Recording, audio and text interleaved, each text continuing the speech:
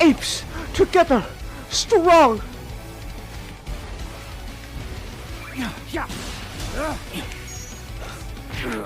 Sonic Cobra. Sonic Force is just Cobra. Cobra, not ape.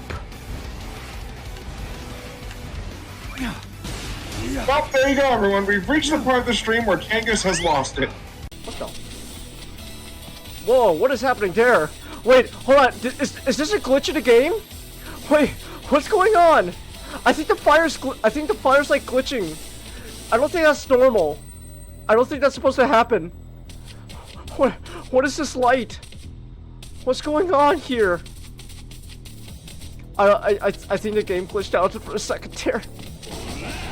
Oh, fucker! Oh! Oh my gosh!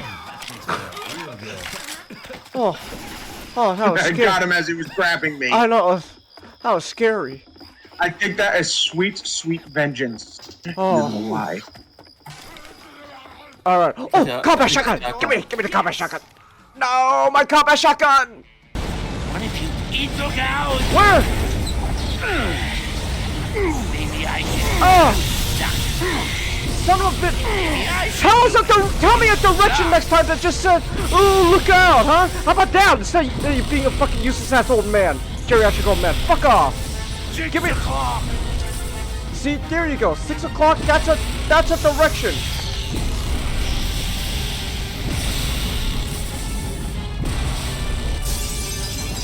Alright, are we good now? Are we good? Okay, there we go. God. Hey, old man, why don't you man the turret, huh? You ever thought about that? Why do I gotta do everything, huh? Okay.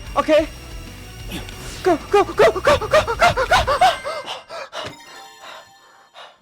Woohoo! Fucking finally!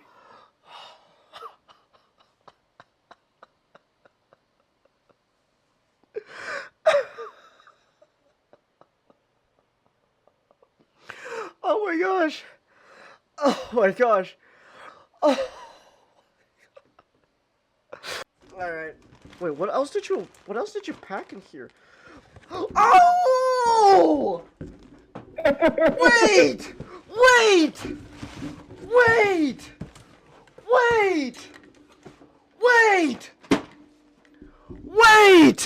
Wait a minute!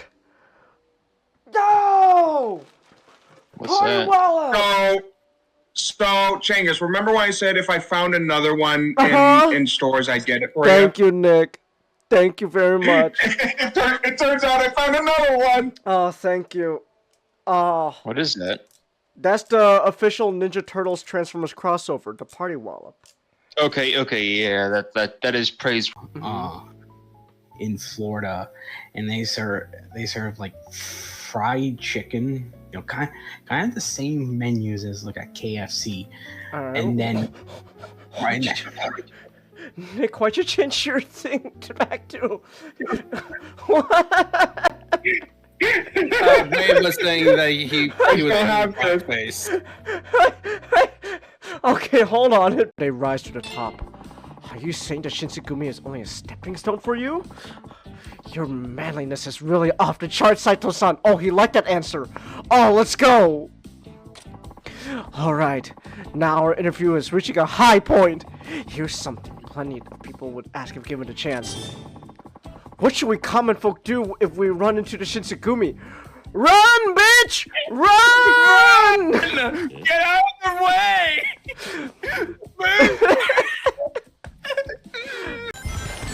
Oh, son of a bitch. Chaos control! No! Ah!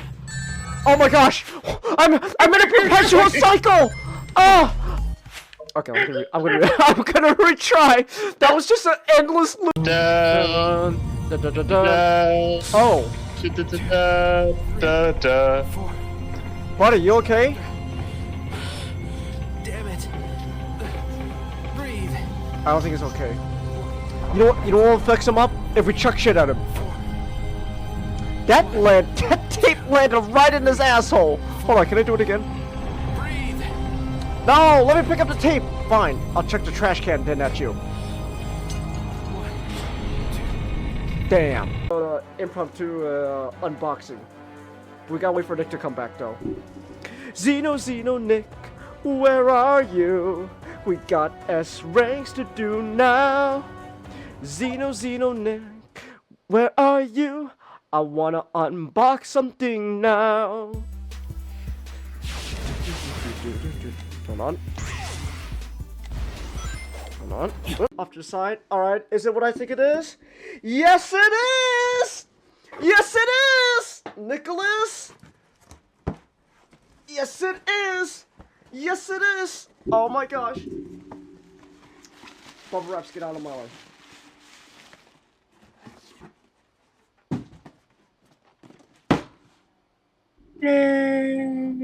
Hold on, let me show this on stream better. Yeah! Studio Series 86 Optimus! $90 toy. $90 toy.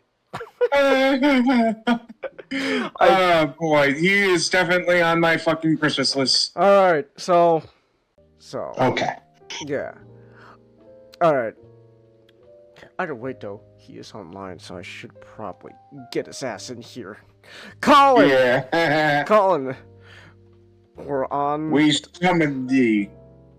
before yours. Get your bisexual booty in here, boy.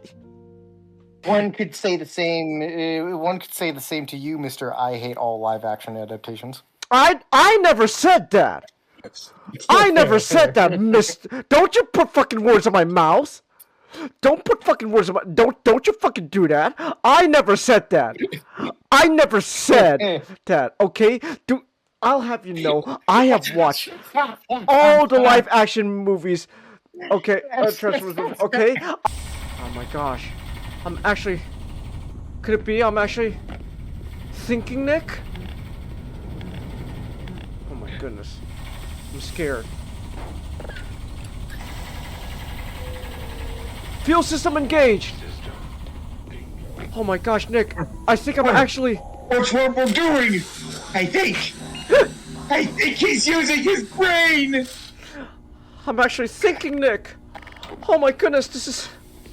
I'm scared, Nick. I'm scared. I've never actually had to think before.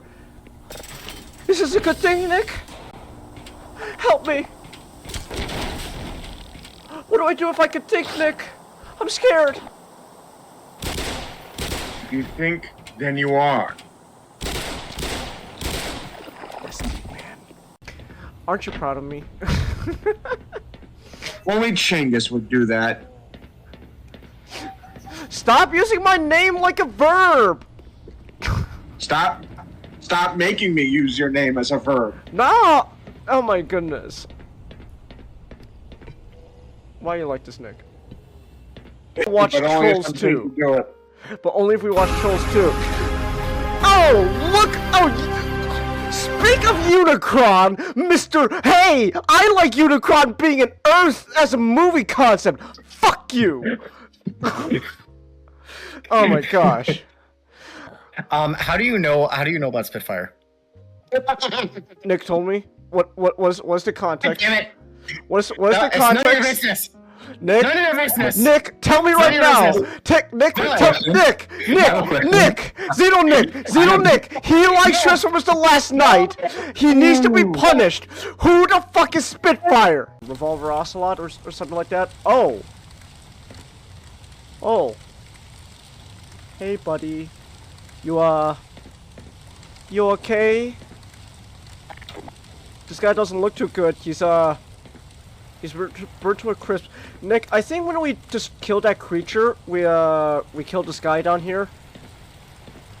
Possibly. Unless he died, unless the creature got to him first before the rocket engine got him. Either way, I don't want to beat this dude. Okay. How's this? Yes! Oh!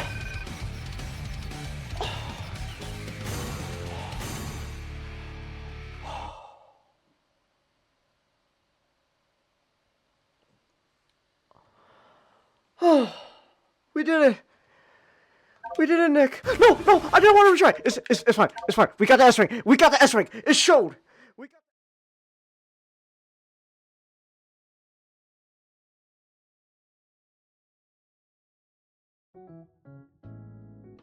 Wait, what's cartoonish? Yeah. So I got the War Ultra Sigmar and the Empire sort of command set. Oh my gosh! I Nice. just saw in the back. Wow, that is straight up animal feet right there. Yeah, they're goat feet. They got goat feet. It's hilarious. That's It's Oh man, first Wow. magic, now this. just and also no feet. and yeah, and also apparently this game is difficult to mod people because Why is Fire they Emblem difficult to slapdash mod? it.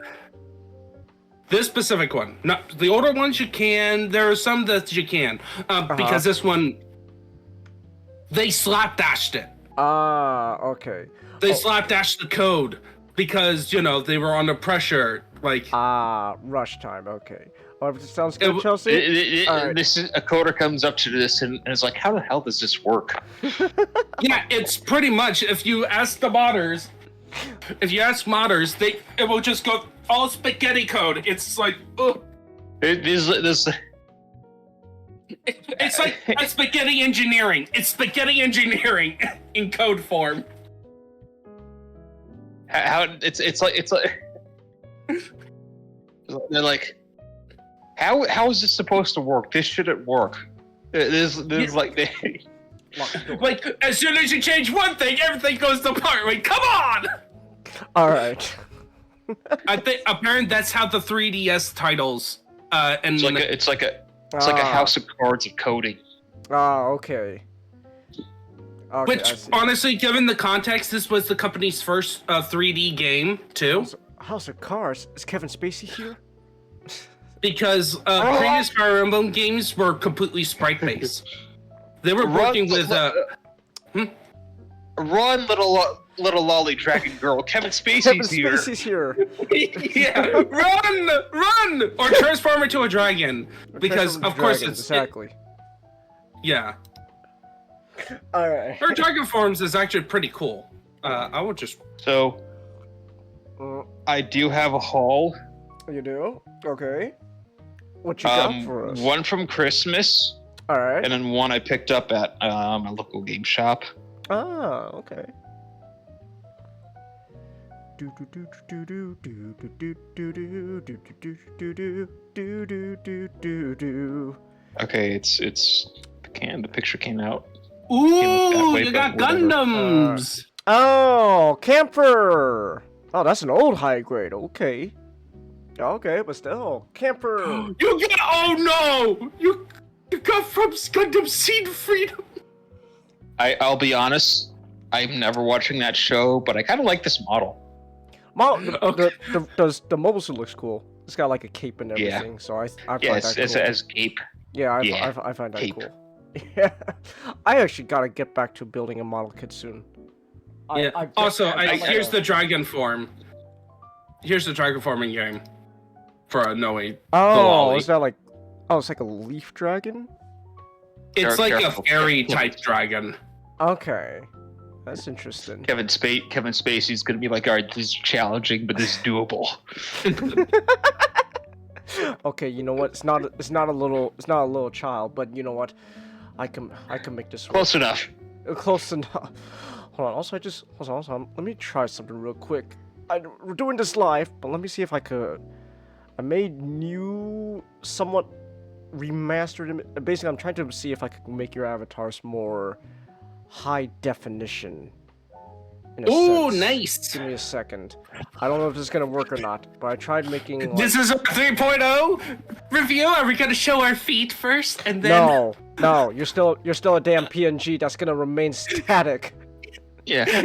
I also read it was one of Brandon Sanderson's secret project books, the Sunlit Man. And I read it in 3 days, and that was nice. 3 days. All right. Oh, hold on. Yeah. You're a little big.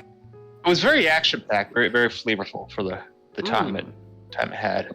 Okay. You're a big man. You're big. You're a brick house. Yeah, I'm assuming where now, are we still doing the award show for New Year's? Do you want to still do? I'm not prepared for that. I'm not really prepared for that. I was just gonna. It was just gonna be like a hangout stream, you know. It's like the years before. We just talk about, you know, the year. Maybe we figure out something else to do. Like, I would say we just do our personal 3 categories. I'm still gonna talk our personal 3. I still use the opportunity to talk about like my favorite things I've seen that year and stuff. So, you know, like, what's my favorite, or like my favorite movies, games, and all that. So. And also, Chengiz, why for the last show of the year, you decided to review something that you say in your tweet, mid at best? Because Chelsea paid me for it. Chelsea went to go watch Mufasa, and I was like, Chelsea, you shouldn't be have to suffer a live-action Disney remake alone. So you know what? I'll go watch Mufasa with you, but at the same time, I don't want to watch it for free. But at the same time, I also need to watch the first live-action Lion King remake. So she paid me to watch both and review it for the podcast. And I will talk more about the Lion King later tonight when it's time. But I'm gonna say this right now. I mean it when I say, I mean it. Everything drop of it when I say the title of the stream. Everything Disney's light touches is mid. Like, it's not the worst thing I've ever seen, but damn, it's still not worth it. Yeah. But next year, I plan on getting back into reading a lot, physically. I have a few book series that I'm about finished with. I got Wind of Truth. All right. I hate that title. You know why? It bugs the fuck out. So, Brandon Sanderson was making a palindrome.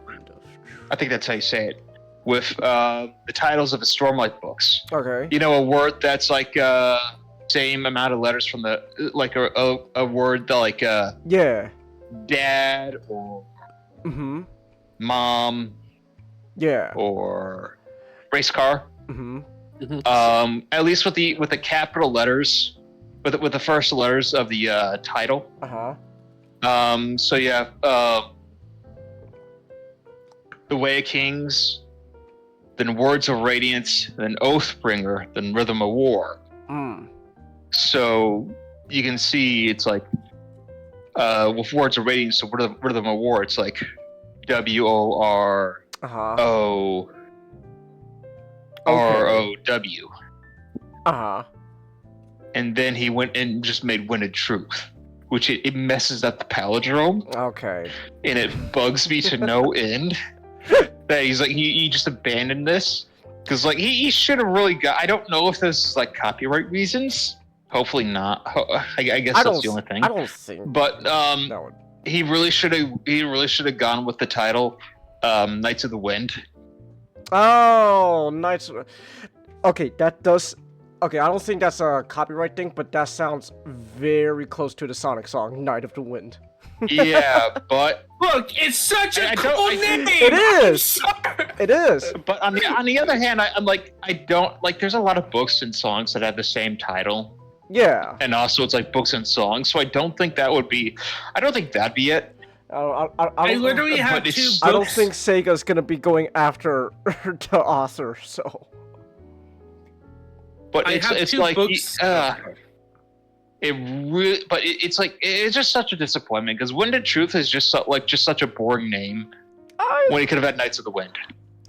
Okay, Wind of Truth is not a boring name, but Night of Wind is just cooler. That does sound significantly better. Yeah, he would have. He also I heard he was floating around Knights of Wind and Truth, but I think that's a bit too much. I think Knights of the Wind. Yeah, Knights of the Wind sounds better. Like that. Like that's just it's very meaty. It's short. It has a lot of meat on it. It's short, sweet, simple. You add like Knights of the Wind Winds of Truth. Then that links us in. It's like it's not as doesn't roll off the tongue as much. So yeah, when in truth, it's like it's just a okay title. It's like, but Knights of the Wind is just so. It just has so much punch to it. It does. So fantastical. It just sounds really cool. Yeah, it's nice. It's meaty. Ooh. Knights. The word knights is just adding that to most things just makes it a lot more meaty because it's a very cool, fantastical word. Mm-hmm. Yeah. No, I getcha. I do. Also. Just because you got Chelsea. What? I'm just saying, Chelsea, why don't you pay Chengas to watch good stuff? Hey, Hey, I'll have you know, this is at least a little bit better. I'm not just watching bad stuff out of my own free volition.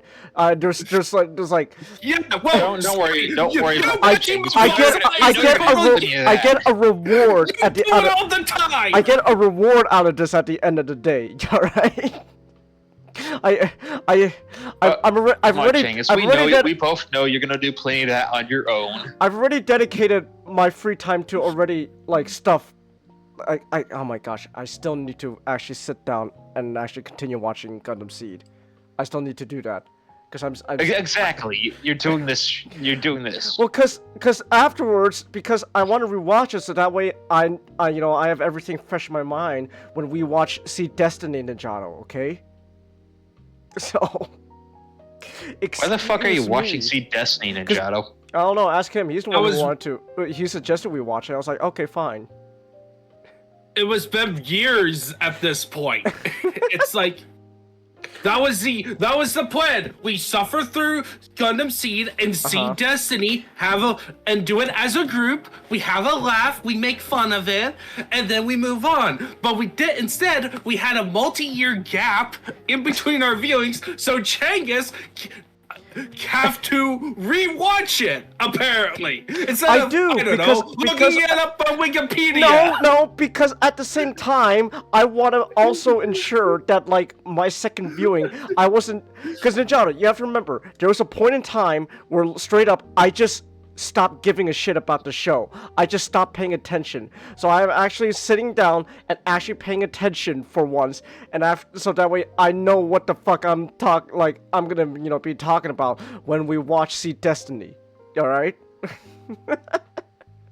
But what Ninjato? Do you still want to watch Seed Destiny though? Only as a group, not by myself. All right. Why don't we just fucking watch it? Like who cares about Seed? Like, I don't want to go and... I'm not going to go and watch Seed. Alright. It's a waste of my time. Okay. It's a bunch of bad stuff. Yeah, I don't really want to watch it. Like, I watched Gundam Unicorn. Yeah, that was want to go through another Unicorn series. Reminding me of that. Unicorn did get kind of bad at. It had a good episode. One good episode. And then we spent half of our time coming up with a more compelling plot, using the elements in the story than what they had, instead of preaching about how the Federation was awful, even though if you were a Gundam fan, you would know already. I'm sorry. Any Gundam show is like one of the highlights you watch. You can't. Bright Noah is good. Federation sucks. Zeon also sucks. Except in Unicorn, Zeon is like, they're not as awful as... You can't pay anymore. You're fresh out of money, Chelsea. Chelsea, what did I tell you? Don't pay money. You don't have to give money away if you don't have it at the moment. You can always wait, and at the same time, you're not obliged to give us money. Like you pay $20 for me to review both live-action Lion King movies, and I will do so out of obligation because that's essentially putting your money to quote unquote good use, at least the use that I promised it would be for. So, but if you don't have the money at the moment, you are not you're not obliged to just give it out on the spot. If I say $20 to watch the live action Lion King movies, you don't have to dish it out as soon as I say I want $20 to watch the live action Lion King movies. If you have the money and you want to donate it for like the podcast and the convention fund go, which by the way it's on the upper left hand corner, you don't have to do so. It is not an obligation, Chelsea. So if you're running low, that's fine. That's fine, Chelsea. I can wait.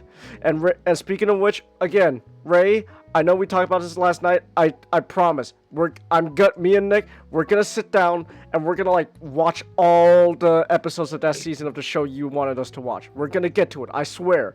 It's just taking a bit.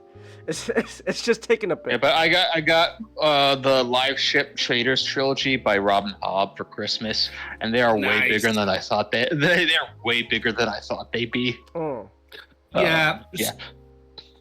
What I'm planning for next year is so the two goals I have, which is one of the reasons I bought a 3DS, is one of the two goals in terms of my video games, because I actually played less video games last year, even though I was planning to play more. But I replaced it with reading. I had a lot more reading last year, which is great. Okay. A lot more history reading. So this year I'm gonna be trying to be less of a historical reading. I have a lot of history books, so I still have to read through it. But my main goal, play as many legally as possible of the Fire Emblem and Zelda games. Oh, okay. And then also for books, I want to get back. I want to get into fantasy. I got two. I am your man. Yeah, well, I already bought. I bought the Poppy War, the first one of a series. I like the cover. I'm going to check it out. And then I have the physical book, but also audiobook of Rage of Dragons. All right. And then I was gonna re-listen to a childhood series and finish it this time. Oh. Ranger's Apprentice. Okay. Yeah. I do want to warn you about the Poppy War. I hear it gets kind of the series as it goes on kind of doesn't get as good. Oh, it goes downhill. Yeah. Yeah. No, Chesley, I have not played Shadow Generations. Apparently, the writer was like decided to make a metaphor for the Nanking and went too overboard in it. Okay. Wow. That's a. Well, I remember somebody say that she was writing something about writing in politics or something like that. Writing like your explicit messages. That's So. I'm not gonna lie, you kind of lost me when you say metaphor for Nam King. That goes a little too far. It's like, okay, ooh, that's a writing. But if you want to get into fantasy, I've read plenty of it, and I could give you a lot of good ones. Brandon Saracen scares me. And I don't want to. And like, there was some other like friends I have on other servers who he's one. Chelsea, really did not like the latest book. Chelsea, you must learn to appreciate reading and writing. Yeah. When I hear for Wind and Truth is that he's got a new editor. Which caused editorial. Yeah, from what I hear, he had a new editor, and the editor's not experienced. It's not nearly as experienced as the old one. Okay. So he didn't. So it caused Brandon. It caused editorial issues. Like not really hammering Brandon enough. Okay, I see. But I'm kind of expecting that, so I'm gonna go in with that kind of mindset. Okay. Okay then. I don't really got much. Which isn't the worst thing in the world. I think this year, I've read all the Stormlight books. they have their ups and downs. Like it's a really long book series, and I don't think it says. I think it's very, very good, but it's not as monolithic as people say it is. Okay. I think Mistborn was a lot more tight. Well, yeah, you can tell. You can tell Mistborn is more tight. Just look at when you go to Barnes and Noble. Look at the book sizes. Yeah. Are these huge books? Yeah. Stormlight is like his great book series that are like 1,000 pages each. Oh, okay. But just to put in perspective, Cengiz, just to put it in perspective, yeah. Each Stormlight book is the equivalent of the entire Lord of the Rings trilogy. Ah, okay.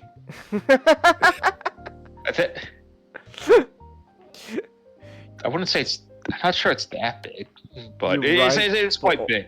You write but only one paragraph with spelling errors, Chelsea. Well, that's why we learn. We learn to improve.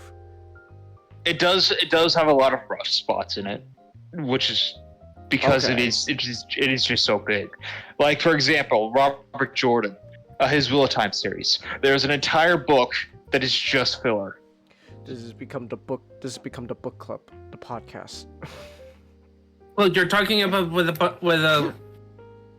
We're nerds, okay? Well, listen. We're sorry if we know how to read, unlike your literacy. Without pictures. You know what? Here. You know what? How about this? Here's. Okay, I got several things I got planned for 2024. I mean, 2020 next year.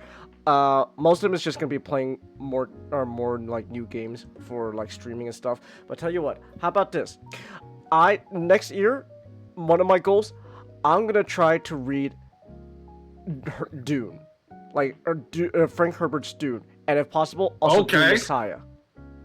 I'm like the actual books, not just rewatch the movies for like the 20th time. I'm gonna. That's a start. I'll read Dune, Frank Herbert's Dune. I'll read it, and then if I'm done with the book, I'll like talk about it on the podcast as well. Nice, that's a start. But but Mistborn is a lot smaller, and I think it's a lot tighter. I think it's overall his best work. Though I do personally like Stormlight more because nostalgia. It's the one. It's Way of Kings is the one that really got me into reading. So I always gotta like that one. Oh, look at that! I am in luck. There's a paperback trade of Dune right now for only like $6.78 on Amazon. I'm buying it right now. Check. And I'll check to make sure it's not Kindle. No, it's not Kindle. It's mass market paperback. I could pay a little more, like just a little under $20 for a hardcover copy. But for Brandon Sanderson, I'd really for any place for Brandon Sanderson, I'd always recommend Mistborn as the place to start. Just the first novel. It's basically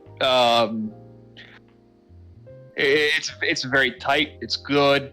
It's like Star Wars, where you can end it off at the first one if you really want to, and it won't affect your. It's not going to leave you on a cliffhanger.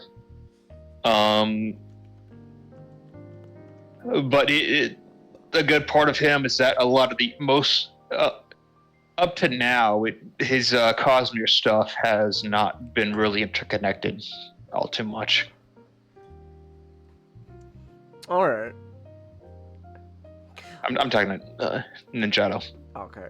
But this is no longer my show. Wasn't even paying attention. All right. Sorry, my brain. Sorry. Yeah, but I did hear about like most of the stuff you talked about Mistborn. Yeah.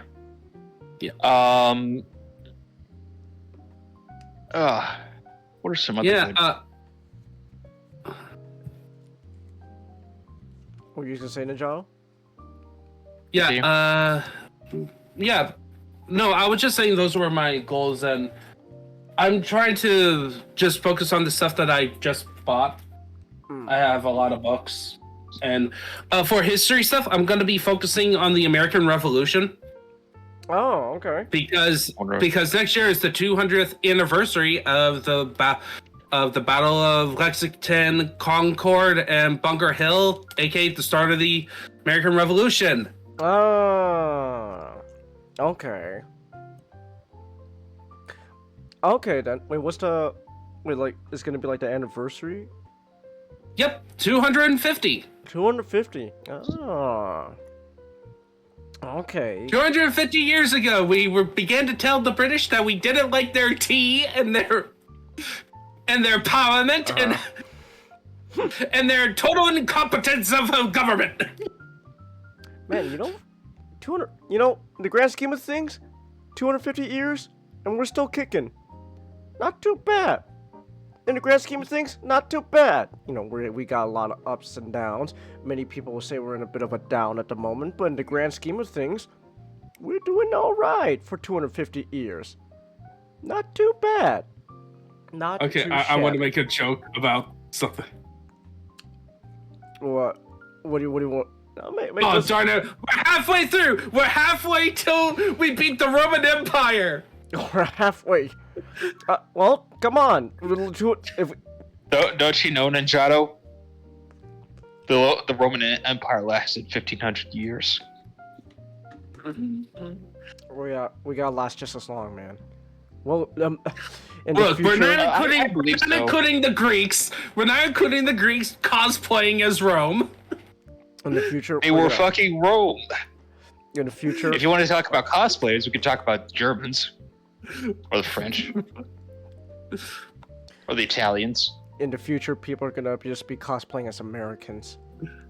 It's like, oh, I'm American. Yeah. I'm American. Also, no, you're not. You're a Canadian. Also, here's a funny recent news: the American bald eagle has officially been recognized as America's national bird.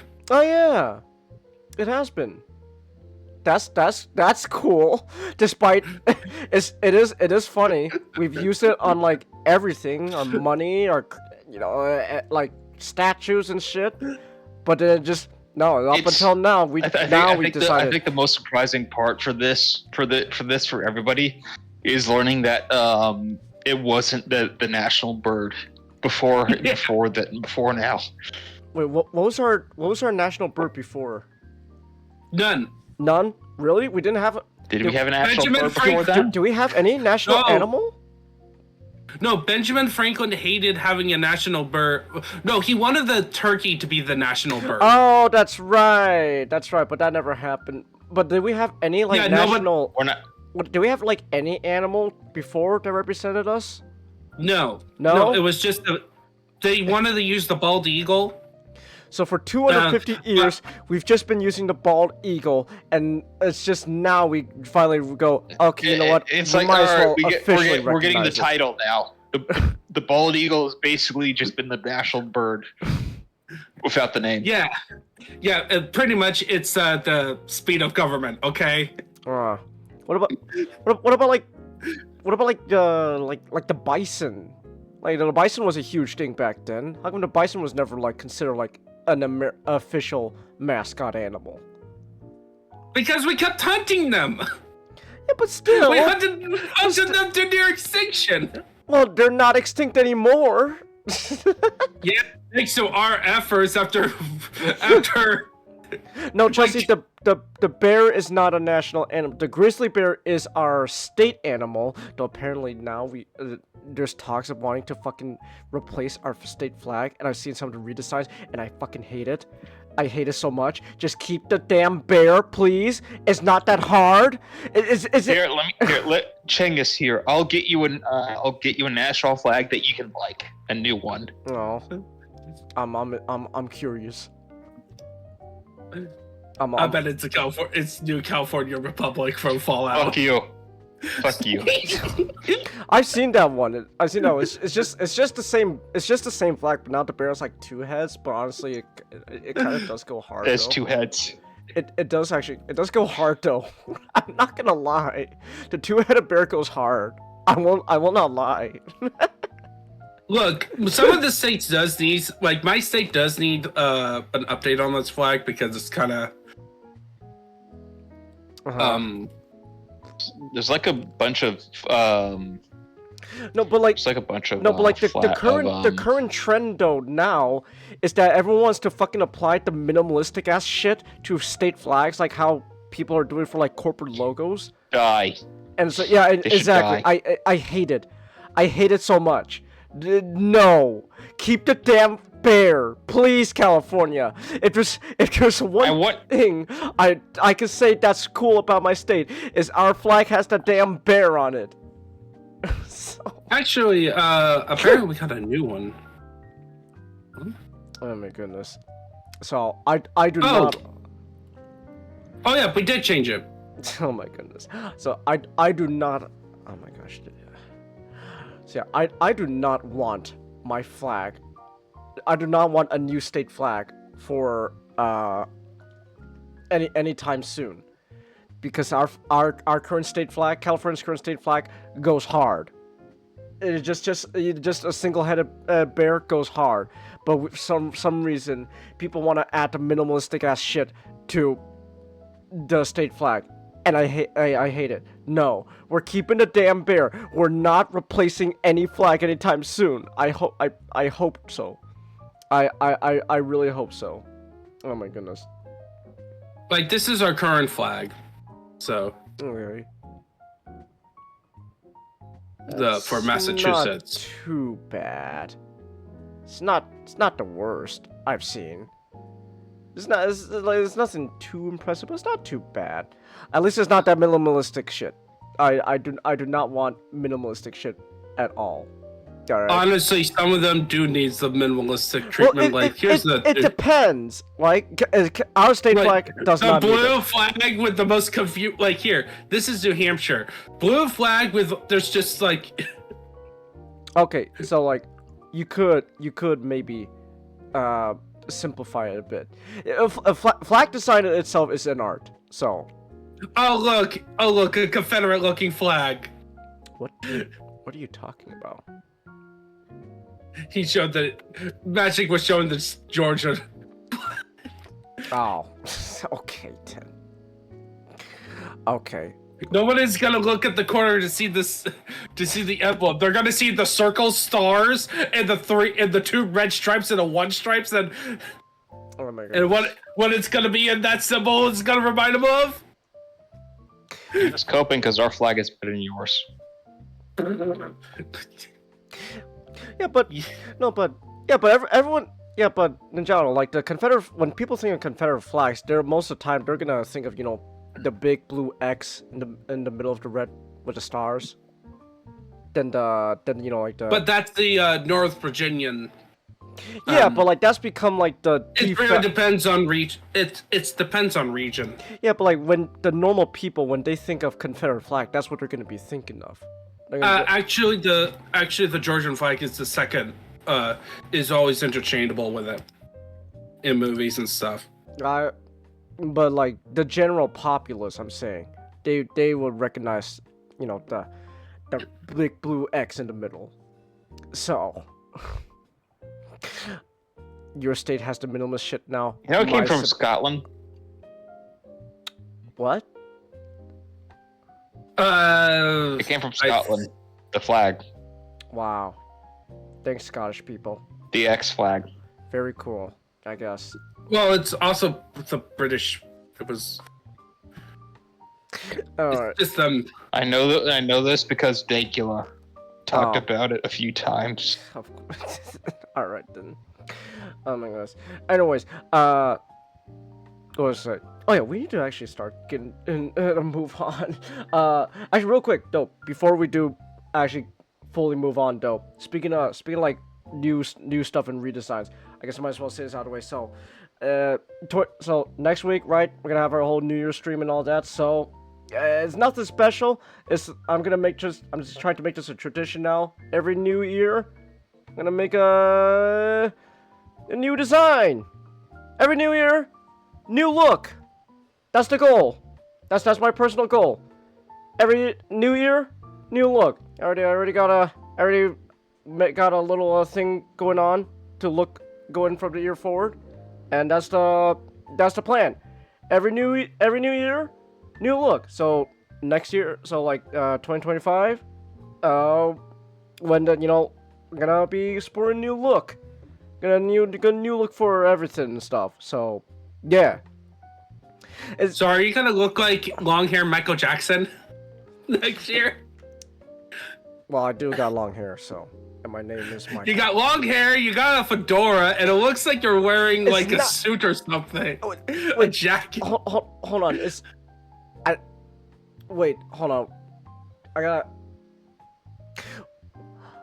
Hold on, I'm trying to think. What's that? Was it That or the villain from Demon Slayer. No, it's like I'm not a Reddit atheist. Damn it! Okay. I'm gonna say this right now. I'll talk about it more when I actually show it.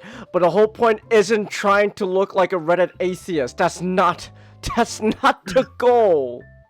If I was a Reddit atheist, I'd be fat. First of all, I'd be fat, you know. Ooh. Oh, and then I have like buck teeth out going. Actually, God is not actually real. Oh wait, yeah. Also, you need facial hair. You need.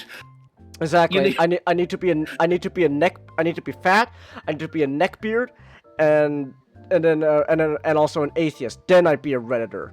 All right. But no, I'm not a Redditor for next year. That's not the look I'm going for.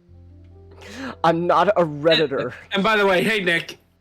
Oh, hey, Nick, they're talking about I'm teasing the new look I have for next year, and these guys are saying I look like a Redditor atheist. No, I'm saying that he's gonna look like long hair Michael Jackson. Well, I do have long hair, and my name is Michael, so. Like he has a fedora or like one of those like hats that Michael Jackson usually wears, and it's his music video, and the outlines like him wearing a suit or a jacket. I am wearing a suit. That is a thing. I am wearing a suit. So. But no, he's part of the Yakuza, isn't he? Oh no. Who says no? Because the Yakuza have a very distinct look. So. But no, I am not. But no. Out of everything though, I am not a Redditor atheist. I can say that confidently, Ray. Right? You want Rise Khan? Go back to being the trope that Spike Lee popularized.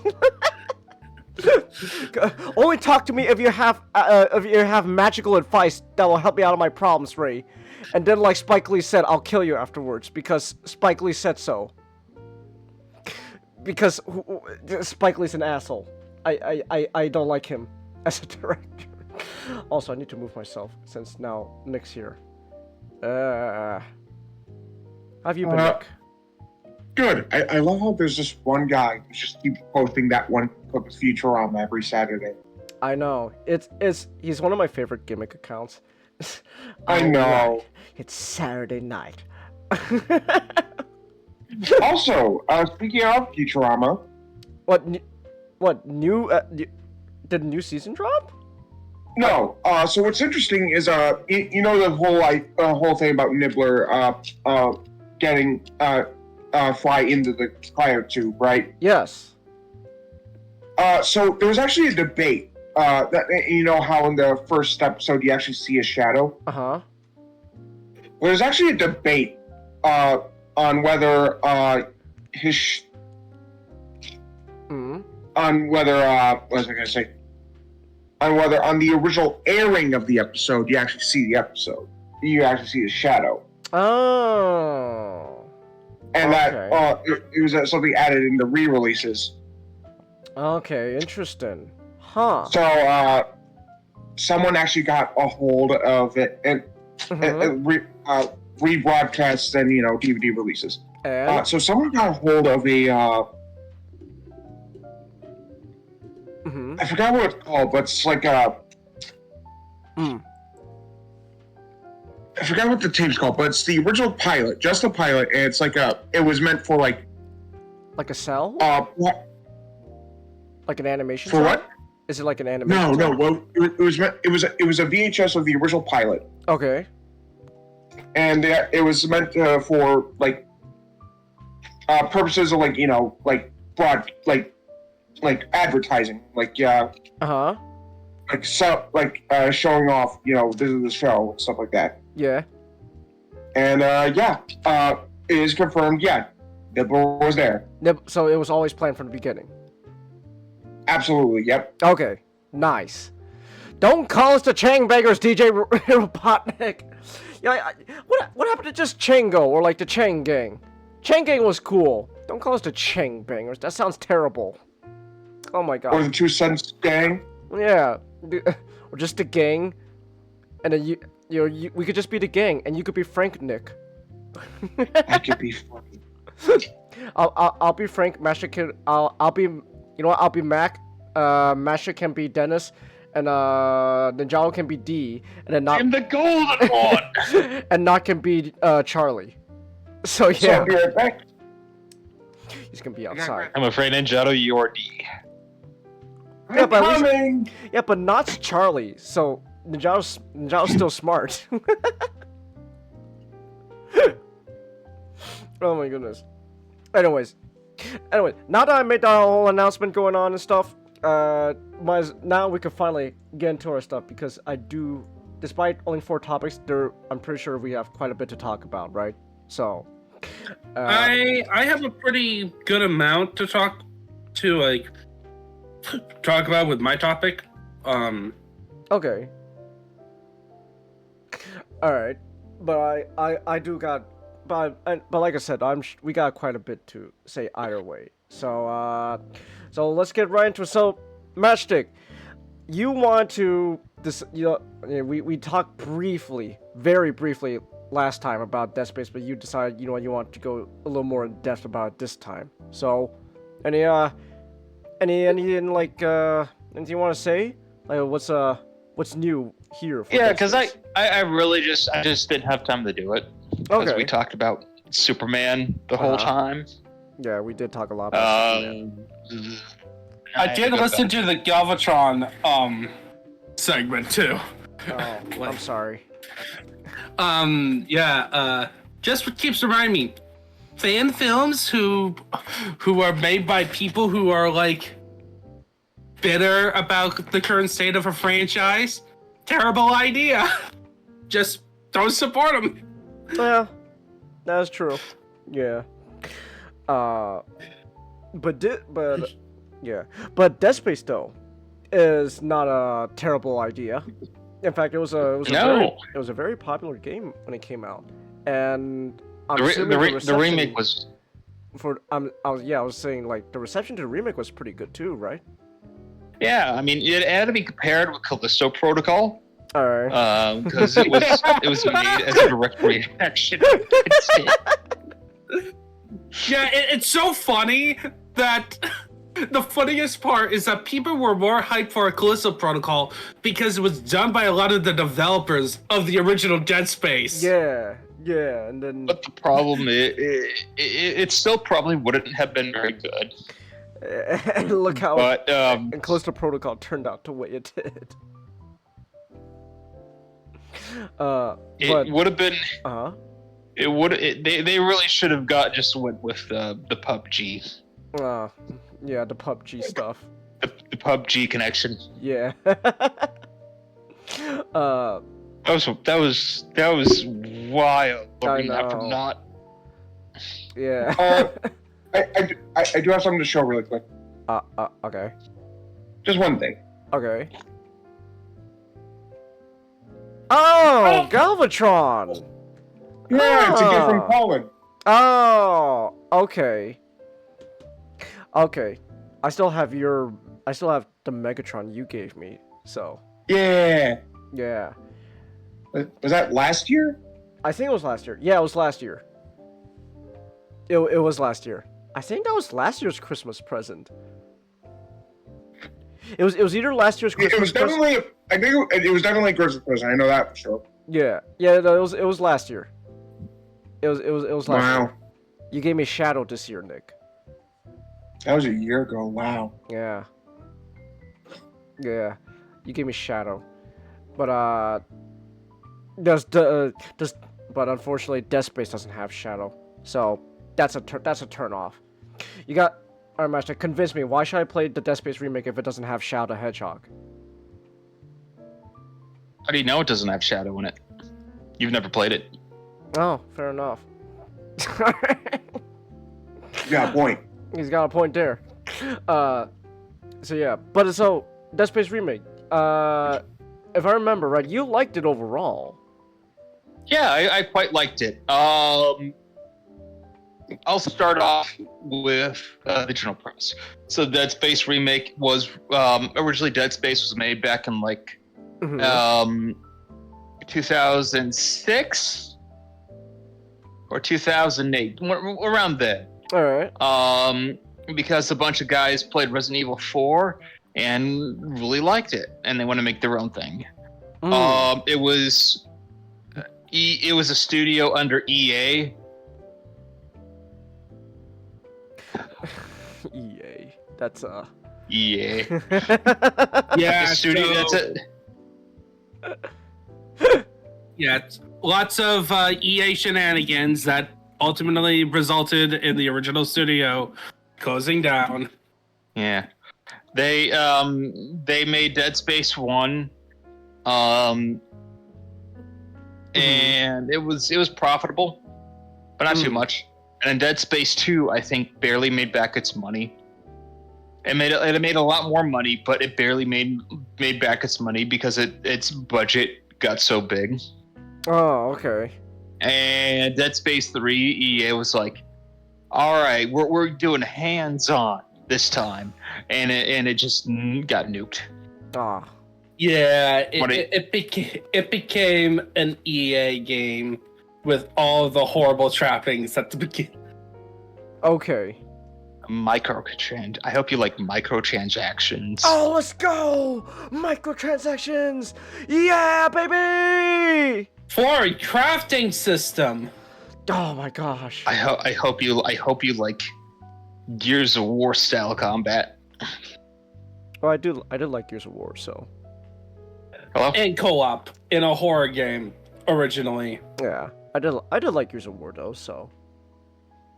Yeah. Uh-oh! No! Give me a second. EA got him! Matchstick, did EA get to you? Or did they touch you? Oh my gosh. I am now just FIFA because that's all what EA likes. But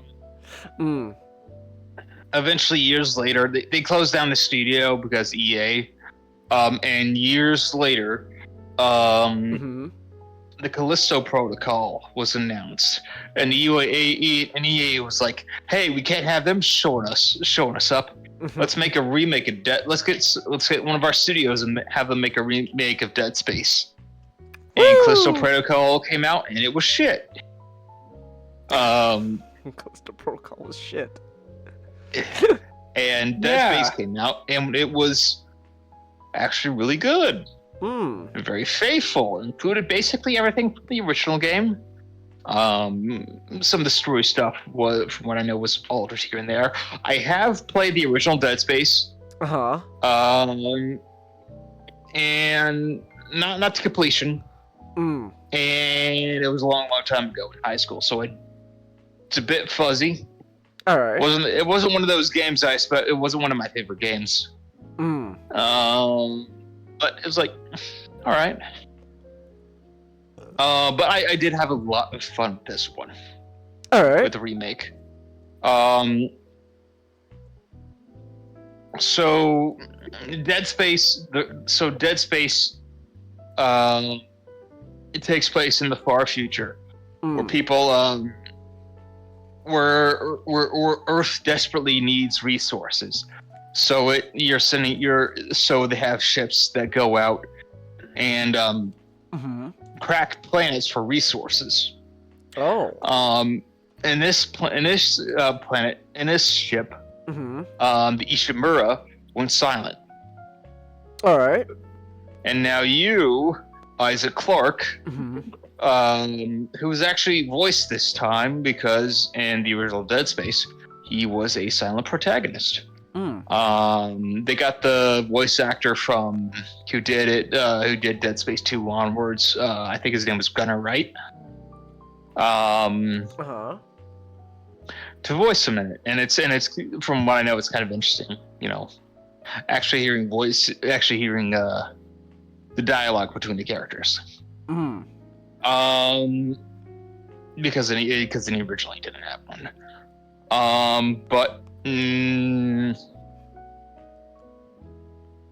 Now you're with a small crew. You got Hammond, who's sort of the team leader, sort of militarish guy. Daniels, computer specialist, and then 2 nobodies. And you fly into the ship. Stuff happens. You know, it goes wrong. It goes wrong. You have to crash into the docking bay, and then nobody's there. And eventually, you go in, and you leave one of the nobodies there. And everybody else goes into the ship, and then you get separated, and then you see through a glass wall. Get used to that. You'll be seeing a lot of that in the future. Glass walls. Important things happening. Between glass. That's a very big part of Dead Space. All right. I'm only slightly exaggerating. And then you see a sort of a monster come and kill the nobody, and then Hammond and Daniels flee. All right. So that's sort of the first little bit of Dead Space. You'll go into the ship, hunting corridor through corridor. Mostly you're not really getting down to the mystery most of the time. Okay. What you're usually doing is dealing with ship issues that are constantly coming up, and you have to go and as an engineer just fix them. And you're doing that the whole time. All right.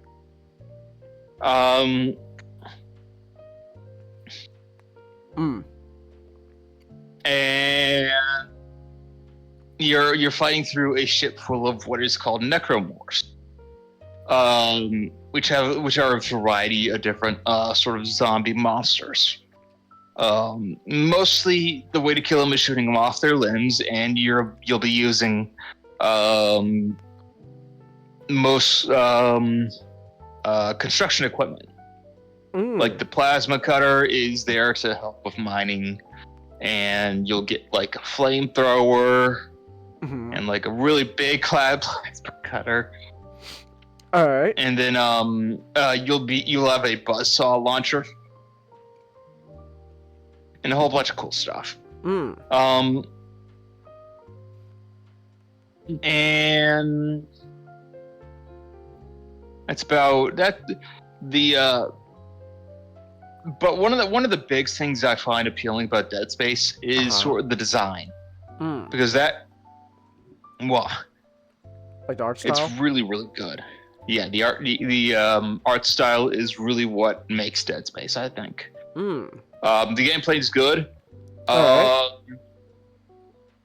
They kind of market it as Resident Evil 2, but it's definitely get more actiony like Resident Evil 4. It's kind of in between. Okay. Except for sort of gravity mechanics and bigger monsters.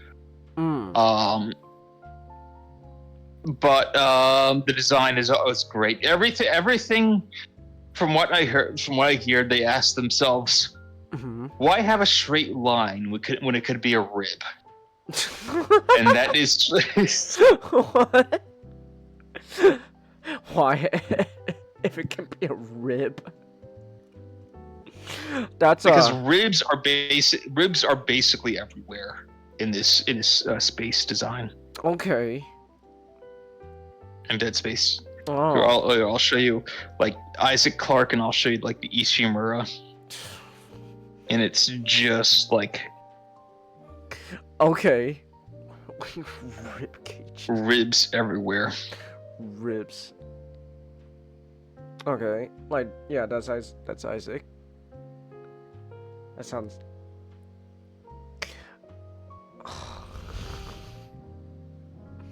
All right. Where's a good shot of the Ishimura? Ishimura. Let's see. Who's tagging me? Oh, never mind. It's not that big of a deal. Okay, that is not a great shot of that from Wikipedia. What's the ship called? Ishimura? Yeah, Ishimura. Okay. Here we go. USG Ishimura Dead Space Wiki. Did you look it up? I looked at I see it now. That's what? Basically just a giant rib in space. Why is the ship a rib cage? I know.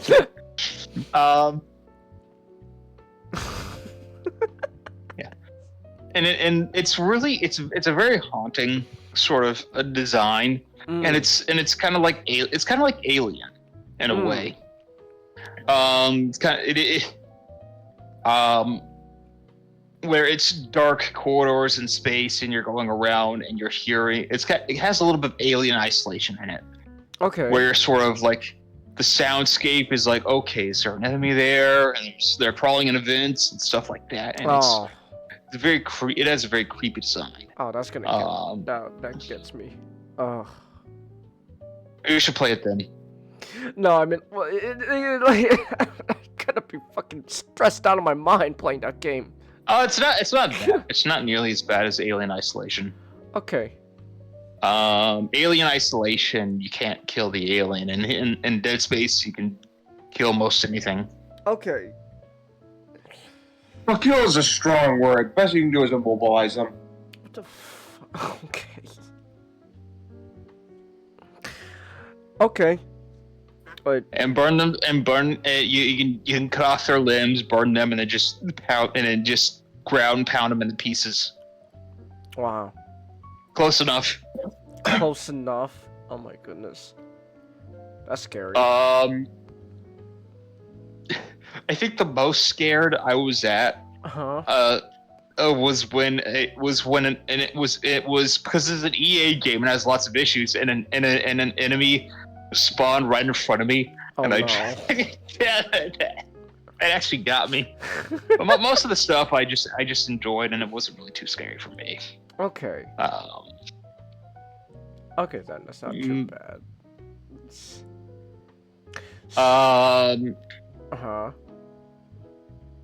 I do think for video game stuff, I am a bit like if I know I can kill it, I think I'm fine, kind of thing.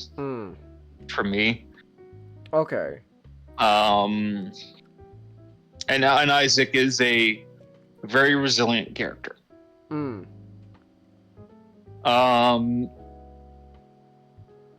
But in the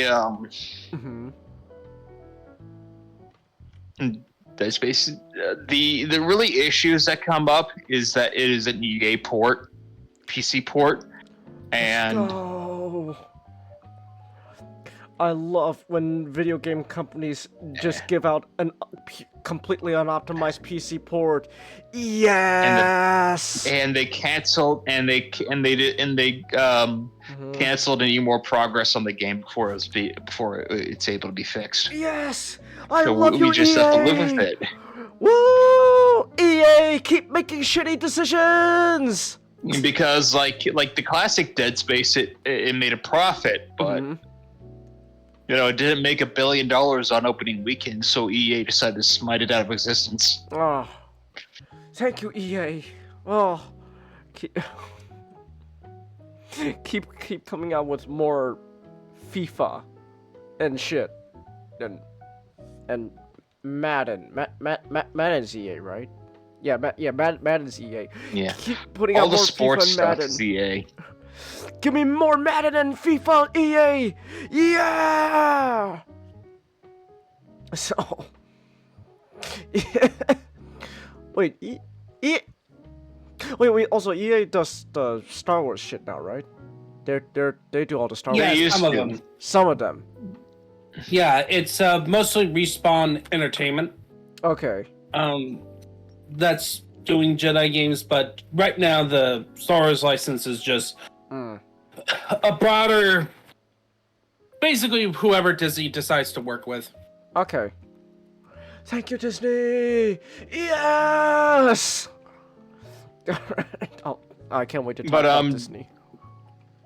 It had an issue with the shaders, so the loading in for a lot of the objects was very slow. Not very slow, but it took a slight bit.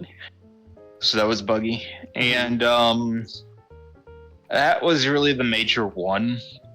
I remember I was playing, and I think Ninja was there, and Isaac had a big conversation with one of the bad guys. And it was one way. We could only see Isaac. It was only Isaac. And I think we knew something was going on. It was completely invisible. And then another point when you were playing it, he enters a room and there's nothing there. Literally, it was empty space. That happened a lot. And he had to wait for it to load in. But the best part about that scene was it was pretty important because a major character died in that scene. And you don't get to see who died. Not a major character, but a side character died in that scene. I do remember I was there for this one moment though where like an enemy was supposed to spawn in, like the Mr. X kind of guy, but then he didn't. So you were just wandering around without any danger of him. So that I thought that was kind of fun. It was really funny to not have to deal with him. Because it's like you could, because like you just like cut his legs off and then walk away from the. It's like Mr. X come out with the regenerators. Oh. Because it'll just regenerate. Oh, that sounds amazing. I mean, you do get to kill him later. Oh, okay. That's what matters. If I could kill him later, that's what matters at the end. You lure him in front of a shuttle engine and blow it up and have the shuttle fry him to death. Oh, okay. Nice. But Dead Space, aside from the EA PC port, is a very well made game. And if anybody's willing to try it out, I'd recommend it. Okay. That's still one way to sell a game though. Mr. Rex and a regenerator combined. That gives me jumping up in joy, Matchstick. It's like, ooh. Regenerators are way Mr. X and the regenerators are way worse than that guy. Okay. I hate regenerators. He's not nearly as bad as regenerators or Mr. X. Okay. I don't like regenerators, man. They're always so stressful. They're way worse. Oh no! The regenerators are way worse than anything else in this game. It's when they become the fucking spiky versions. I hate that shit the most. The Iron Maidens. I hate them so much. They're so stressful. Those are the worst. Holy shit! I hate them. Oh my goodness. They're so creepy too. I don't like them at all. They suck. EA made Sims games, Chelsea. That is made past tense. Made. When was the last Sims game? Like when was that? I'm actually looking up. When was the last Sims game? Last what game? Sims. This year. Back during Halloween. No, not this year, technically. Oh, is it like a remake? No, here's the thing: The Sims, Sims Uh-huh. 4, Yeah. keeps getting stuff.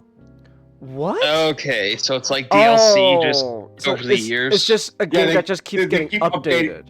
Yeah, they keep updating it. Oh, okay.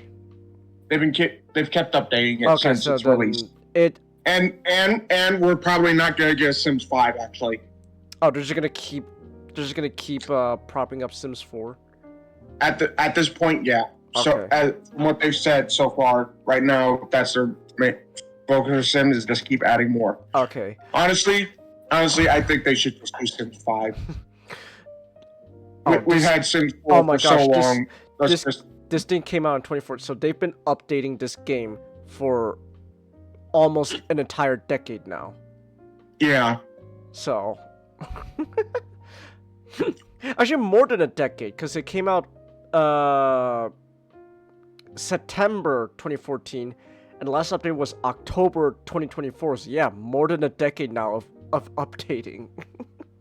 Yeah, no, I honestly think they should, They should just get Sims 5 already.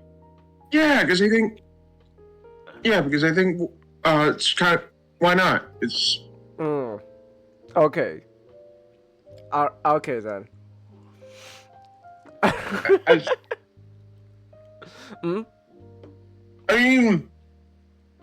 mean, even GTA is getting a new game. That's true. GTA 6 is gonna be coming out finally after how long? How long they've been teasing it. GTA 6 is finally gonna become a reality. That'll be exciting. I can't wait to be excited for GTA 6, and then when you want to play it on PC, it's gonna be like a $70 game, and then $80 game, but then also it's gonna be takes up 300 gigabytes of storage. I can't wait. It'll be so exciting. Woo! It's storage. It depends on whatever your hard drive is, and it will fill all your hard drives. Exactly. You can only play Sims 4. Sims 5. You can only play Sims 5. Oh my goodness. That sure sounds awesome. Doesn't that sound awesome? You know what's another word for awesome? Epic. Yeah, that's right. You know what's epic? A musical. Yeah. That was a late reaction. Sorry, I was listening to music. I was listening to. Okay. The other stuff. I'm like hyping your topic up, and you're just silent for a second or two. Hey, at least you can. It's easier to put a tag on on the video. All right, true. Chapter break. That is true. So the only thing I know about this is it is based off of the Odyssey, and Mr. Chris Nolan's gonna be doing the Odyssey. That's gonna be interesting on its own. And I think you showed me one song, Nick. Repeat that? You showed me one song from Epic, right? The music. Yeah, I do remember showing you one song from Epic. Oh, okay. Which one did you? Was it Ruthlessness? Of course, it was Ruthlessness. Yes, I knew it. Well, is that like the best one? Possibly. No, that's a really good one. It's top 5. Like the Ithaca Saga is amazing. Is a perfect conclusion. Especially because you have I'm still kind of weirded out that I think I discovered this before Ninjato did. I did not. I only discovered this back in October because of Josh Scorcher. Oh. So I didn't know about this, and then when I learned, Epic the Music, I probably should check it out. And it's like, Ruthlessness was my entry point, and I listened to it, loved it, and the final part came out on Christmas. Mm-hmm. So it is done. Okay, cool. Good to know. Yeah, it is complete done. It's all of it's complete now. Let's go. Yep, so that's why I reviewed it right now. If you want musical retellings of the Odyssey, Uh-huh.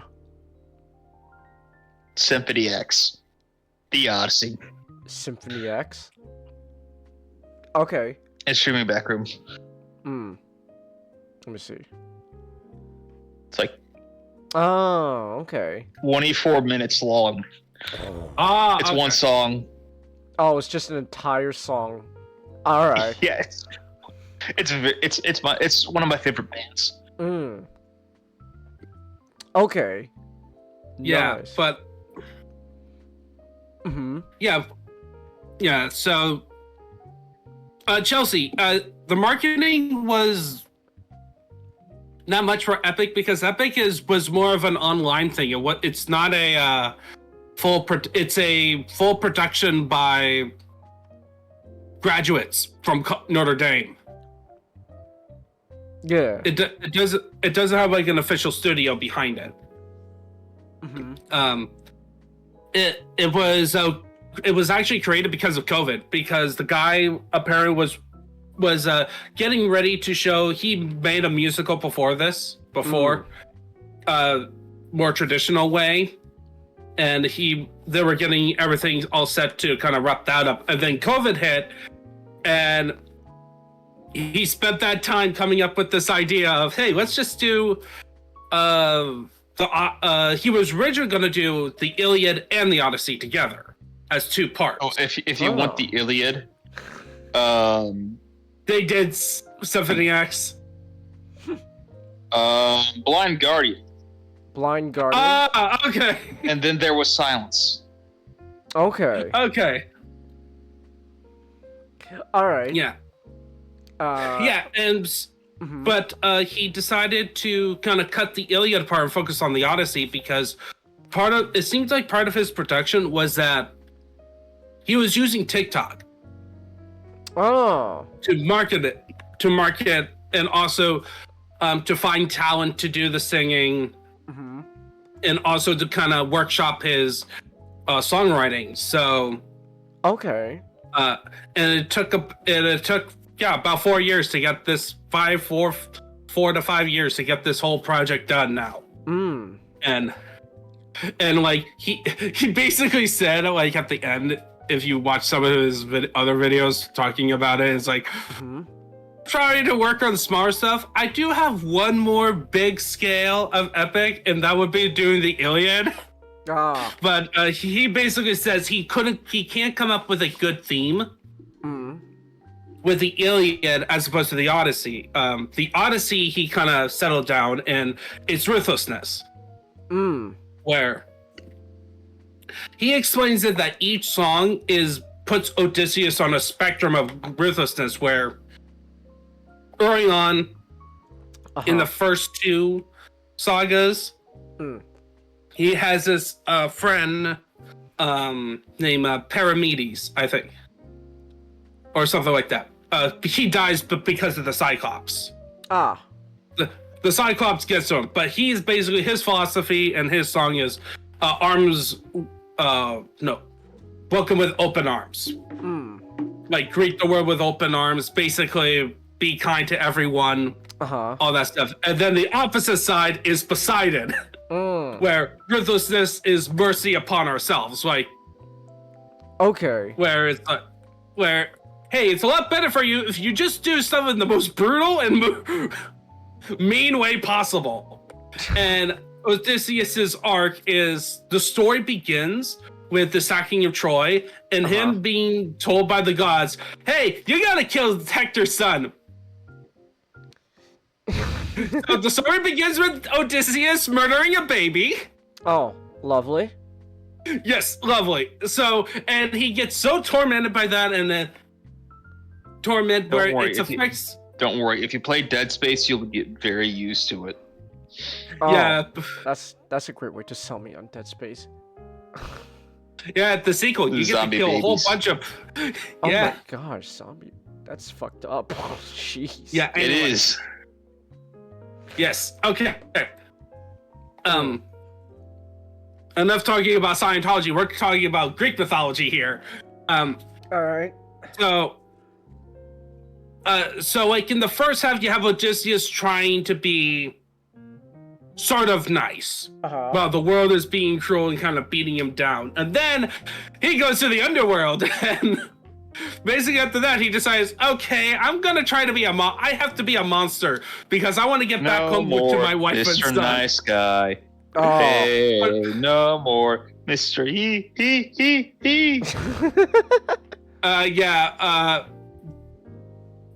But even then, he was trying to be nice until the crew, until his narcissist caused him to be trapped on the island for 10 more years, and his crew dying. And then he returned home after confronting Poseidon, which, by the way, Vengeance the final part, Poseidon only shows up twice in the whole musical, but his presence is felt. Ruthlessness is the first one, and then the other one is when he confronts the final confrontation. Okay. But his presence is throughout the middle part, where it's essentially Odysseus trying to find ways to avoid Poseidon. Okay. It's like all that fun stuff. And after the confrontation, he gets back home. Like, we get a little bit of a proof. Yeah, get in the water. Get in the water. Okay. And then he gets back home. Penelope does her whole challenge. Like, you spend the whole saga waiting for Penelope to fully show up and not a siren. Which, by the way, that siren part is brutal. Ooh. Okay. Let's just say they had sushi. Oh. Awesome. Yeah. Okay. But he gets them there. The suitors basically say, screw it, we're gonna go, and I kid you not, the whole song, Hold 'Em Down, is we're gonna turn Telemachus into chop suey and throw him in the ocean. Oh.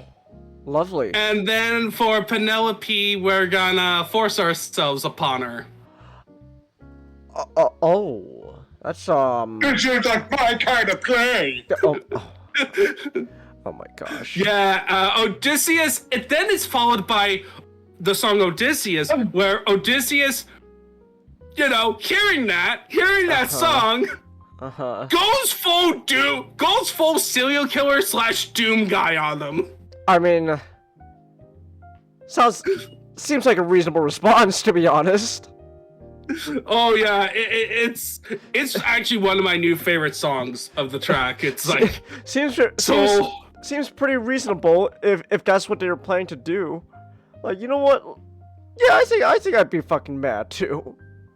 Yeah, but it all builds up to a wonderful moment, like the final song where basically Odysseus and Penelope reunites, and it's called "Would You Fall in Love Me Once Again?" because 20 years apart, Odysseus still feels guilty about killing a baby. All the things he had to do to get back home. Oh.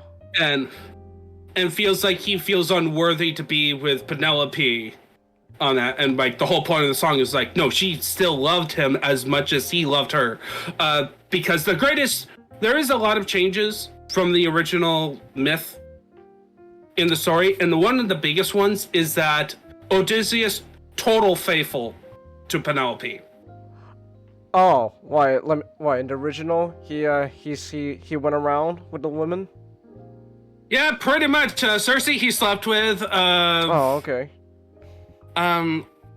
Calliope and during those 10 years on the island, yeah, he slept with her. You know, Penelope, I'm still loyal to you, and I'm still loyal to you, even though you slept with all those goddesses. It's just Greek stuff. Look, it's before Christianity. Christianity has not been around yet. It wasn't until Judeo-Christian, those people in the Middle East decided, hey, why don't we just stick with one woman? Oh my gosh. Then, what about Hera? What about Hera? Her version of monogamy is that if you committed adultery, you get to murder the adulteress. Wow. Hera sounds like a fun person.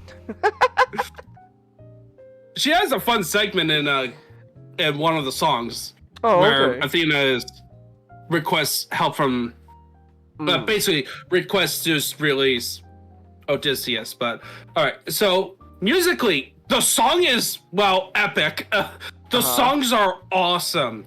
He took really much inspiration from not really musicals, but from video games and like TV shows. Oh. Okay. Mostly video games, as he would say, because he wanted to feel like that you're playing. Each song feels like you're going through a level or a boss fight. Ah. Okay.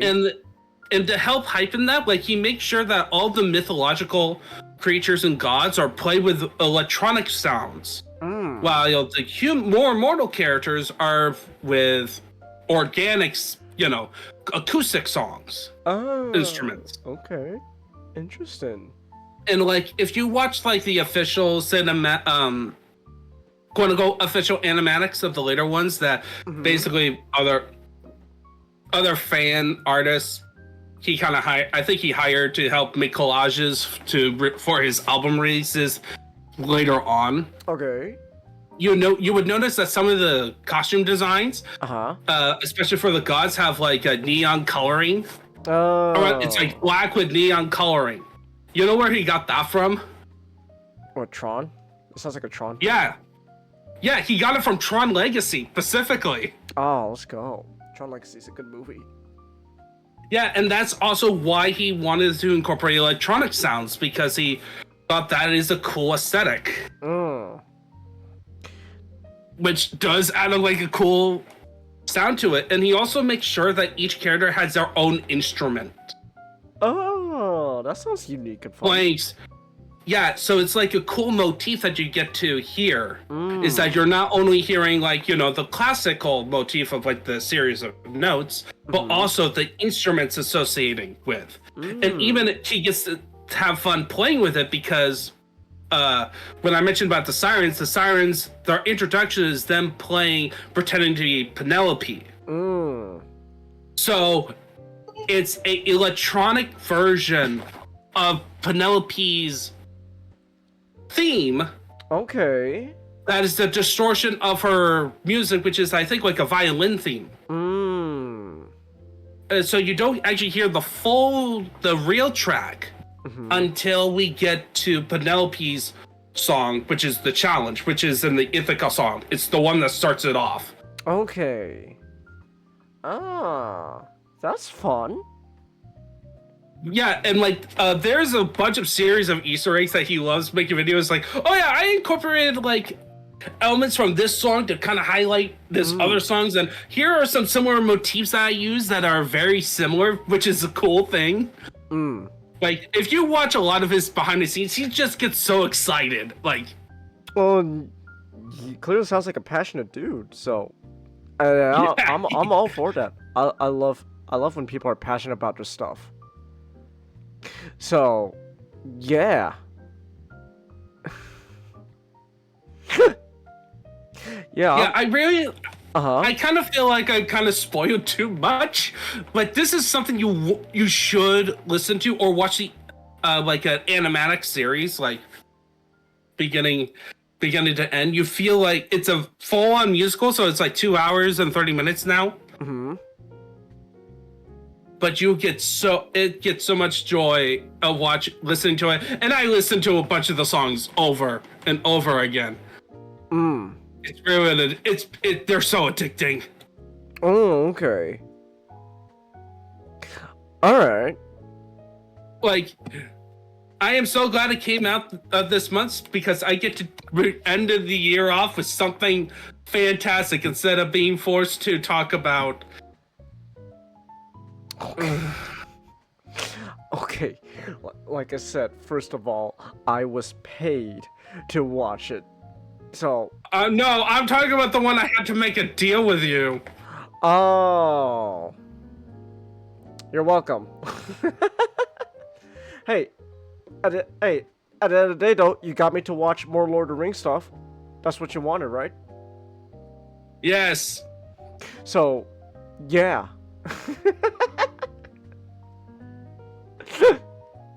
Hey, I got the better end of that deal. Yeah. You know, if At least I got the better end of the deal compared to what you're doing now. Well, you know what? Sounds like a fair trade, honestly, at this point. Also, But yeah, Chengis, you should listen to Epic along. I swear I told you also to listen to something else in like a previous recording as well. I'll take a listen to Epic. If there's no SpongeBob the movie reference though, I'm done. I'm not. I don't think there is one. I don't Damn think it! so. No. Never mind. I'm not Because watching. I'm not watching it. it takes itself seriously a good amount. Damn it! Patrick's not gonna let go of the bag of wind. I'm not listening to the damn thing. Damn it! I was so excited, but no SpongeBob the movie reference. Never mind. I remember now. I looked it back. It's the Christmas Carol album from Right. by Majestica. You still need to listen to that, I bet. I'll listen to. I've been listening to Sonic music, cause Sonic's been on my mind. But now I kind of want to watch. Now I kind of want to rewatch SpongeBob the movie. Listen. If the only way I'll ever watch anything related to the Odyssey, if David Hasselhoff shows up and is able to turn his chest into like a fucking rocket launch pad. That's the only way I'll consume any Odyssey related content.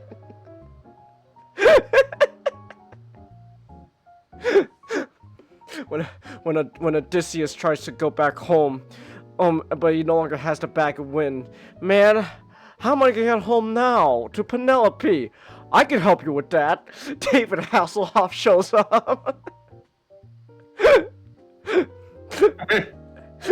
Who said anything about swimming? We're saying about floating. It's like a fucking robot. Whoa, is she a mermaid too?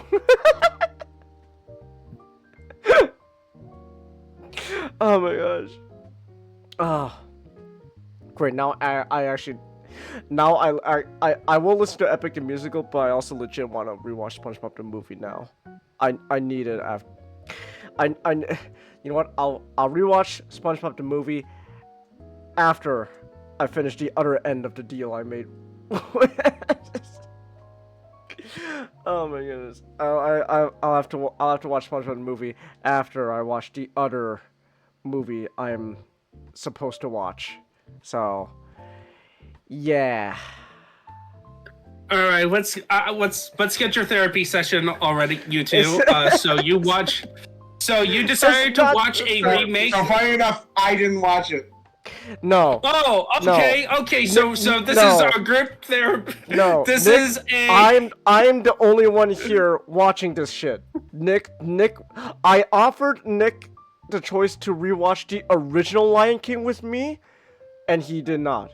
So that's still something I need to do as well. Rewatch the original Lion King. There's no time to do that. Well, when do you want to do it then? I don't want to do it tonight though, because I do want Chance. Oh my gosh. Chance, listen to me.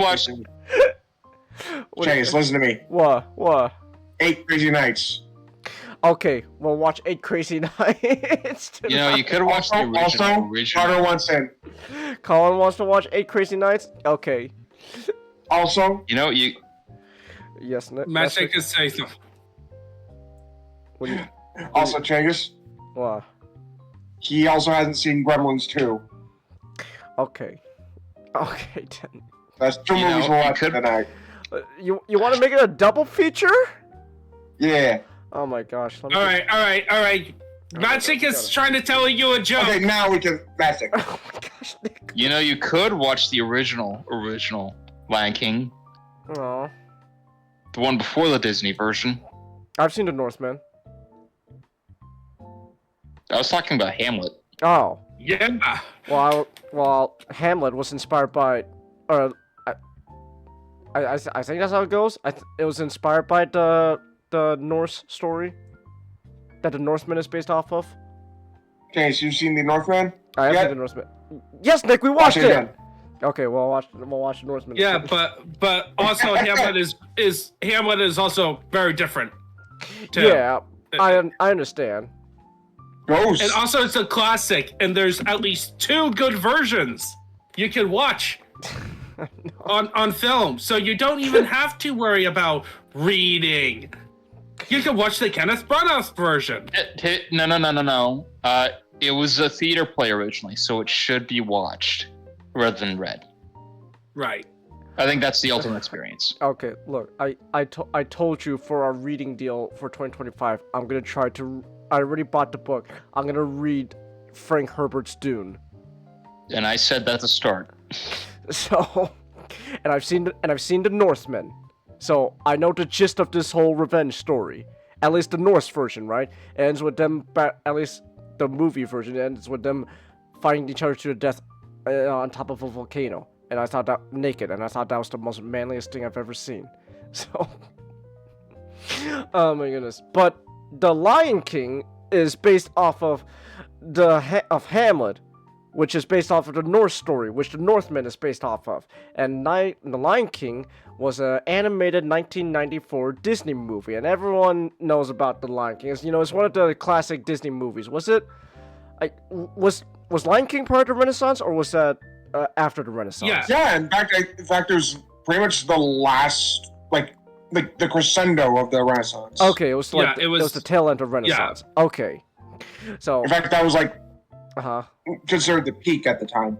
Okay, No, it was the peak. It was the peak, and then Disney tried to do a bunch of different things, and it just didn't work out. I did like Emperor's New Groove though. So does that. Yeah, Emperor's New Groove and Atlantis are amazing. And Treasure Planet. Yeah, Treasure Planet. Yes. And Treasure Planet. I will never forgive Disney for what they did with Treasure Planet. Disney would sabotage their own movie? What? No. I love how they would back then they would sabotage their own movie, and now they're trying to sabotage other movies to promote their schlock. I know. Fuck Disney. Oh my goodness. So speaking of schlock, so back in 2019, Disney decided, you know what? Let's have a live-action remake of The Lion King, directed by Jon Favreau. That's right, the guy behind The Mandalorian and Iron Man. Yeah, and Zathura. And Zathura. I do. And Zathura. That is right. He did the live. He directed a live action Lion King, and it was written by Jeff Nathanson. I don't know much about Jeff Nathanson, so yeah. But I do know about Jon Favreau though. So also apparently the original Lion King had like so many writers. Like there was so many people working on the story. It is honestly amazing how well it turned out. Like, wow. Damn. So. To be fair, Bill Shakespeare was the one who originally wrote it. That's true.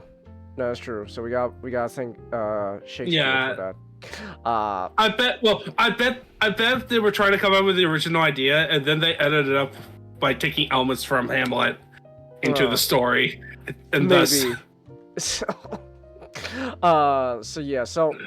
like I said, 1994, end of the Disney Renaissance. I have the most important question. What? Does the word sex magically appear in the sky? Unfortunately, no. Worthless. Not worth watching. It is worthless. So, I'm gonna be honest. There's a lot of stuff in the live-action remake that kind of just don't really remember. Apparently, this thing was almost 2 hours, while the original Lion King was less than an hour and a half. So, and I don't know where exactly they added in an additional like 30 minutes of original content. I don't know where they added in.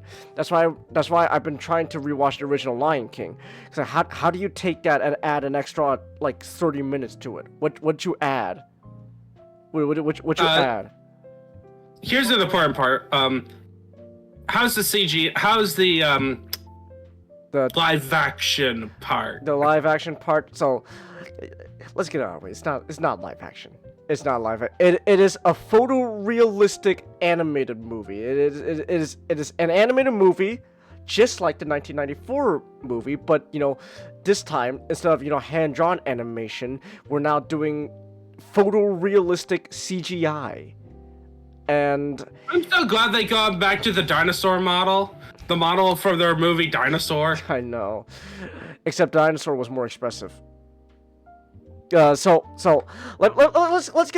get this right out the bat, right? Visually speaking, right? This, and I'm pretty sure Mufasa, when I watch it, is gonna fall under the same thing. Visually speaking, on a surface level, it looks, whoa! It's photoreal. It's just like real life. Oh my gosh! Whoa! Oh my goodness! I'm rubbing my nipples right now. Oh, it's so good. Oh, so. Like, it looks like, it looks pretty good on the surface level, right? Like, oh, wow, oh my goodness. So, visually speaking, it looks, on the surface level, admittedly, very impressive. It does, like, no shade to, like, the animators working on this movie. They weren't the ones who were, had to do they weren't in charge of making this movie, so... For what they did, as we know how Disney's it's like slavers to them. That is true. So, but like the animation is really done well. It is like on a surface level, I cannot lie. It is very impressive. It is like a borderline phenomenal, admittedly, how real it can look. So, and I'm pretty sure the same thing will apply to Mufasa. Of course, though, one of the problems though. And so one of the problems, just talking about this, is like everyone's already talked so much about the Lion King, and I'm sure that Mufasa is just gonna fall under the same like criticisms I have. So, one of them is, despite the photorealistic animation, there's this push for realism ends up making everything look so unexpressive. And like it's so realistic, but to the point that like, where's the emotion? Where's the expressiveness? Where are my Planet of the Apes monkeys, huh? I know lions and all those animals are very different from just putting on a mocap suit on a person. Humans are very similar to monkeys and apes, so it's gonna be different. But I'm just this push for so much realism that everyone looks so like there's no emoting at all. There's no emotion. When Scar does whole long live the king, Mufasa, he falls, and then when Simba's screaming no, it is honestly kind of baffling. Like you look at this like little lion opening his mouth really wide, but the eyes just kind of remain the same. It's like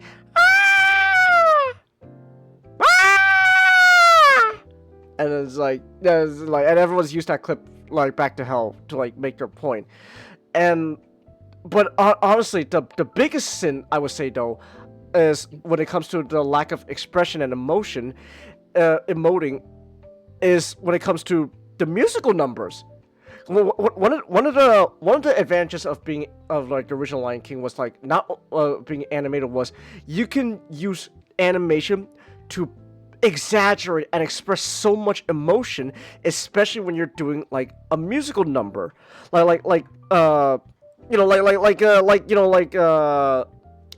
the song? I just can't wait to be king. That's a perfect example. I just can't wait to be king.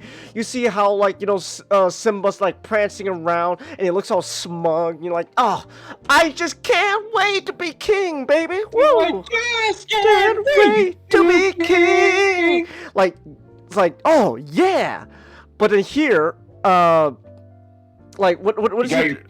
does he do? Like he's running around and stuff. You get all of that, but like there's no he's not like even if the face isn't gonna be moving much, like the body language, like there's no body language. Like it's like he prances around and all that, okay, but like with animation, like you could exaggerate the body language, like you can make them like shake their head and all that, like ooh, ah, yeah, like was it also was it was Hakuna Matata, you know, the classic song Hakuna Matata. Hakuna Matata. Like I still remember. It's been a while, even though it's been a while since I still remember like when they're singing Hakuna Matata, right? You know, like that shot when everyone's like shaking their heads to the beat, you know, like and then you see like the silhouette, you know, in the background, and you see how they're growing up, and then bam, when it comes to, you know, adult Simba, you see the body language and how confident he is when he says, you know, Hakuna Matata, it means no worry. It's like, oh yeah, but here, where is it? He's walking, and then when it finally comes to adult Simba singing, when Donald Glover starts singing, he just like jumps out of a bush. He's prancing around, but then where's the body language? Where's the expressiveness of him? You know, like going, yeah. Like one of the things I do remember like about how they animated Simba was how like he there was a confidence he carried himself with, and they animated himself with that like big strides, like yeah, I am the king, baby. Ooh, where is it here? And like the photorealism is not an excuse to limit yourself from like body language. So like just okay. So Changus, yes. You know what you're saying reminds me of? What? They basically made a CGI, a millions of dollars CGI version of a film they did back in the 90s. Ever seen this film? It's in Backroom. Let me see.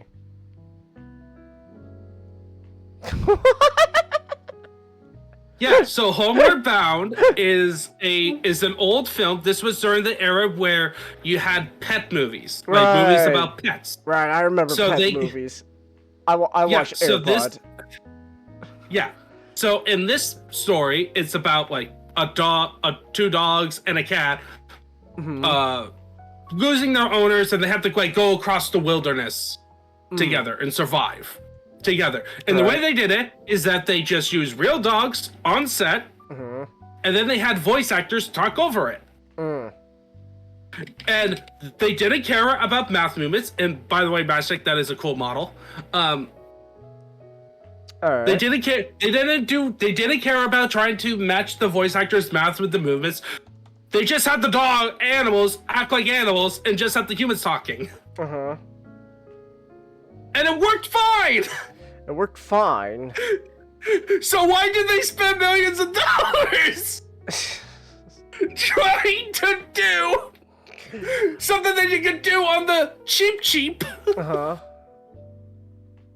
What? Was there like some form of laws against animals being on set anymore? I don't know. Did PETA get involved? PETA must have got involved in this production. PETA got involved? Oh, you're so right. It's PETA's fault.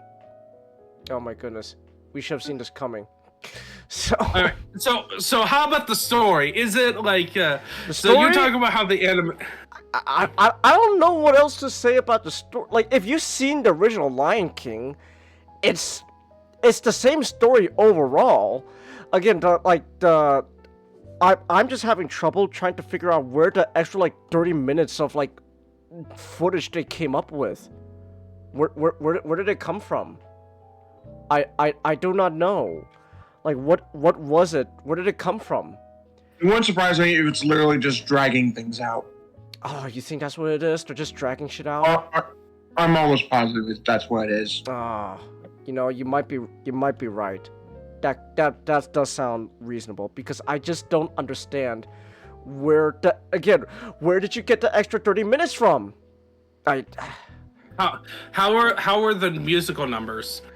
Music numbers? I think they're fine. I remember with Nala, I was like, who is voicing Nala? She sounds familiar. And then I was like, who is she? And I looked up, it's Beyonce. Yeah. Of course. So, like that's I was like, oh my gosh, Beyonce? What the heck? Okay. like I got a question. What do you mean by fine? As in like by itself or compared to the original? Admittedly, it's okay. So again, it's been a while since I've even listened to some of the original Lion King stuff. But like, I think the songs, the versions sung here are fine. Like even in the movie and out of the movie. Except anything with Pumbaa and Timon. Anything with Pumbaa and Timon, I hate it. I hate it so much.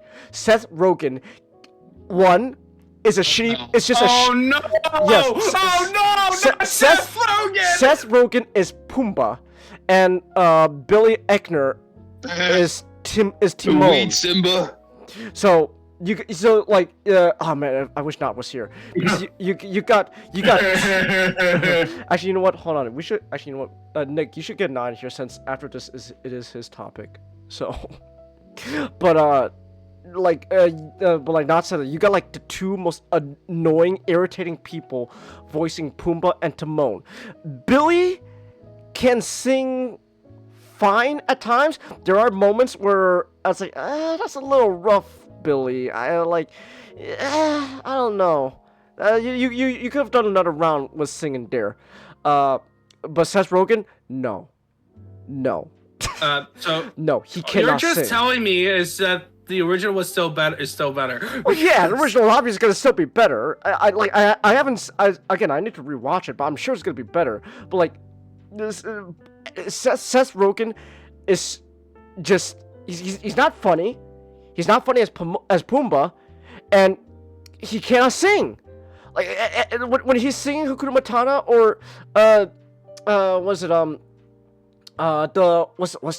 song? The Lion Sleeps Tonight. I hate it. I hate him so much. It's like, stop singing, Seth Rogen. Wait. They literally did In the Jungle, the Mighty Jungle. Yes, they did The Lion Sleeps Tonight as a musical number. No. Oh my God. Sleeps tonight. But guess Did what? they do? But you get to hear us. Did they you do? get to hear Can it you with feel Seth the Rogen. love tonight? Did they do? Can you feel the love tonight? Yes, they did. There is Can You Feel the Love Tonight with Beyonce, Donald Glover, Billy Eichner, and Seth Rogen. I'm reminded of that one. Of that, I remember this. I remember these trailers, but it was a Peter Pan movie, and they had. I remember the trailer. It was Blackbeard leading a song where they were singing Nirvana. I think it was Smells Like Teen Spirit. Smells Like Teen Spirit. Oh my goodness. So yeah, I just man. Anything with Pumbaa and Timon, I did not enjoy. But everyone else, I think they did fine when it comes to like singing and voice acting. They got James Earl Jones as Mufasa again. So there was that, which by the way, again, James Earl Jones. He was what, like? No, we should watch like Conan. I would love to watch That'd be Conan fun. again. That was he was great at that.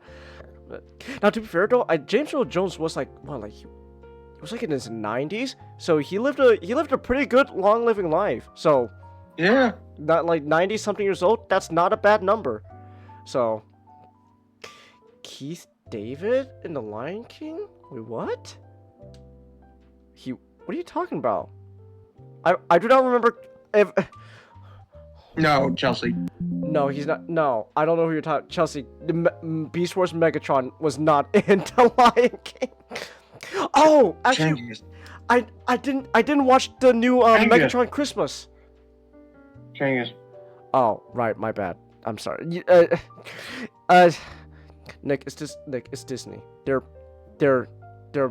It's Disney, Nick. I'm blaming Disney. No, Changes. I'm blaming Disney. Read that again. I know who Keith David is. I messed him up with David K. Because they have David in their names. It's Disney's fault, Nick. I'm messing it up because Disney, everything Disney like touches is mid at best. That's the best way I could describe this. What is the budget of this damn thing? Hold on, give me a second. Chelsea, please clip that. Please clip. Show us on the doll where Disney touched you, Changus. Give me a second, please. What? Okay. Well, let's see. It first touched his love of Star Wars, his little love for it. Okay.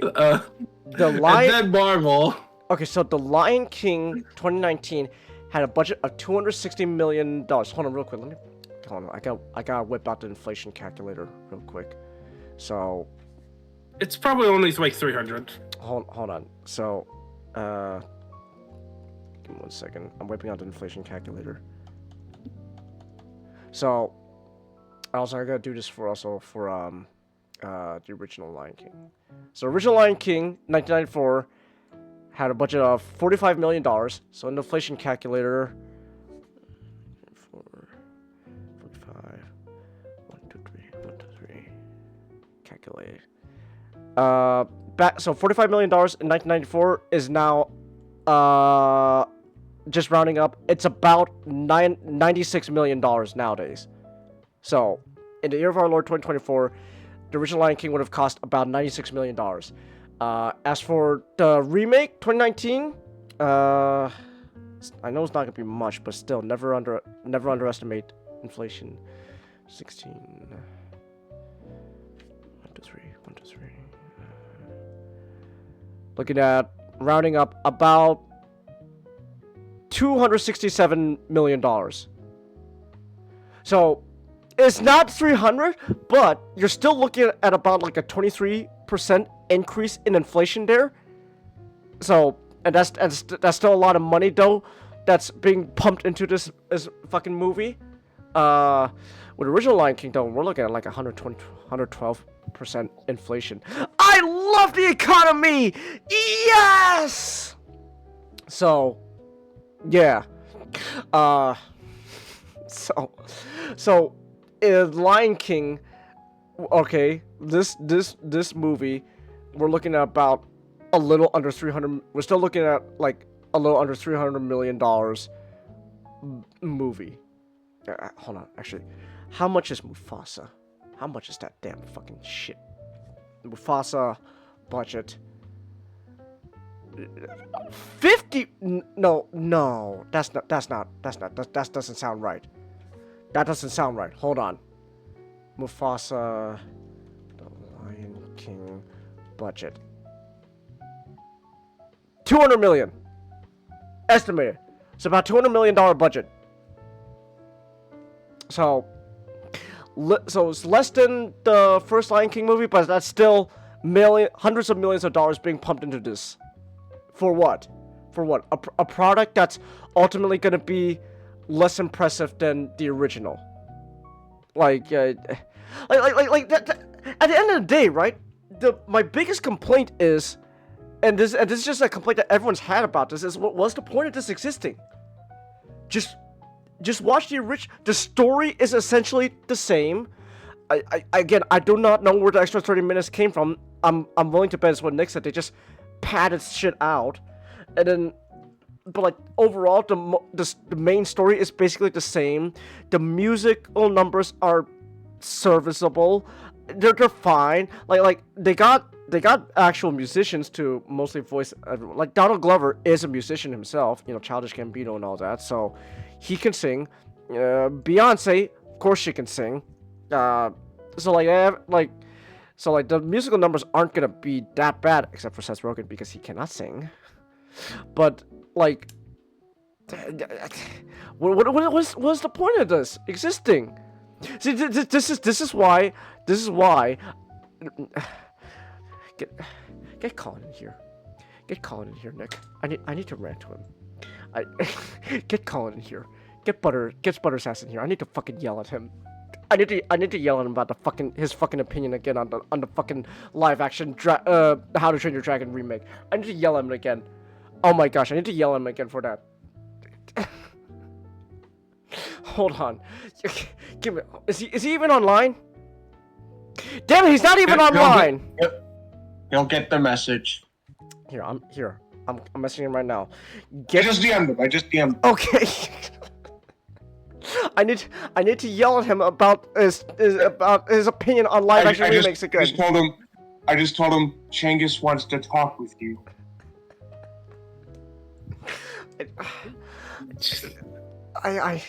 Because that's just, what is the point of this? It's just the same shit, but less impressive. Cengiz. What? The answer is obvious. Yes, money. I know. Money. And they're scared of making new original ideas. Yes, because Disney doesn't have an ounce of original. Did you? Hold on. Okay, hold on. This is now rant about Disney time. Did you hear about the latest news where Pixar's next movie, where like the girl like puts her mind in like a chipmunk or something, or was it a chipmunk or I don't know, it was a guinea pig. The next Pixar movie, it was gonna be like a environmental theme movie, but then Disney straight up told him, hey, tone that shit down or else. So say I know. So say what you want about like, you know, environmental themes and all that in my movies and all that. The fact is Disney nowadays doesn't even have the fucking balls to, you know, commit to their ideas. Is what gets to me. Well, yeah, they apparently also like Pixar was working on a TV show for Disney Plus, and they had a scene that had LGBT themes. They took it out. Fucking cowards. That's what gets me the most. It's not like you could have your whole argument about whether or not, you know, you want these. These are cowards. They had the trans sports episodes of Moon Girl and Devin Dinosaur with the coach that had the fat ass. And they pulled it. Like that's what irritates me the most. Not the actual content itself. It's the fact that Disney doesn't have the balls to commit to it anymore. Like if you're gonna introduce all those like themes into your show that, you know, like a certain people on YouTube will say is woke and all that, they don't even have the balls to actually like commit to it and stick with what they want. They have to play tippy toes. So because this whole idea Disney has where they gotta find a way to appeal to everyone, but by doing so, at the end of the day, they end up with a product that appeals to no one. You're gonna already piss off a bunch of people who don't want LGBT stuff in your show, and then now that you pulled it off, you're gonna piss off the people who did want it. You pissed off both sides, Disney. You're cowards. You can't commit. Well, yeah, that's the problem when they made their bed of trying to control everything. It's like if Disney didn't like buy Fox, for example, and just like try to grow their own companies, they wouldn't put themselves in a situation where they're trying to change their image from like appealing to just families to now general audience. And what they perceived as general audience, because they used focus groups from Pacific groups, that is not everyone, especially the ones that they built their audience around. And now they're trying to course correct. But now their reputation is tarnished. They've just pissed off everyone. And what do you get at the end of the day? You get something like this. At the end of the day, you get like something that's just like mid at best. And I do mean at mid. Like this live action remake of Lion King is not objectively that bad, but it's only because it's using the skeleton of a much better movie to base it off of. It doesn't, you know, outright, you know, like gut the original Lion King movie and butcher it and like wear its skin as like a fucking zombie, like a skin suit. It's still using the skeleton. It's still using it as like a building block. But well, it's here's not the thing, that though, good. Cengiz. The way you are describing it is that it is actually objectively worse because it fails at the one key thing. It is worse than when the you do original. a remake. It is worse than the original Lion King. Yeah, but here's the thing: your argument here is like I'm saying like as I'm saying like as a standalone movie, like regardless of remake, as a standalone movie, it's fine. It is fine. I think here's the question I'm asking, Changus. Okay. Yes. This is the question I'm asking. Does the film justify its own existence? No. Then it is objectively bad. All right. Because if we're in a situation with a remake, if it is the exact same product but every time worse, and it doesn't do anything different, and it doesn't do anything different from the original, right? Doesn't do any creative changes like the Dead Space remake we were talking about. Like, people talk about there are changes from the original to make it its own thing.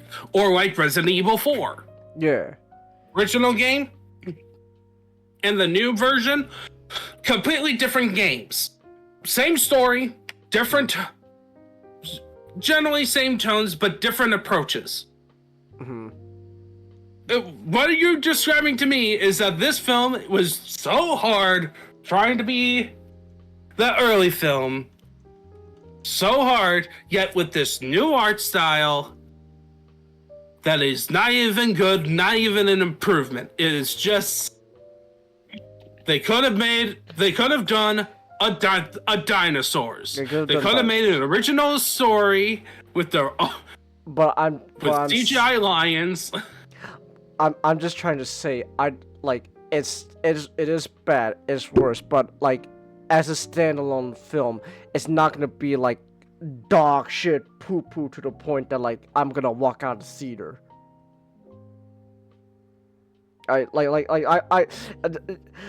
John, I've seen dog shit poo poo. I've seen Madam Web and Morbius. Okay, I've seen that's dog shit poo poo. That is, just no. It's like this isn't as bad as the Sony Spider-Man movies without Spider-Man, where the only good ones are like Venom, but that's just because they're fun, in spite of itself. The Venom movies are fun. They're not really that great movies, but they're really fun to watch. But not Morbius or Madam Web. I've seen bottom of the barrel of cinema, and like this isn't.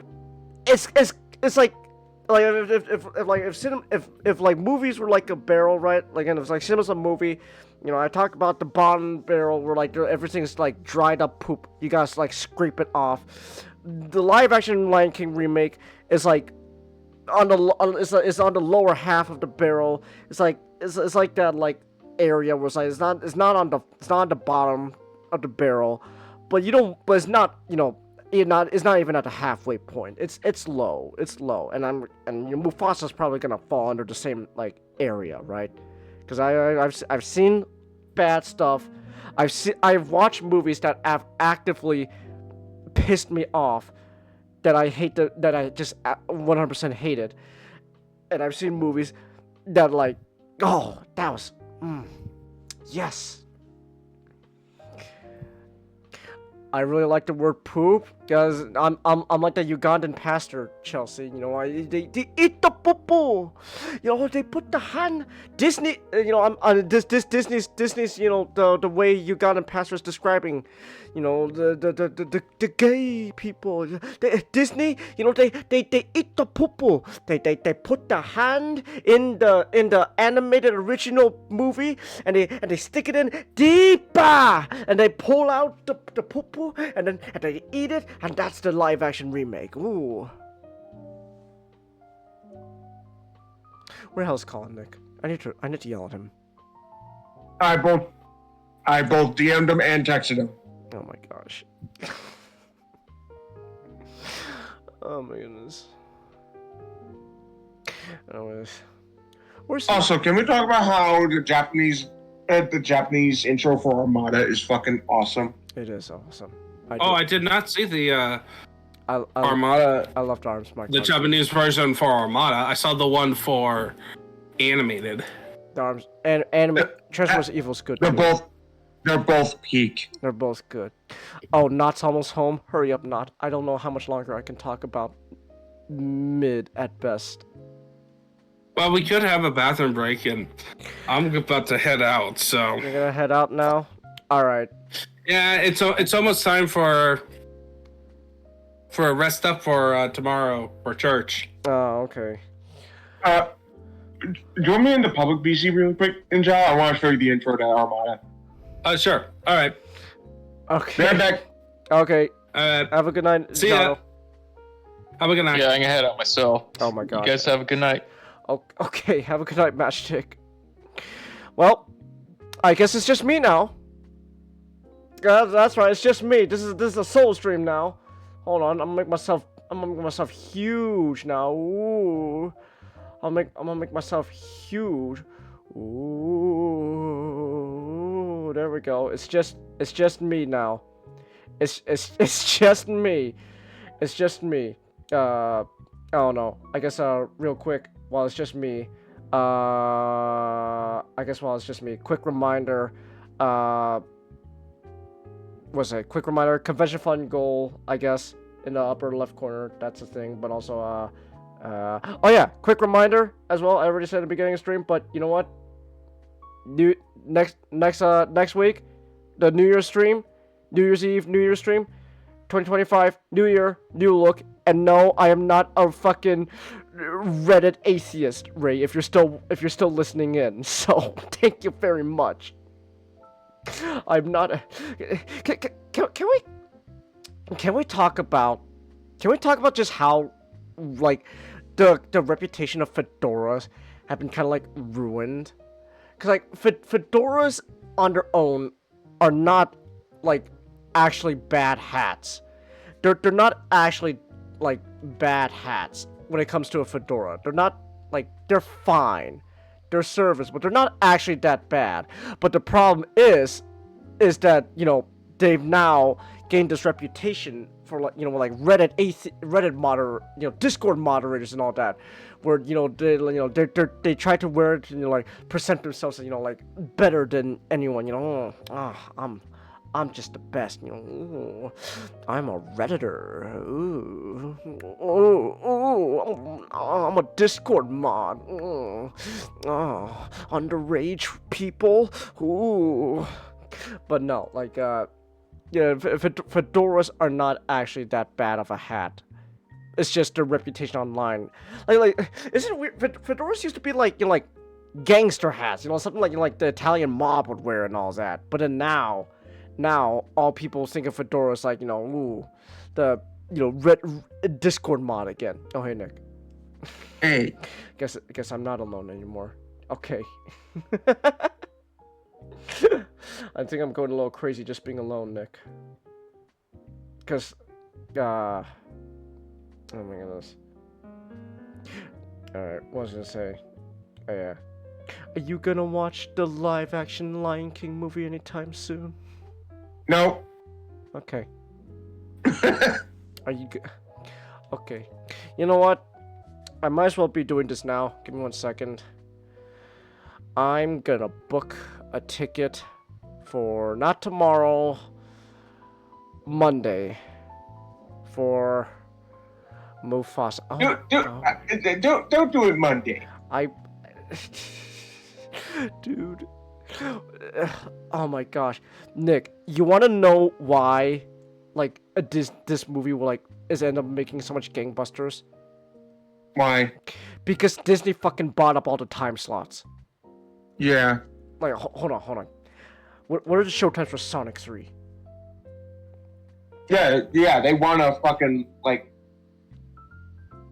Okay, actually, Sonic 3 has more showtimes than Mufasa. Oh, wait, but Disney got the fucking IMAX slot over Sonic. Those assholes. So, oh my gosh.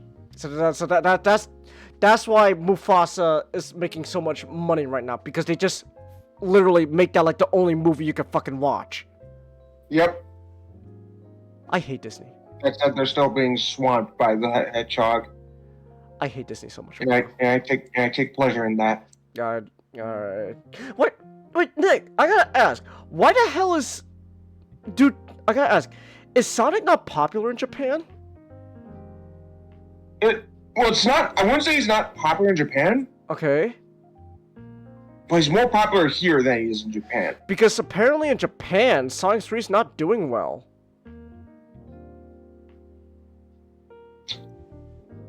It's possible, Uh-huh. but it's probably because it's not Japanese Sonic, if you know what I mean. I don't know. You think that plays a role in it? It's American Maybe. Sonic? Maybe. Huh. Oh wait, I got you. Okay, I'll be in soon. He'll be in soon. I need to yell at him so much.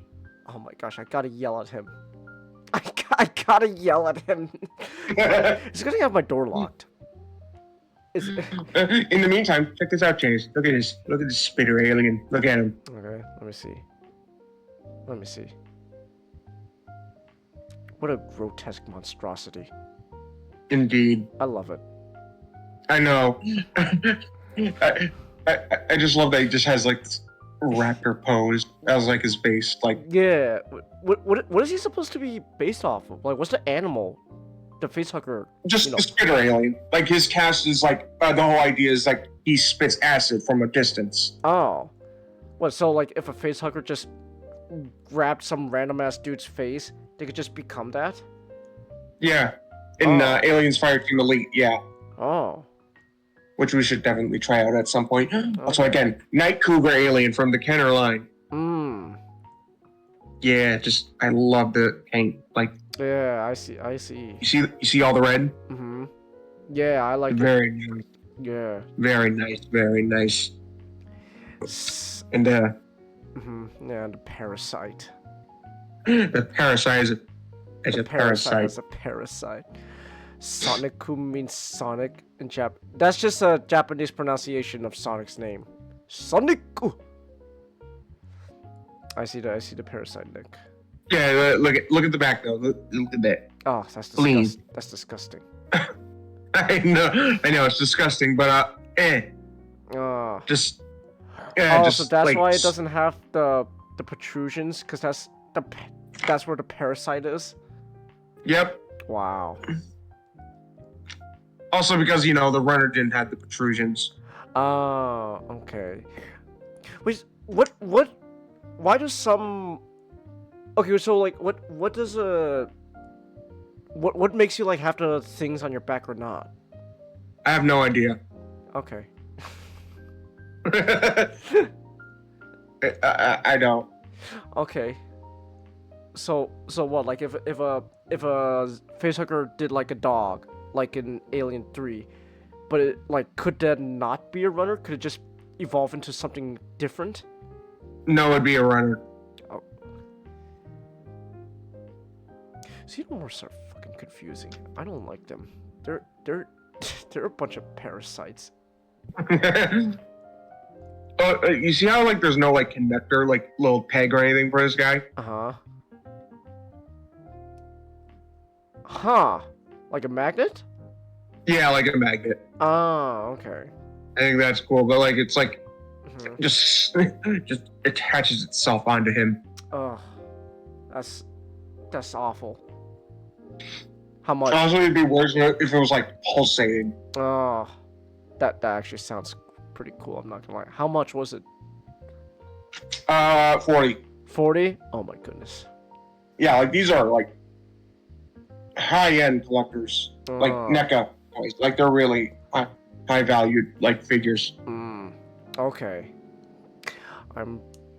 I really want the alien Romulus NECA figure. The Romulus one? Okay. Yeah. Yeah, that sounds pretty good. Why are people? Oh my god! now I'm actually getting even more upset. I'm purchasing a ticket right now, and like these seats, man, are filled. Why? Why are you people watching this? Why? Why are the seats being filled up, Nick? Oh no, and not gonna lie, I do actually feel bothered by the fact that people are going out to see these movies. The seats are being filled up. Why? Why? Oh my gosh. Where's Colin? I need to yell at him. Are filthy casuals just that dumb? I guess so. Oh my gosh. Oh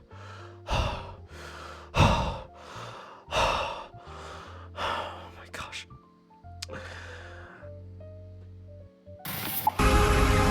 Fuck you, Butter! Fuck you, Butter! Fuck you! Butter! A ticket to Mufasa right now is almost $20! Is that what you wanted to talk to me about? I'm here to talk to I'm here to talk once again, yell at you for your fucking opinions on the How to Train Your Dragon live action remake, because I now have proof that these live action remakes are absolutely useless. Oh dear God. I have been paid to watch the live action Lion King. I'm gonna go Monday to watch Mufasa. These fucking tickets are being booked for these seats are being filled up for Mufasa for some reason. I watched the live action Lion King movie. Colin, it is the most. This does not deserve to exist. There's no point of it existing, Colin. And so. There's an additional somehow there is 30 additional minutes they added to this shit, and I don't know where it came from. I don't know where they got the additional 30 minutes for this movie. Where did it come from? Where did it come from? Where did it come? 30 minutes. I had to sit through Seth Rogen not being funny, trying to sing, and he can't sing. I see. So, Hey Chase, maybe this image of the Panther alien will calm you down. I'm still a little worked up, man. That is cool, admittedly. Yes, it got the Sagameiser Godzilla tail going on, but It also has the parasite on its back. oh, that's nice. That's awesome. Look at that. Oh, I see. That's great. Because it feeds on its nutrients. Oh my gosh. You're gonna justify live action remakes, Colin. What, Nick? Why are you friends with this guy? Why are you friends with him? One thing, he did give me Galvatron. I don't care if he gives you Galvatron. Megatron's a better paint scheme anyways. He is. Hot take, Colin. But I think Armada Megatron looks better than Galvatron. Where did my fan remote go? I'm getting worked up. I tossed it somewhere across the room. I'll find it. Oh wait, never mind. It's under my desk. Oh my gosh. So now I've watched The Lion King. I'm gonna watch Mufasa, and man, I now have evidence to support my side of this argument. These live action remakes are absolutely worthless, Colin. There is no point in them existing. They are worthless, man. They just watch the original animated thing. Why doesn't anyone appreciate animation anymore? I'm actually losing my mind. There is a disrespect going on right now for animation, just animation of any kind, and I hate it, and I hate it. I hate it. Like what is so wrong with the original Lion King? What is wrong with the original How to Train Your Dragon? No one asked for these, but they exist, and half the time they're not even that good. What? And Colin, just because you bring back some of the actors who like played like some of the characters in the animated version doesn't automatically make it better. They have James Earl Jones here again. They had Darth Vader here again in the live action Lion King as Mufasa once more. And what did he do? He died. He died. That was it. It didn't do much. And it like sure, woo, we got Darth Vader again as Mufasa, but like what it doesn't the overall movie still it doesn't deserve to exist. It's like Transformers The Last Night, your favorite Transformers movie now, Colin. Was like, oh sure, I think Anthony Hopkins is really funny in the movie because he's the only one actually trying to be funny and act, but that still doesn't change the fact that The Last Night is an objectively god-awful movie that should not exist.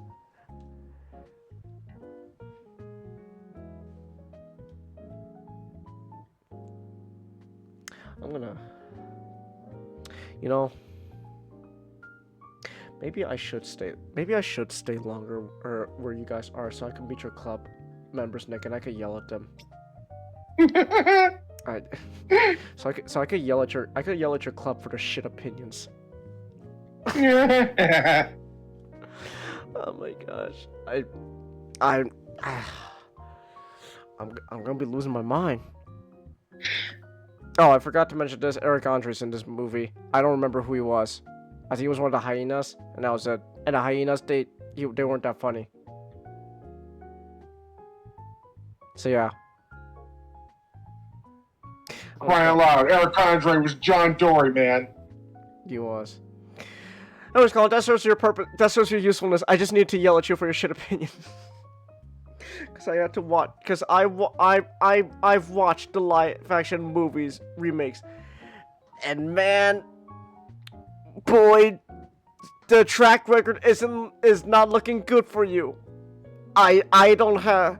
If this is what we're getting, and and I'm betting Mufasa's gonna be like of similar like quality, I don't have faith in the live action How to Train Your Dragon. They say they're gonna add like more original stuff, but then like what? What are they gonna add? Like more original jokes? Like it's there's a new gay joke with what's his name? One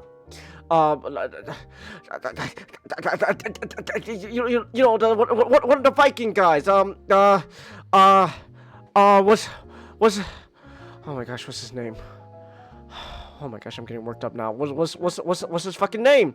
What's his fucking name? Garber, Garber, because he at least I think like was the character gay or was the actor gay? I forgot. Like, Character. The character gay. Like, they're gonna add a new gay joke. Ooh, okay, fine. That's original content. That's original content. That's not 1-to-1 with the original How to Train Your Dragon movie. But that's. Also, I want to mention that Gobber was Evil Barry. Thank you, Nick. You're welcome. So anyways, Colin, that's all I need you to come in for. I like you. You're fun to hang out with. But Nick, you need to rethink who you're friends with, because this guy has shit opinions. I watched 6 people get laid on VR chat tonight. What? Hey, not. Hey, not. I didn't see you come in. Hold on, give me a second. Let me adjust everything. Nick has that face of he's pulling that sitcom face.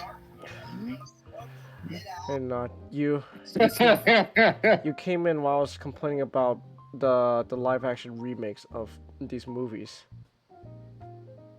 and I'm saying how Colin has shit taste for saying that he has faith in the live action How to Train Your Dragon remake, if this is what we're getting. if like it's from the same director, so there is a possibility that yes, like, it still will retain some of the heart and element of the original. But I don't think it's gonna be as good though. Like, Which honestly just makes me question why not just watch the original. What what's the point of these existing besides being a money laundry scheme? dude, I don't want to mention. It's like I'm gonna keep beating this drum until until I break it. Billy Eichner and Seth Rogen were a terrible pick for Timon. I hated them so much. Seth Rogen cannot sing for the love of his life. So, you can find the two most insufferable people on this planet to play two people that are meant to be likable, and are meant to be one of the most likable characters put on film. I didn't mention this, but that scene where the long live the king scene. I talked about how Simba just looks like a normal, like there's no expression when he's yelling. No, but I didn't talk about the actual like delivery of the line itself. The delivery now is like it's like Scar yelling at Angler and Mufasa, just "Long live the king!" Which honestly, like, okay, fine, it works for the scene, but like the one of the reasons why that was so good in the original was like that, the how Scar was like this like it was just very quiet, like he doesn't need to yell or like vent out his frustration. He's like, he knows he's won. Just, yeah, I won. Long live the king. It's like, Something Starscream would say as soon as he's about to overthrow Megatron. No, Starscream would be live action Mufasa, let's be honest. He'd be the one yelling and venting, and then Megatron's just gonna come back to life and whoop his ass. Yeah.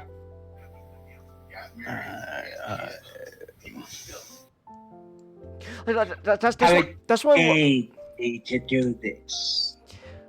But that's what I love about like Scar in the original Lion King. Like he never like, sure he got angry, sure he got worked up, but like a lot of times he was very calm. He had this very calm voice because he like most of the time everything was going according to plan. It's like, yes, all is going according to Keikaku. Chiwetel Ejiofor, he plays Scar in the remake, and it's like he's really he's a really great he's a very great classically trained actor. Yeah. And like when he can when he emotes, he can emote. I still remember that moment in Children of Men where bullets are just whizzing past his head, and Clive Owen. Yeah. Clive Owen, he's yelling at him. He's yelling at him to like bring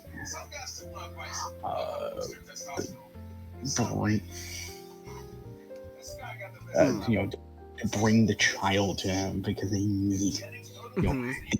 need him to make a political statement. It's like such a great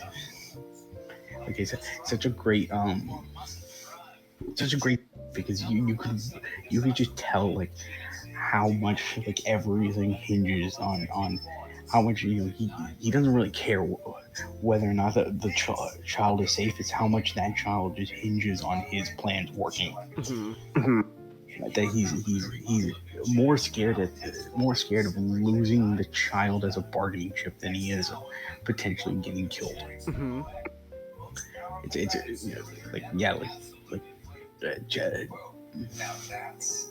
Chiwetel Ejiofor is a great actor, but it's like I think one thing is they told him he needed to yell in order to get that scene across, because he's very good. He's very good at just being very intense. But the problem is when you compare it to the original, like Jeremy Irons has such a wonderful voice. Yeah.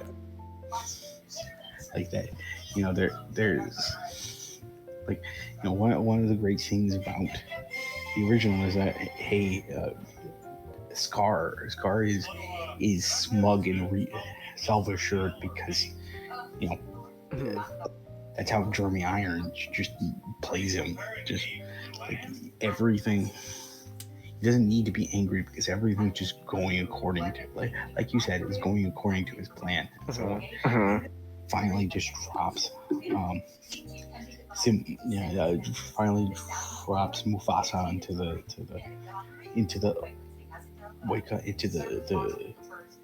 stampede. Yeah. So it's not something, it's not, a moment that's exploding. It's a moment, that feels just delicious. It's him having the last laugh. Yeah.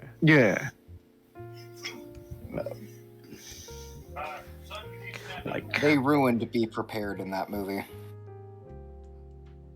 I still haven't. Again, I need to rewatch the original Lion King, so I can No Nazi hyena imagery. No Nazi hyena imagery. I'm not gonna be honest. I don't even remember. I won't lie. I won't even I already complained enough about the visuals and all that. I don't. That's also just another thing, right? There's. Okay, I gotta, since you probably know this better. Where did the extra additional 30 minutes of footage come from? This is 30 minutes longer than the original. The extra 30 minutes, came from because, essentially this entire movie is a shot-for-shot remake of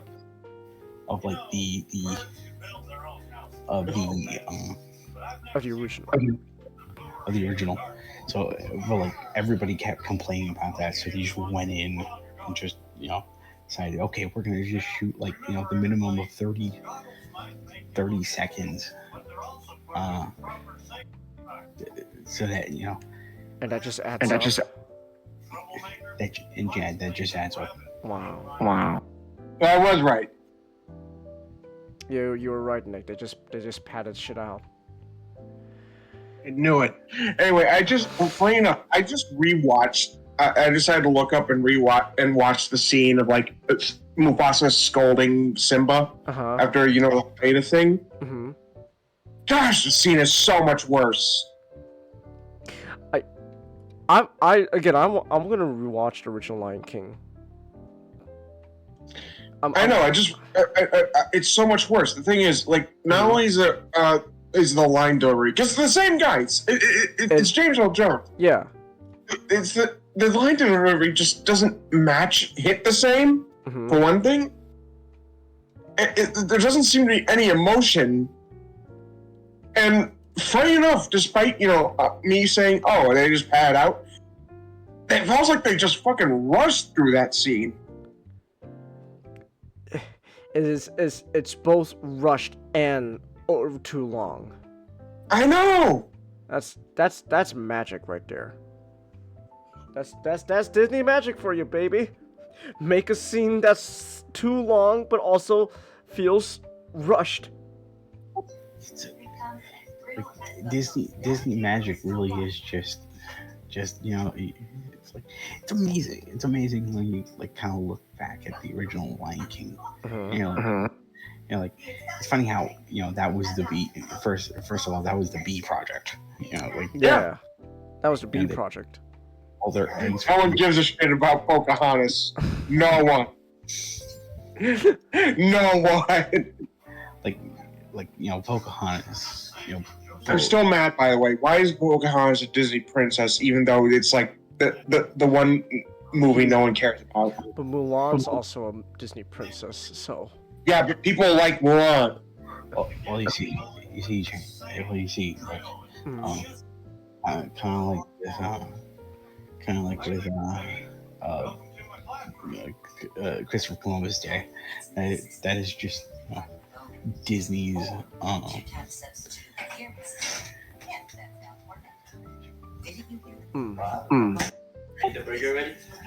No, not yet.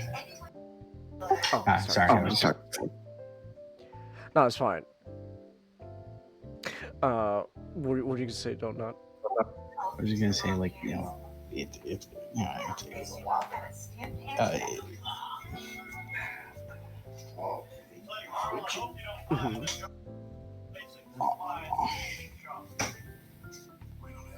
yeah, sorry, no, I was just like, I was just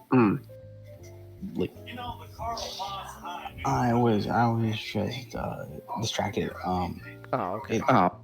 But like long story short, yeah, like Pocahontas was just the concessions they made to make the Native American crowd happy. It's Disney's Christopher Columbus Day.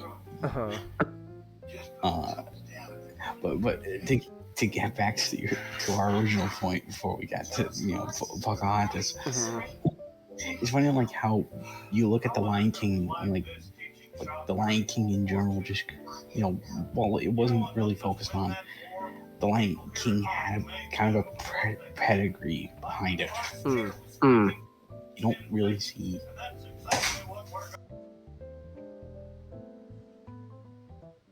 Oh, you don't see one. No.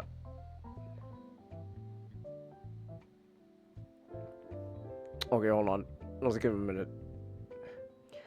Esmeralda from the Hunchbacks considered a princess, but she isn't. Yeah. No, Esmeralda's not considered any of the Disney princesses. Mulan is though, but she's not a princess.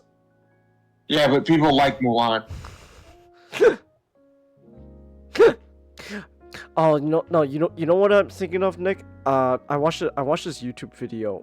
This the person they were ranking every Disney movie that ever came out, and they're like and they talk about Hunchback of Notre Dame, and she's like Esmeralda doesn't count as a princess, which she's like, but like if Mulan could get away with it, then you know what? I'm considering her a princess.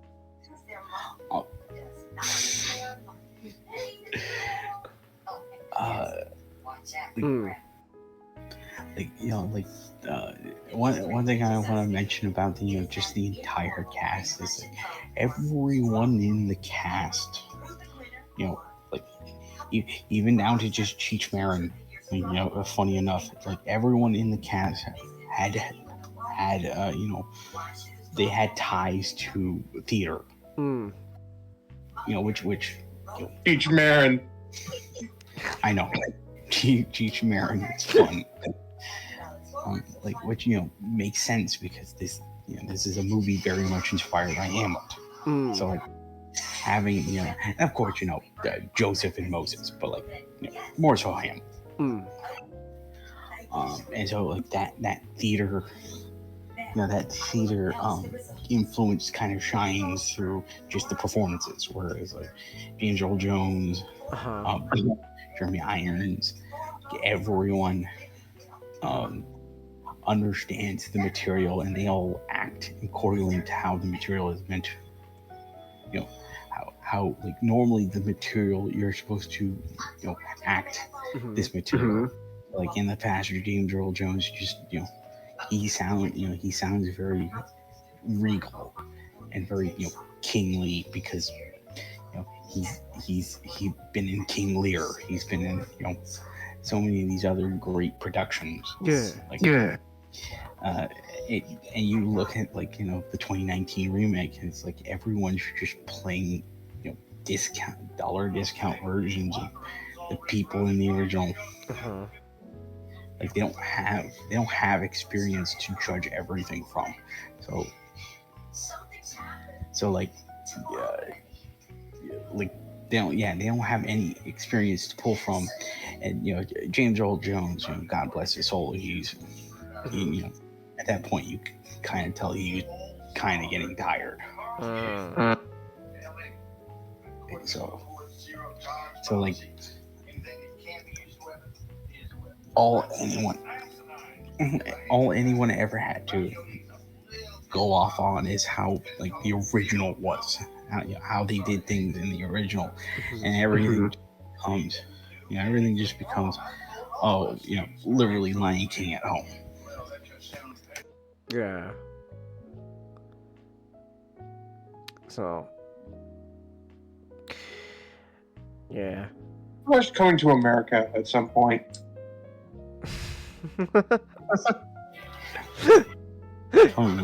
It's great. I love it. I am the king of Zamunda. I have offended you, and I am willing I am Davi Jafar, King of Zamunda. I have offended you, and I'm willing to compensate.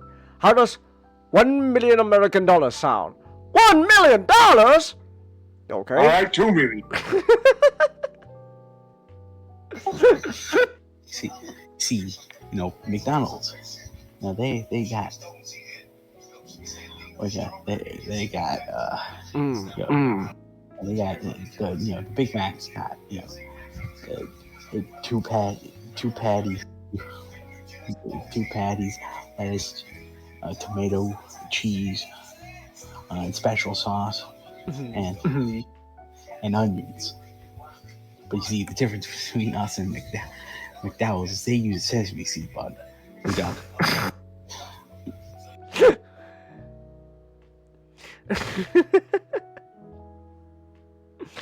Oh my goodness. Anyways, point is, I just paid $20. Well, less than $20, but it might as well be $20 to go see Mufasa Monday, because Why Monday? Because I want to get out of the way, Nick.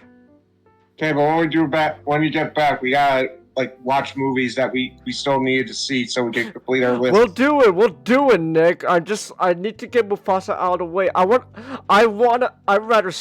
rather end this year with a not so good movie than start off the next year with a not so good movie. Okay? Is that too much to ask, Nick? Maybe it's Hollywood we're talking about. I'm gonna. Okay. Anyways. Colin, check this out. Alright. I was Nice. Colin. I'm Bitter alien. Yeah. Alright, Colin. I'm done yelling. The acid filled it. Look at the acid-filled cheeks this guy has. That's disgusting. I like it. I like it a lot. You can even see it bubbling in the throat Yeah, he's got like the acid bubble glands and shit. It's disgusting. Anyway, I'm done yelling at you, Colin, about your shit taste. I Alright, now check out Night Cougar Alien, Colin. Nice. Look at the red on it.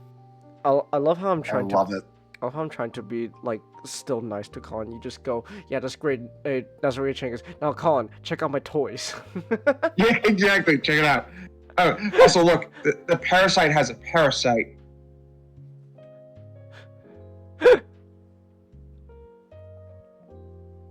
Just Parasite, is a parasite. You know what's wrong with what's, oh my gosh. On its back. In the original Kenner toy, the whole gimmick is that you push the head down and it shoots the parasite out at its target. I'm starting to think you like aliens, Nick.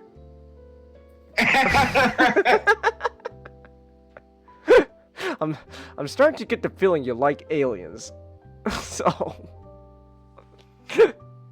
oh my goodness. Yeah.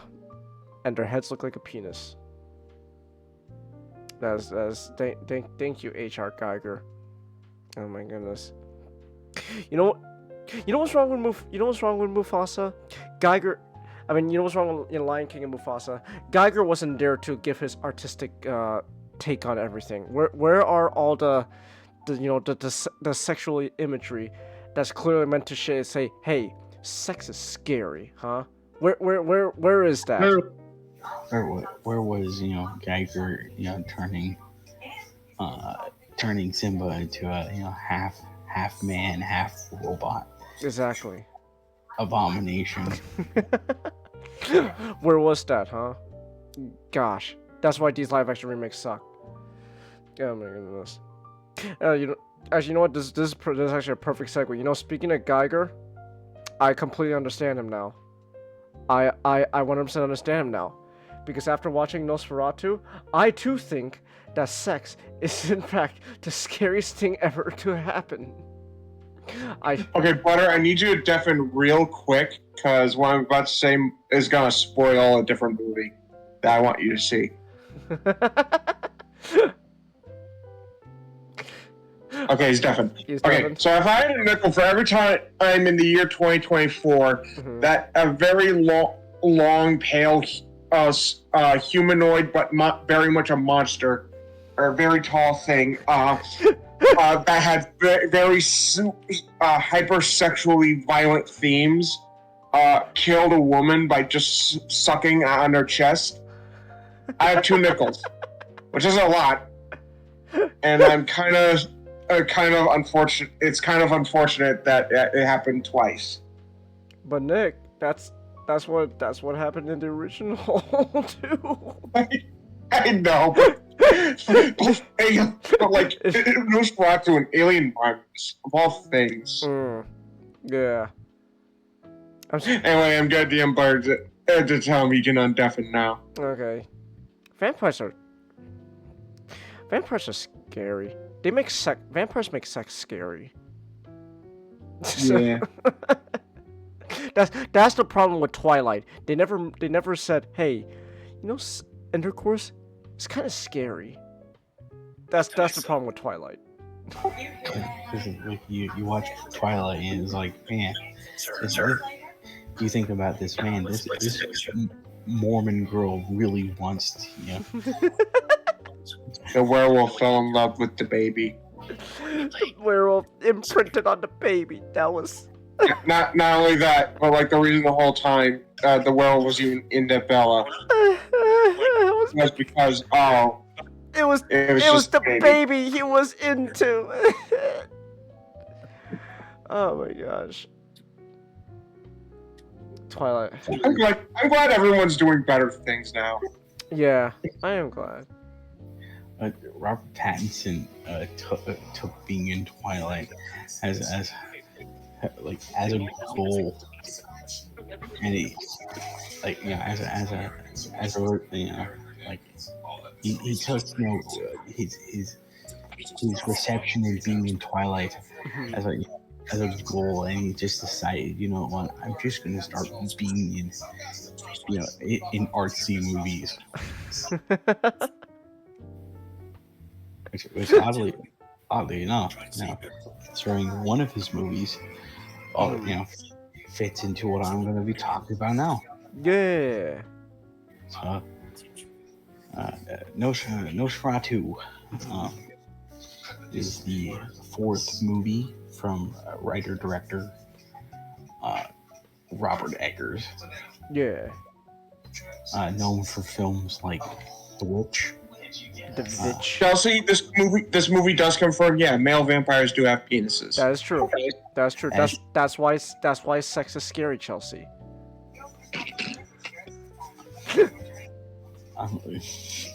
The Vivitch. The Vivitch. The Lighthouse. And the Northman. Yeah. I'm starting to think that Robert Eggers might be obsessed with wiener.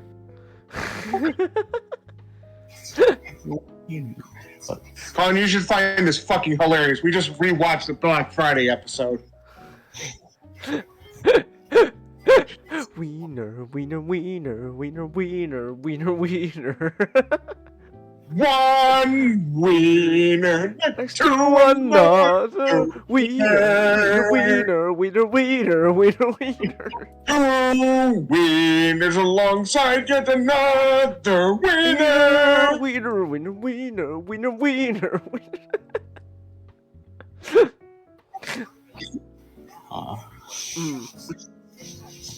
Like, oddly enough, the Lighthouse, has a a naked Willem Dafoe in it. That's true. But we don't get to see his we don't really get to see his wiener until like the Northman. Yeah. It's possibly even more terrifying than Alexander Skarsgård going sicko mode on that village.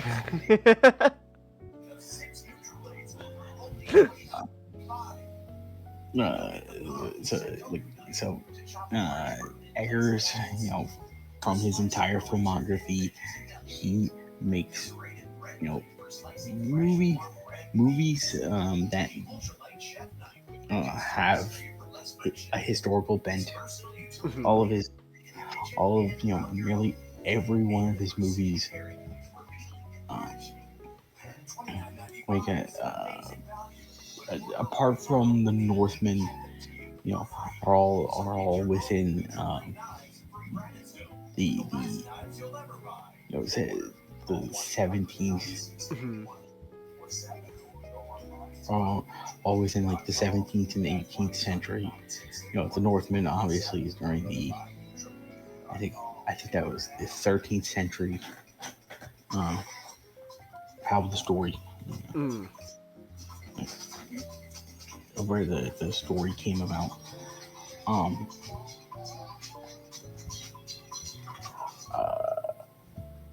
What was it? And not only does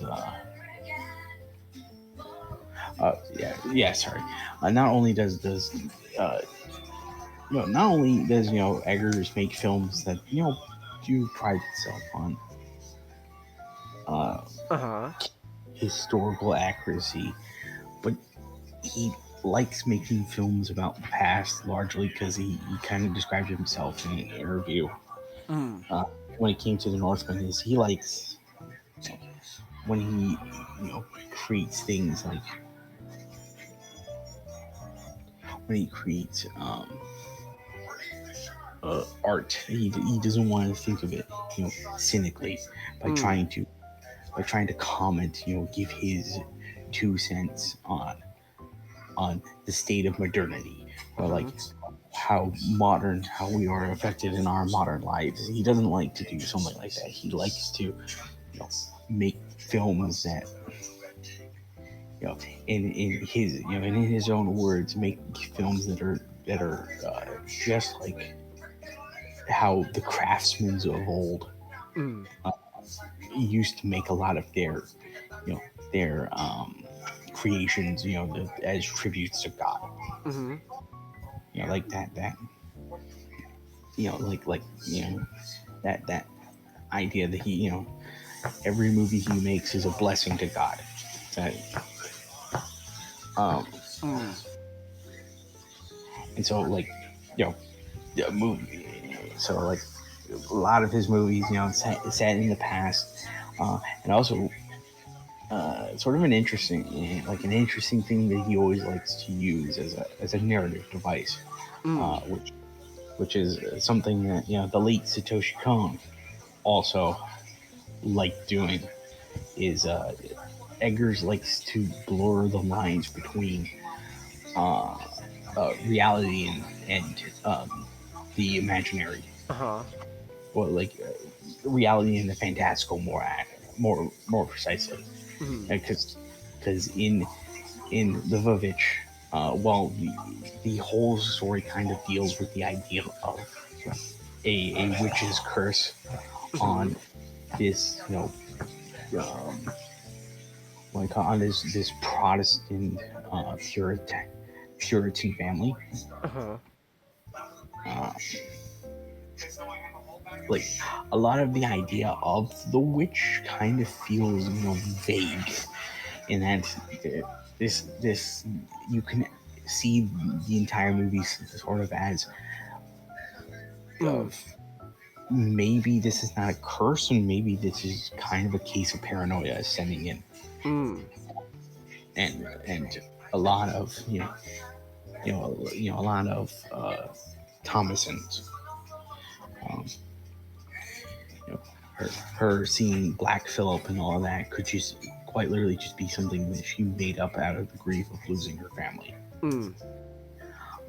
Same goes with the lighthouse. The lighthouse could be seen as a lot of like the storm, a lot of like the curses that Mr. Defoe and his yo ho ho having, but like could just be seen as it could just be seen as just superstition, a storm just happened to roll into the area, or leaving them stranded for like days on that island, or maybe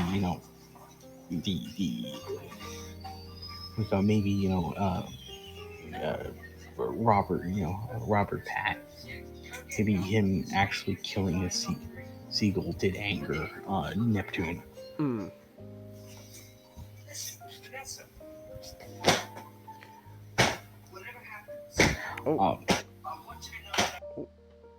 Okay. That was interesting. All right.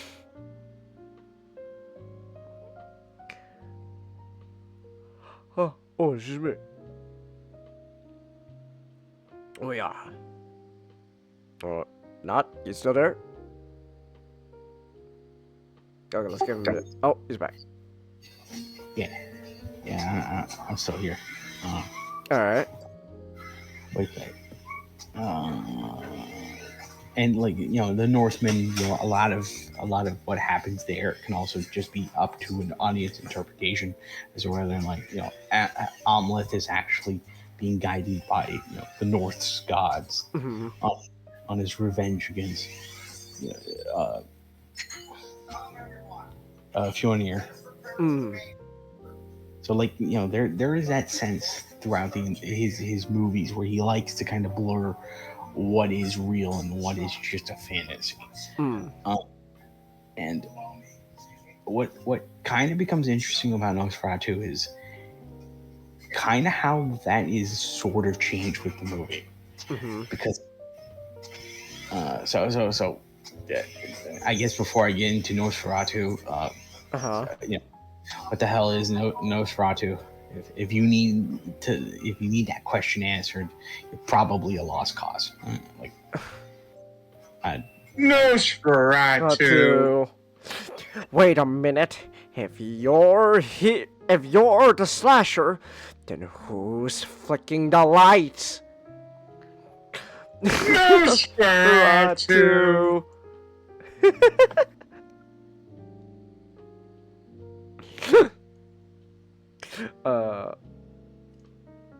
Yeah. Go ahead. Knowing Nosferatu, you gotta know Dracula. To know Dracula, you gotta know vampires. I'm bound to know that everyone, most likely in this, in this voice chat, and who is watching this, They mostly know what a vampire is. Knows what a vampire is, exactly.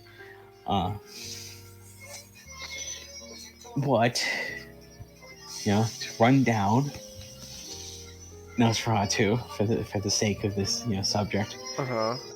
Nosferatu, vampire, lives in Transylvania, is allured to Western civilization. Because he wants to bring down the fall of Western civilization. Billions must die. Billions must die. He gets into wacky shenanigans on a boat, and he comes in. He starts wrecking England or Germany, however you wish, whatever country you wish for him to be in. A cool badass doctor compels him with Jesus.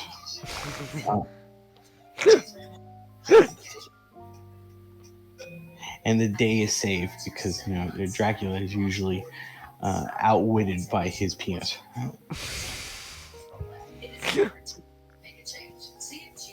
That's truly what it's all about. So Uh-huh. Nosferatu, famously, it is F.W. Moreau kind of looking at Bram Stoker and just thinking to myself, this is a pretty cool book. This is pretty cool. I don't want to pay money trying to get the royalties for this, so let's just make legally distinct Dracula. Totally not Dracula. Totally not Dracula. There are differences. That Dracula. that Dracula. He's played by a very handsome, Hungarian man. This Dracula is a completely, white, albino German. Completely different. Exactly. He's ugly. He's absolutely hideous. But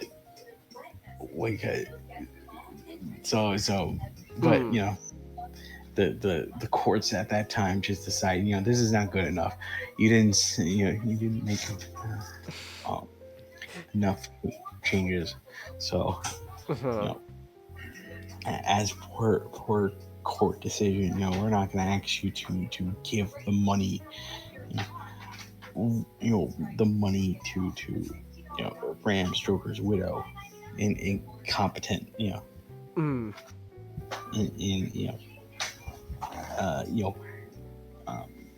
compensation for this, alleged, for this infringement.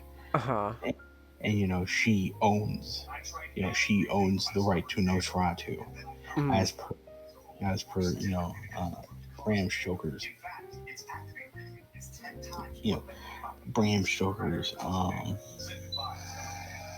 property. We're gonna have you. This court deems that we're going to destroy every copy that we can find of Nosferatu. Courts back then were just hardcore, man. They decided, you broke copyright law. Well, we gotta go scorchers. We gotta go scorchers. Too bad. We're burning it down.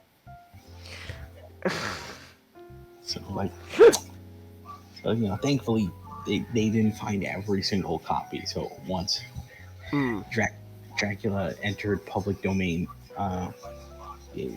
Nosferatu was allowed to live. He was allowed to live technically. And now we can we are allowed to watch and enjoy both Dracula and Nosferatu. So before this movie, there was technically another remake. What? Technically, in 1972. Okay. It was directed by Shoe Gourmand and Public's, Penguin's psychologist, Werner Herzog. I thought that we got a reaction. Well, I heard Werner Herzog. I thought Nick was gonna say the funny line from Rick and Morty. Which funny line? No. Okay. The Werner Herzog one. I know. Just there's a lot of funny lines. You had to specify Rick and Morty.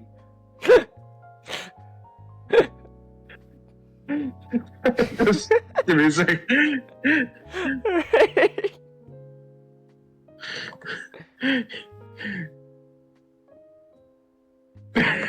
Oh my gosh. I'm still laughing over it. I'm sorry. Sorry.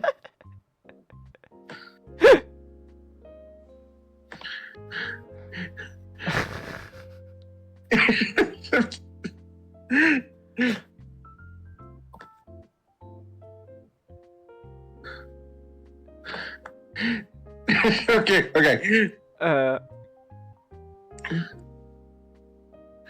And even if he did, he wouldn't comprehend them. I've dwelt among the humans. Their entire culture is built around their penises. It is funny to say they are small. It is funny to say they are big. I've been at parties where humans have held bottles, pencils, and thermoses in front of themselves and called out, "Hey, look at me. I'm Mr. So-and-so Dick. I got such and such for a penis." I never saw it fail to get a laugh. Thank you, Nick. That's what I want. Thank you for your contribution, sir. Also, I if someone did like a whole fandom of Star Wars, I just want them to do R2-D2 as Werner Herzog. Oh, okay. So Werner Herzog,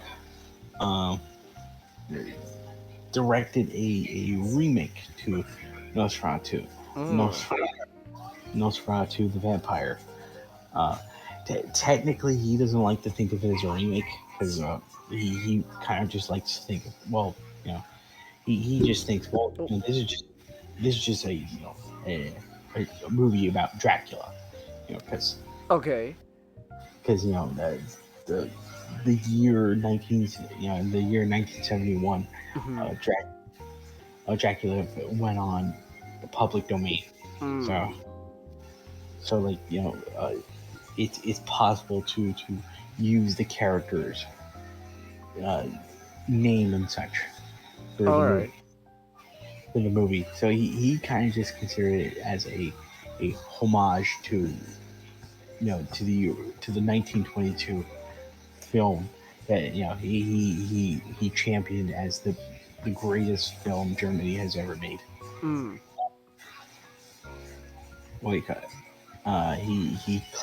He casted Klaus Kinski to play the role of Dracula, a man that Werner Herzog hated at one point that he was because he was contemplating letting an Amazonian tribe kill him. Okay. During a later film set of theirs. But the relationship between Herzog and Kinski is a story for another day. Okay. Wow. That's Huh. But the Herzog version is just as talked about as the 22 the 1922 silent film. And technically there was a remake done last year. All right. But it's really not worth talking about. It is a shot for shot remake. Really? Yeah. Huh.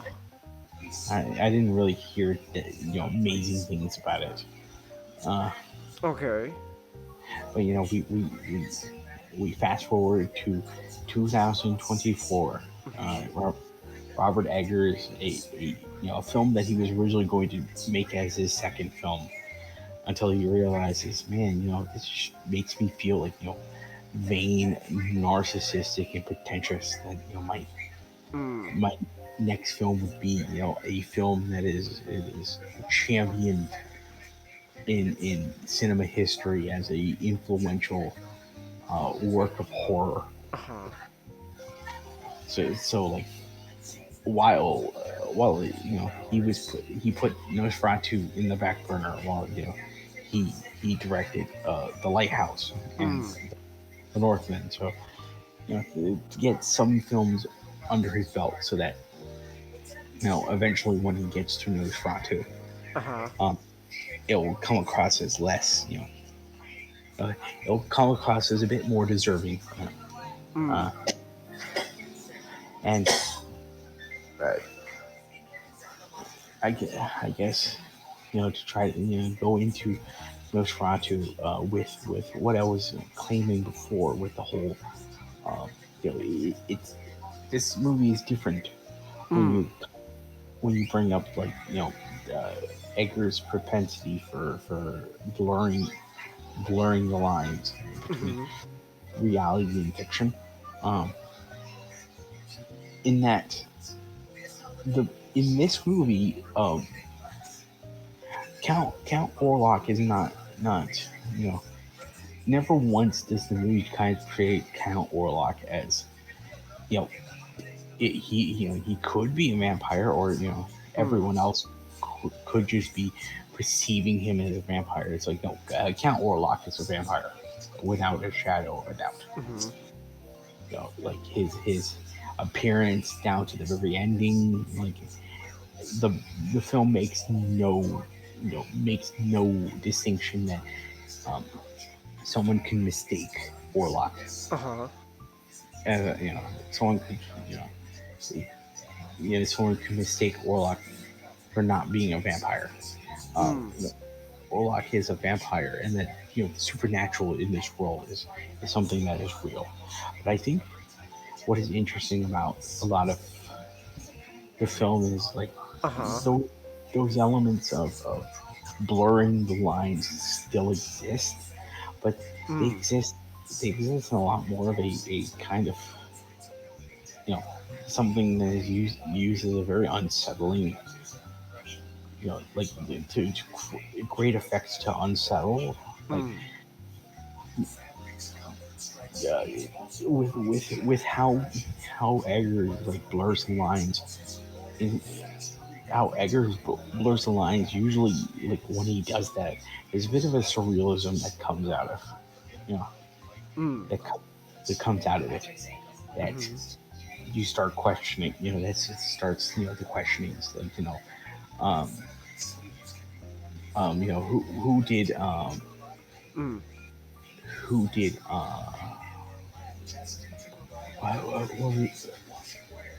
I think his name was Jacob. Jacob? From the Vovich. Oh. Who did Jacob? Like who was the actor? No, not the actor. Like when he got lost in the woods trying to find the baby brother. He met the woman who looks young, but clearly she's got a nasty wrinkly hand. Oh. It's like who did he meet out in the woods? Like, also like in so the lighthouse. Ooh, what is in the light and all that stuff.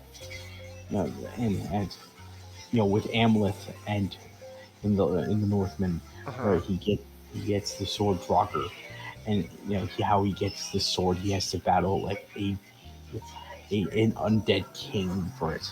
Yeah. It's like there's a surrealism that permeates a lot of those sequences, because we are kind of left to wonder, did that actually happen, or are these characters just going mad? A lot of, what I like a lot about a lot of these about a lot of this movie is it kind of has a dreamlike quality to several of the supernatural things that happen, because it never once kind of denies that the supernatural is a thing, but Count Orlok's powers, like, they don't get explained. They shouldn't be explained, but like you start questioning, like, what is how, to the extent does Orlok wield these powers?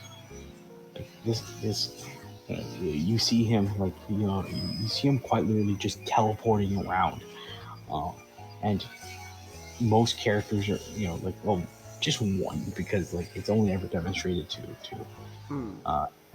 to Thomas. Like, one character is taken aback in disbelief. he can manipulate things with his shadow. You know, while he can't transform into animals like Dracula, he's shown as being a beast master of sorts to a ton of animals. He controls them like servants. You really get the sense like this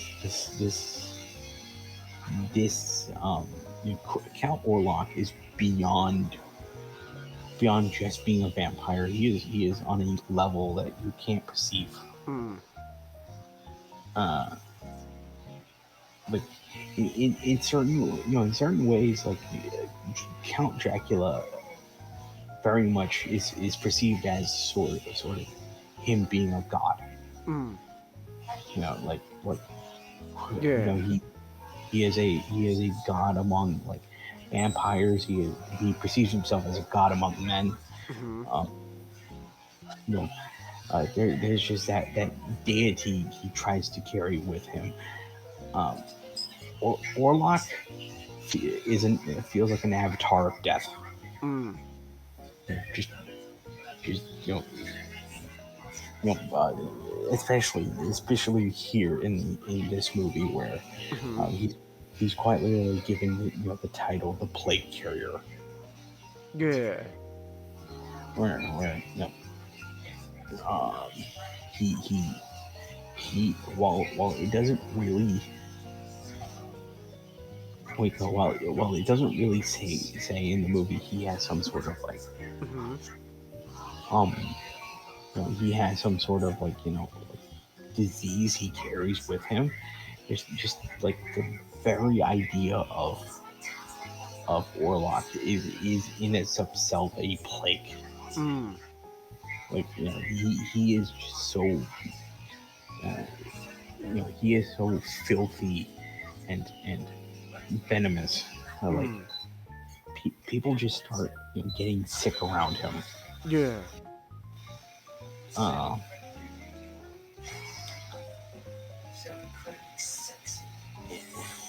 With that, I guess one thing to mention, considering I am talking about Orlok, is just the Scar, the other Skarsgård brother, who's not Alexander. Bill Willie, who made an entire career based entirely on just being he's very much the character actor of the Skarsgård. Which is like it's rare to see Bill Skarsgård in a role in which he's not heavily in makeup and playing a movie monster, because it just seems like whenever you see Bill Skarsgård in any movie, he's a movie monster. And like like people may remember him as Mr. Pennywise. But like I think this is one of his best roles. Oh yeah. Yeah, I really enjoyed him as Orlok here. Just from like the way he talks, just down to how he looks, because like you get that, you still get that impression from him that he still kind of has that Max Schreck inspired design of just the pale white, the complete white albino with some of the bat features, like the long, like the long fingers, and the knife ears. But like like just giving him a mustache oddly just feels really creepy. Okay. It's like, you always imagine like someone like you always imagine someone like a someone like someone like the title of Nosferatu to just be like hairless. He's completely devoid of like any hair. Mm-hmm. He's uh, uh, as bald and naked as a body can be, but it's like I like the fact that like he he he has like the Vlad Tepish mustache and he's balding and he has a receding hairline. Uh, you know, it, in that way, it still kind of feels it still kind of is reminiscent of just being a corpse, a living corpse, where like most like his fingernails are getting longer, his fingernails are just getting longer, and also just his facial hair is just his hair, what's left of it, is still growing. Yeah. No, I get you. And he kind of just looks. He just kind of looks just like he kind of just looks completely emaciated. Bill Skarsgård said he had to lose a ton of weight, so to Play the role. to play the role. And I don't know if it'll be it'll be like Christian Bale with The Machinist. I don't think anyone is gonna be going that far anytime soon. that's Christian Bale is just on a whole nother level. So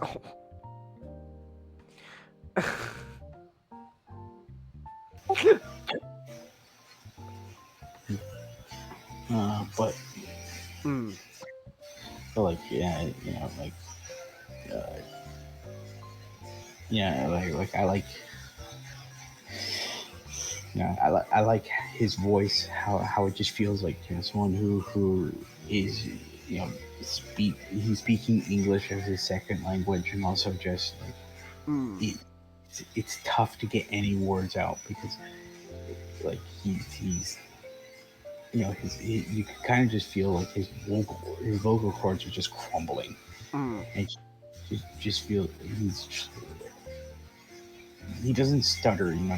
He speaks clearly and precisely, but like every sound that comes out of Orlok just like sounds like a finger running through your skull, and it sounds unnerving. yeah, it's like it's always like short of breath. It's like every word like every time he speaks a word, like he has to gasp for air.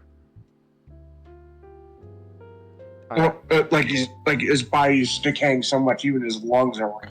Yeah. It's like. Yeah, so I think that's also like a cool detail. Like yeah, like he's just his body's just can't like support him. Just.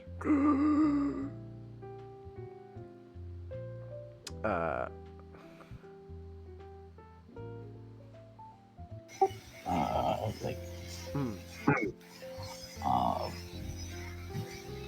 to sort of get to the other actors, because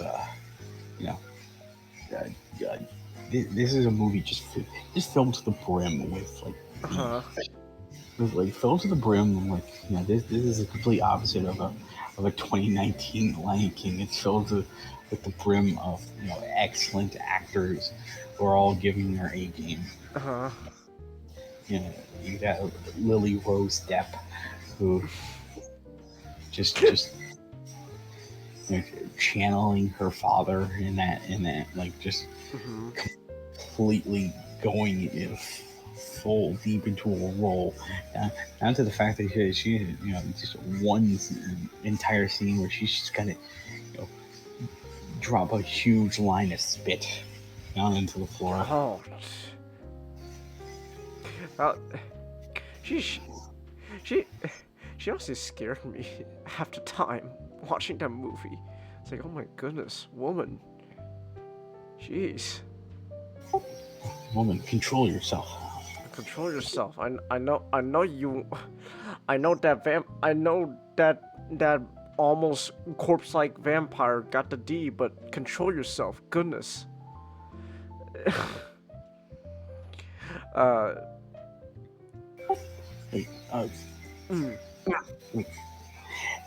Ellen, it says like Eggers wanted to expand upon Ellen because he kind of felt like in the original movie, she was the one to help kind of wrangle the beast and to kill him with sunlight. She made the sacrifice. Yeah, she made the sacrifice, but Ellen rarely gets touched upon because her role is so close to the end. Everything hinges on Thomas and his fun castle adventures. We don't need no woman back during the when was it, like the 20s, right? Yeah, the Roaring 20s. We don't need woman actors in the Roaring 20s.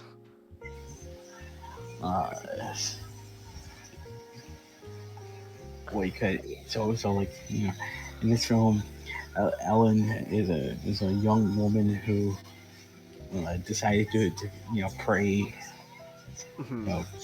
pray to God to give her love, and somewhere along the lines, wires got crossed and Count just went.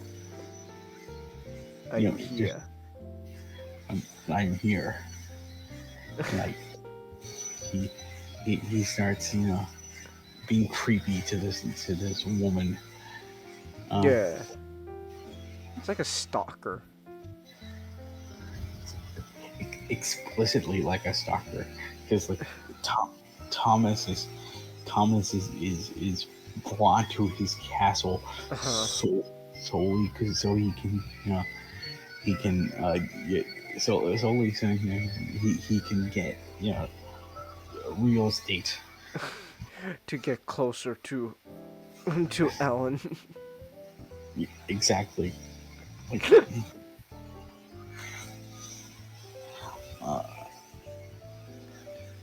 wait.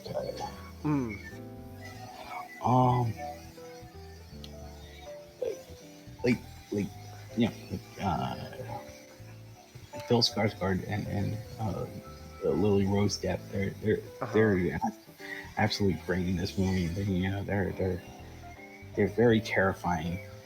In some of the scenes they're in, but like I want to make special mention. No, I haven't seen someone do it yet, but Nicholas Hoult, great actor. He's great in this movie. Because he's gonna be Superman's #1 hater next year. I know.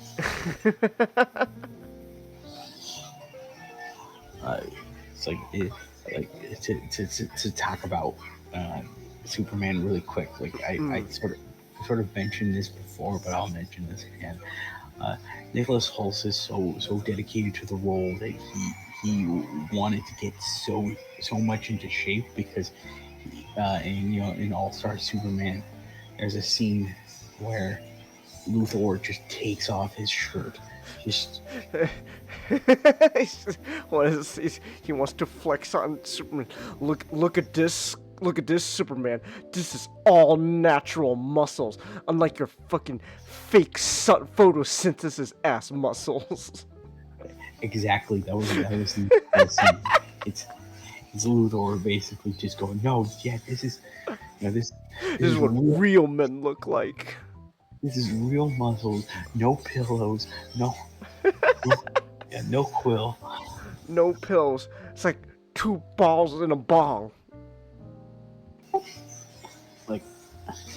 And so, Mm. so yeah, like you know, hopefully Superman's gonna be great. Uh, but like, you know, get back to this movie. It's like he, you know, He's great. just yeah, he's great because it's like he is scared.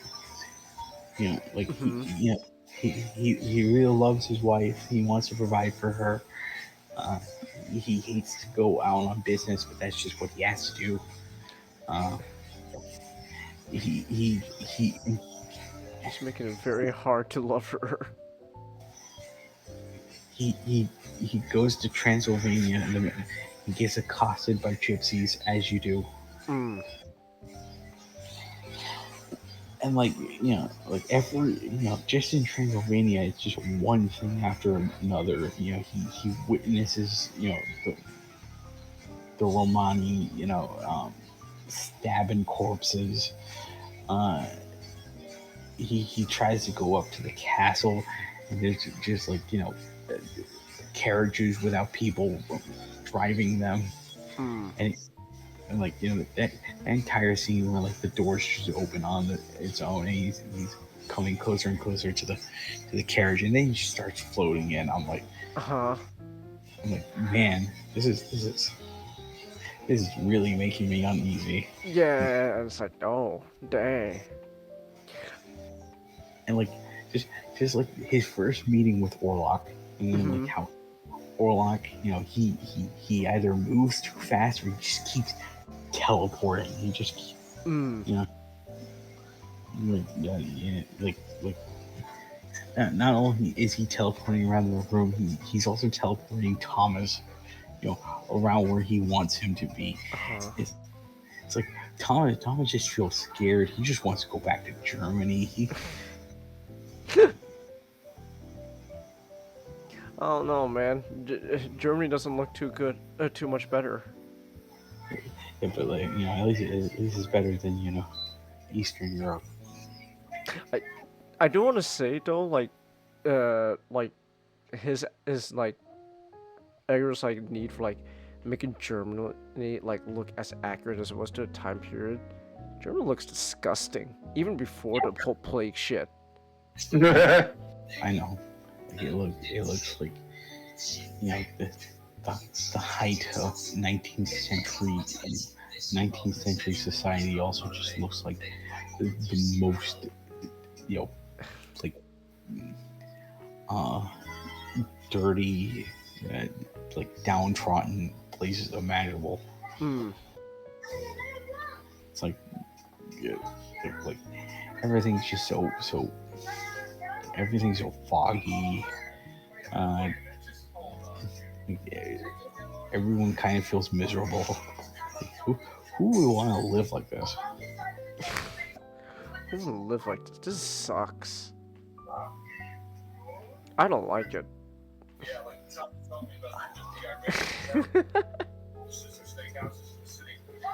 Yeah. Everyone's great. Like Ralph Fiennes. Ralph Fiennes, yeah. He's great because he's just the doctor of the time, or you know, he's an intellectual.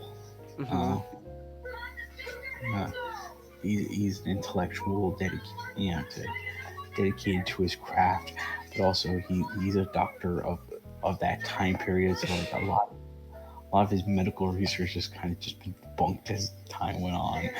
And I did see him straight up just put a gack up to her nose to put her to sleep. It's like nowadays you see that shit, it's like that's like criminal action right there. You deserve to go to prison. Like it's like back then it's like, nah man, that's just standard procedure.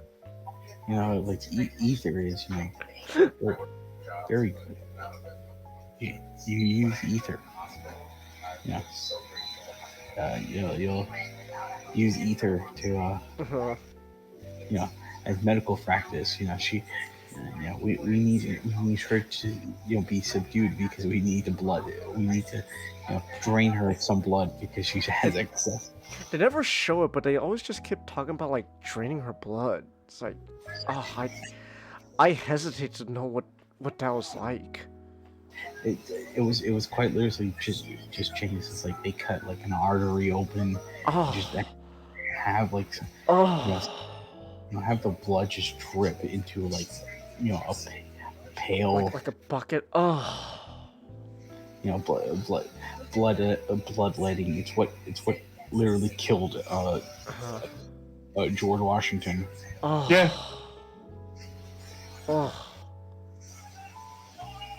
Okay. You know what I'm just reminded of though, like medical, like really, like just uncomfortable medical stuff in horror movies. I'm reminded of The Exorcist when they're doing all that shit to Reagan. It's like, oh, every time it's like I hate it. I hate it every time. It's like, oh, like how is medical procedures like back then just like equally as like disturbing? It's like, oh, this was considered like standard procedure. It's like, oh. Just as the ages go on, we medical science is a it's a blessing to have, but it never once does like it ever gets to a point where it just doesn't look unnerving and like just completely scary. I don't like it. I don't like it. Damn it, Adam and Eve, why'd you have to eat the damn apple? Now death exists. Now we have people cutting each other to bleed out the illness back in the 20s. I hate it.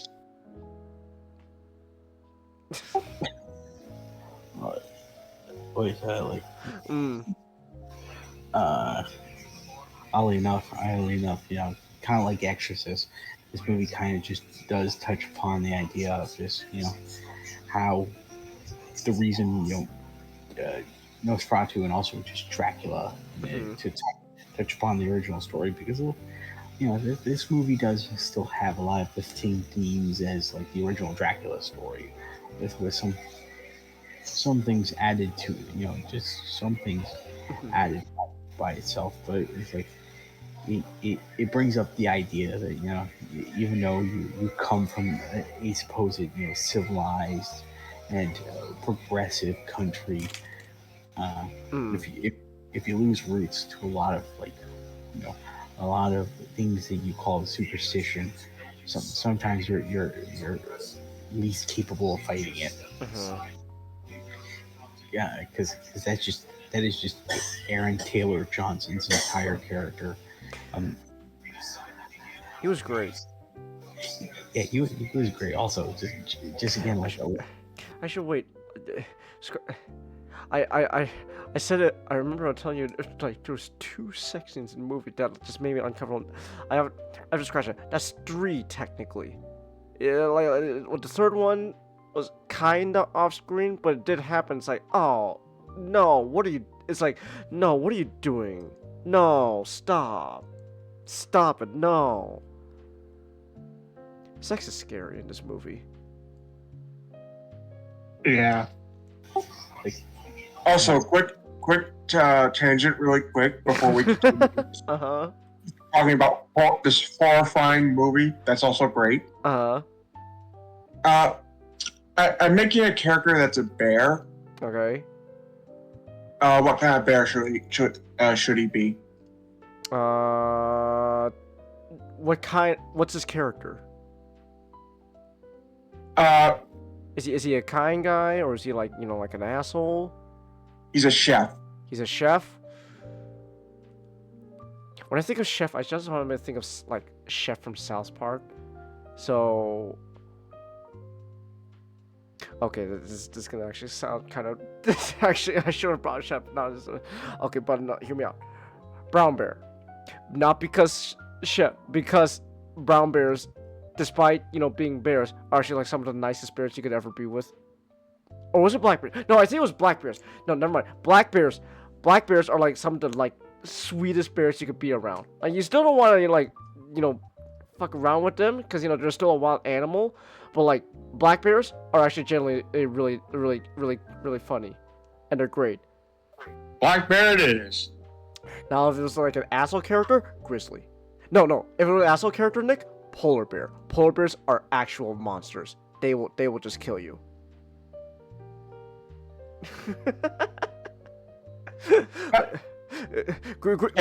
Yes. This character is a chef. Mm-hmm. But if I were to compare him to a Transformer character, yeah, Ironhide.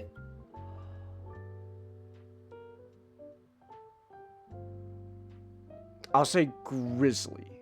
Then Grizzly? because grizzlies, okay, and while grizzly bears are fine, like people have, there are like cases of like grizzly bears being kind with like humans and stuff, but like grizzly bears aren't gonna actively like try to hunt you down, but you still don't want to fuck with them because if you do fuck with a grizzly bear, they're gonna kill you. But like as long as some bears, as long as you don't fuck with them, you'll be fine. Polar bears, no, just looking at them, they'll kill you. I'm starting to think that if like animals that like live in like cold environments are usually just, they're like predators are usually just assholes. Orcas, no, they're assholes. That's why they're called killer whales. They're just assholes. Have I shown you guys the clip like these two orcas literally using like a seal's corpse as like a fucking like beach ball, and they're just like hitting him around. They're monsters. Yep. So yeah, grizzly bear. So yeah, bears. You know what else? Oh, speaking of bears, there were no bears in this movie, so never mind. Zero out of 10. There were wolves. There were. There were a ton of rats. There were a ton of rats. Rats get a bad rap. Rats do get a bad rap. I do remember though, like I think like Robert said, like for the movie they straight up had like thousands of trained rats. Like they're all clean, like literally like just thousands of rats they got like trained just for like those scenes where like they're just like scurrying around and stuff. But they're all clean. I hope they got homes and stuff. I hope like they like some of them like were able to get taken home. Like you get like a little. Oh yeah, if they were trained, they most likely have homes. Yeah. Yeah, rats do get a bad rep. Like you don't want to just like have like a rat just show up in your house though unannounced, but like if you know like, rats are a thing for a reason. Yeah. I remember I saw a dead rat in my backyard once. That was the thing. I had to shovel into like the compost bin. So, oof. Yeah. I still don't know where the rat came from because we don't have a rat problem here. We have ants. We have a huge ant problem. But we don't have rats. So, most likely probably like a bird, like an owl, like killed it and it just like dropped it in my backyard. Damn nature, damn nature, you scary. BG. Damn that motherfucker went fast. See that shit? Colin, you'll get killed. Damn that motherfucker went fast. See that shit? That thing from my house, I'll kill it. I don't think you got it. Damn nature, you scary. You know who else is scary? Willem Dafoe. But only in certain movies. But here he's cool. I really like Willem Dafoe here. Everyone should love Willem Dafoe. I remember I saw it earlier on Twitter. Like they just announced that Willem Dafoe just said like, yeah, me and Robert, we cool now. He already got me for like 2 more movies, man.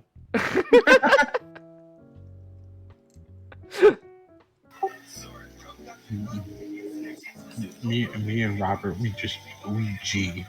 We understand each other. Yeah. Well, wonderful. He was great here.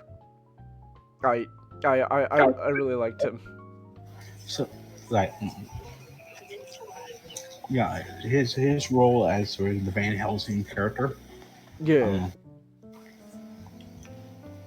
very like more occultist than he is religious. Though there is that sense of him where like he's general in that he kind of respects all forms of like the supernatural and spirituality. So like Mm-hmm. there are mentions of like of holding God to a scene. Mm-hmm. Um,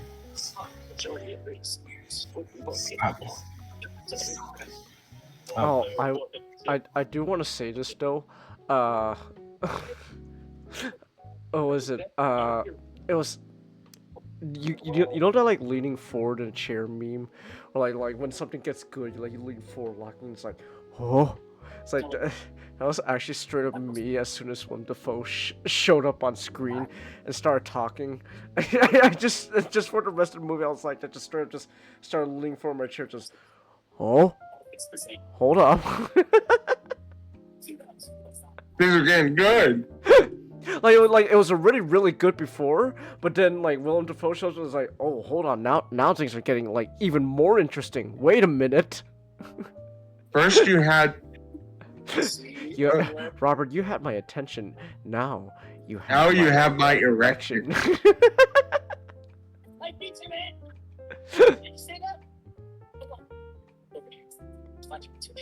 Oh my goodness. But yeah, Willem Dafoe, he was great here. like I still remember that moment he has with Depp, where they're just walking towards his front door. Yeah. And yeah, they're talking about what's going to happen and what's going on, and then there's that line he gives her where it's like, oh yeah, if we were in heathen times, you would have been a priestess for Isis. Yeah. But like these modern times, do we do we forget how useful someone like you are? I'm like, this. You know how in movies there's just that one character that like you just feel like there's just 1,000 things that's just been written about him. Like he feels so expanded upon despite just being in this one movie and just having just a couple of scenes. That's just Willem Dafoe in this entire movie. He feels like you could just have a movie just with himself. Like he's great. He's great. I still love that he's like, yeah, me and Robert, we're just good now. We got like 2 more movies. Hooray! So I that's great. I hope, and like, so they said that potentially, one of the movies that Robert Eggers is reportedly working on is a remake to like, I'm not sure how true this is considering how the original movie was, but it's a remake to Labyrinth. Huh. Interesting. And I don't like the only one who can replace David Bowie as this Goblin King. It's Willem Dafoe. The other Goblin. How old is Willem Dafoe? He's like, is he like in his 70s or something? What's up, Willem Dafoe? Ha! He's 69, dudes. Yeah. Hold up. If you're really us, what number are we thinking of? 69, dudes. Whoa.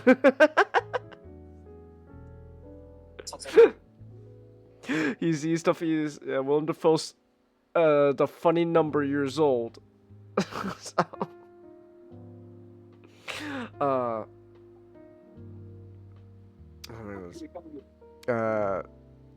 oh, you know, I also want to say shout out to whoever was playing the Thomas Employer, that guy, he was great. He's really good at playing just this off the knockers guy, like the Renfield type character. It's really funny, to think in this movie, that Renfield, you have that Renfield type character, and just last year, Nicholas Hoult was in a movie playing Renfield. Yeah, but he was great here. He's just off his knockers. He's crazy. Yeah. The next scene you see him in is literally just him completely nude, swearing allegiance to Orlok. I know. to Orlok. Oh yeah, speaking of Orlok, kind of going back to earlier about talking about wieners. So Chelsea, pay attention. We're talking about wieners now. I did get to see Bill Skarsgård's in heavy makeup's pale ass wiener. So that was the thing. My dude Thomas tried to.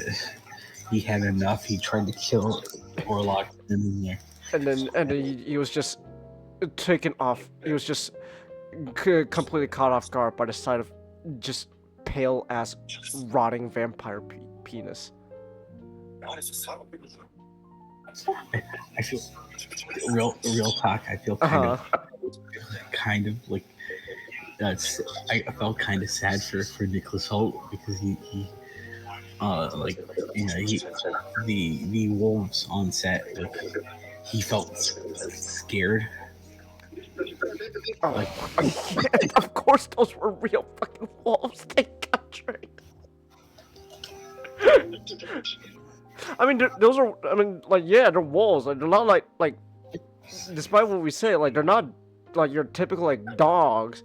Like, yeah, those are wolves. They're scary. Like, so they're very well trained. They're good. They are trained. Yeah, like they're not gonna like hurt you unless like you really fuck up. But it's still like like when you see a wolf like snarling at you and all that, like, yeah, I'd be pissing my pants too. Especially one trying to chase you. I know. Like, do you think like they have to like time that? Like what happens like if if Nicholas Hoult didn't get out the window in time? Would they like still like actually start like biting his ass? No, they'll probably just like pounce on him. Okay, but they're still like snarling and like barking and all that. Like you see like saliva trails and all. Like that's still scary. I still don't want them like pouncing on me looking like that. So, shout out though to like animal trainers for like movies and stuff. Like that's gonna be like really hard work, man.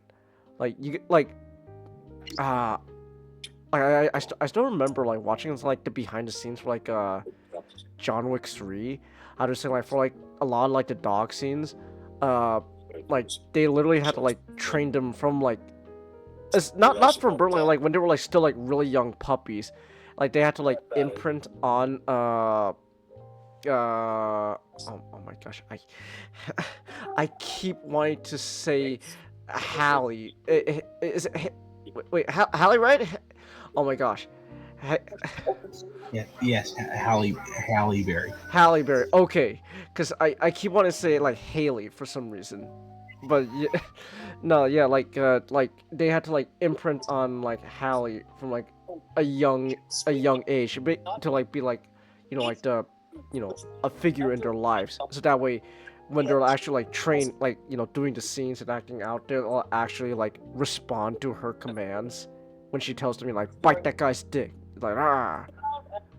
And it's also still scary too, cause like they were saying like for like some of the scenes like where like the dogs are like biting like like the bad guys, like, like body parts, like they have like they're trained to like go for like green bits attached to them that can easily, like be like, digitally, edited in to look like they're actually biting them. Like it's still scary because just like I'm sure there's still like a lot of padding and protection underneath, but like just imagine like just they like sink their teeth a little too deep, like, oh, that's just such a scary thought, especially when they're like coming at you again, like snarling and barking like like, oh, that's scary.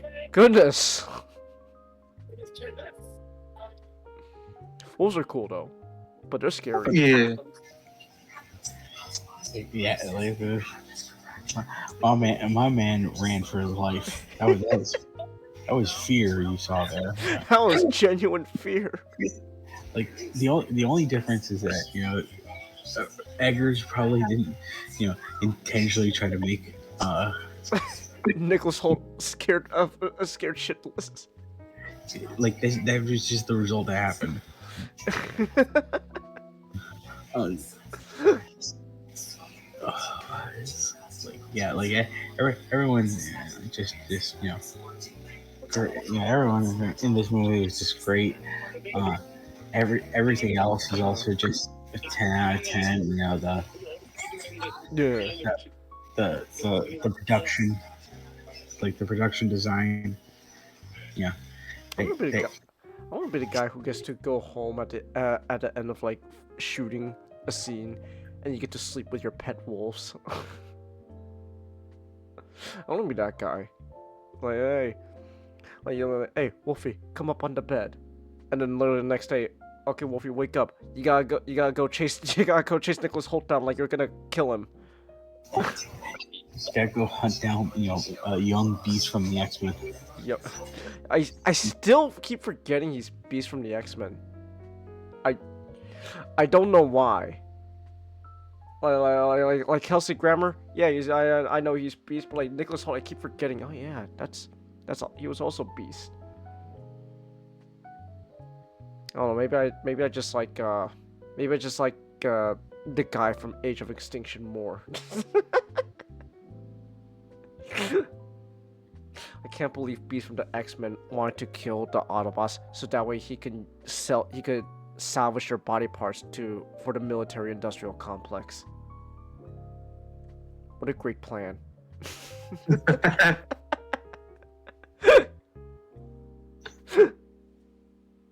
Oh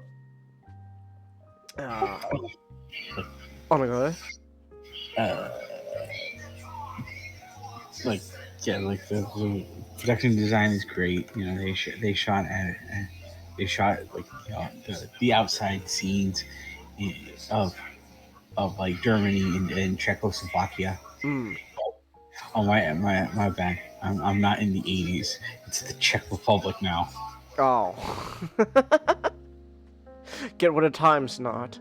Goodness. You gotta be more PC.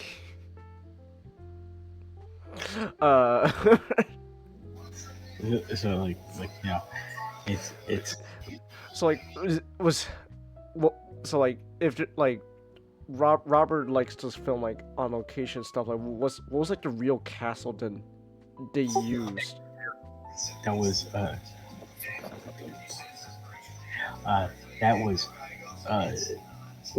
14th century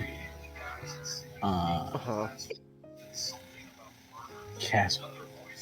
Wait, so that was like so. The exterior shots, because the exterior shots were Corvin Castle. Okay, Corvin Castle.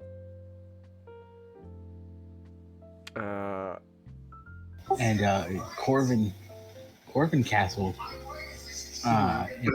very famously, like it's one of the most famous castles. Because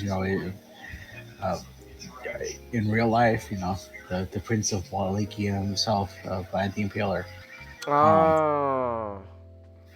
was said to have, been held prisoner. Okay. By the Hungarian military leader. And also like Bram Stoker made because of the Vlad the Impaler story.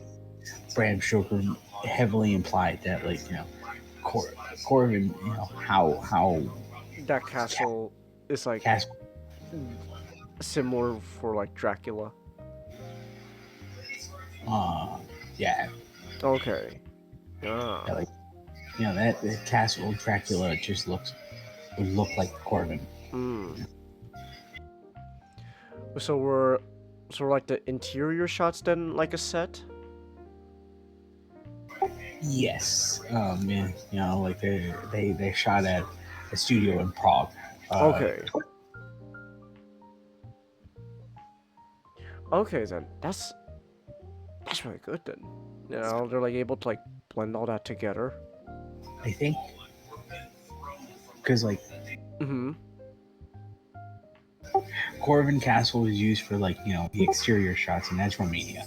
In Czech, when they were shooting in Czech, they shot in Orolcemitzel pod Tremesino Castle.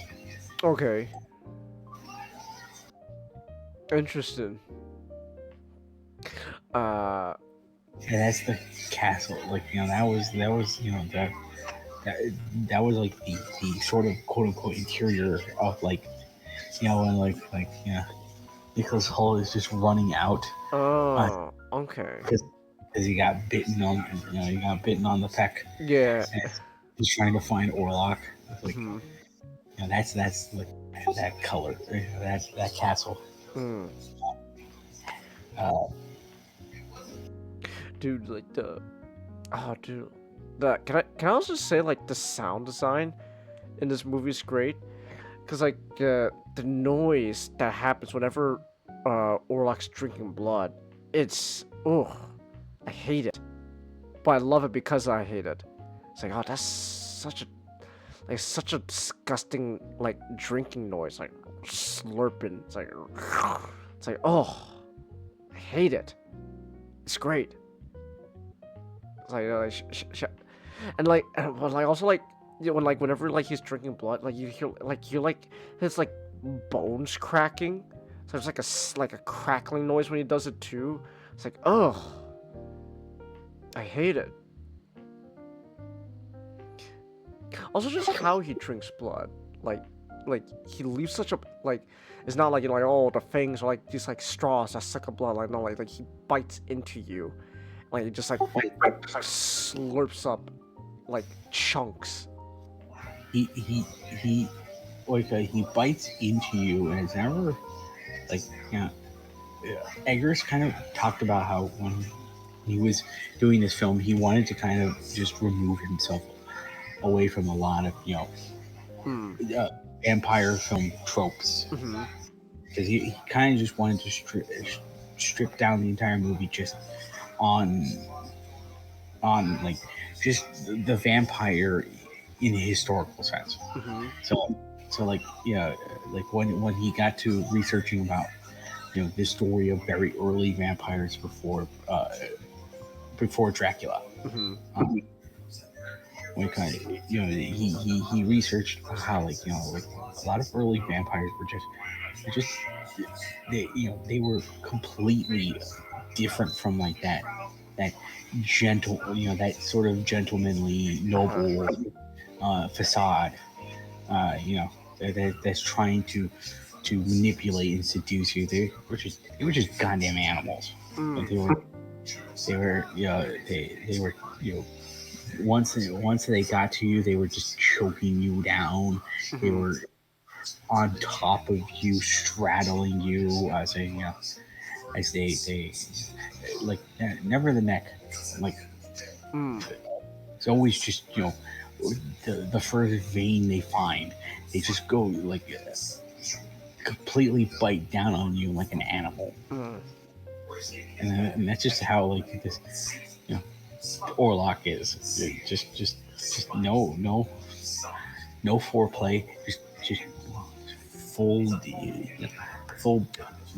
bites. There was that one.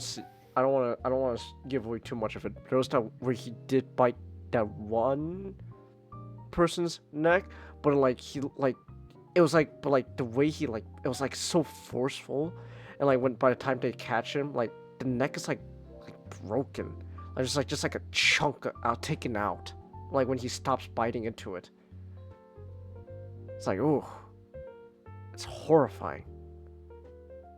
And then you see like how, and like you like when he's done like drinking your blood, like just like just like trails just coming off of his mouth, like not just like little, not even trails, like his whole like entire like face is just covered in blood.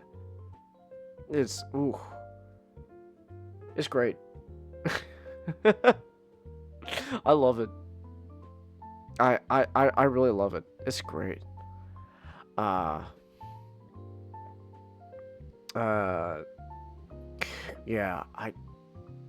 this was a great movie. This was great. You know what, Nick? You know what I told you? I know what I said last night, but you know what? I'm talking about it. I'm sorry. I think I'm gonna put Nosferatu over Alien Romulus, even though I really like Alien Romulus. No, I don't blame you.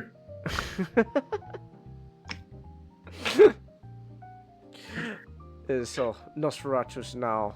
Give me 1 second. I'm switching things up on my list. Control. There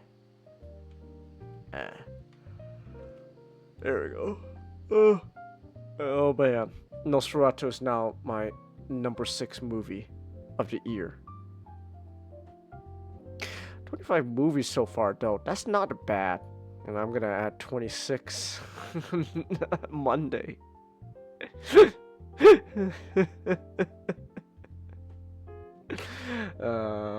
am I doing? Well, you know what? No, I know what I perfectly know what I'm doing. So that way Chelsea doesn't have to be alone when she was watching Mufasa. Don't worry, Chelsea. By Monday, your experience, well, you won't be alone with your experience.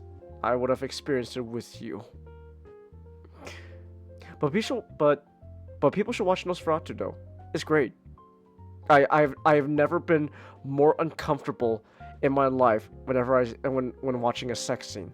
It's literally just whoa.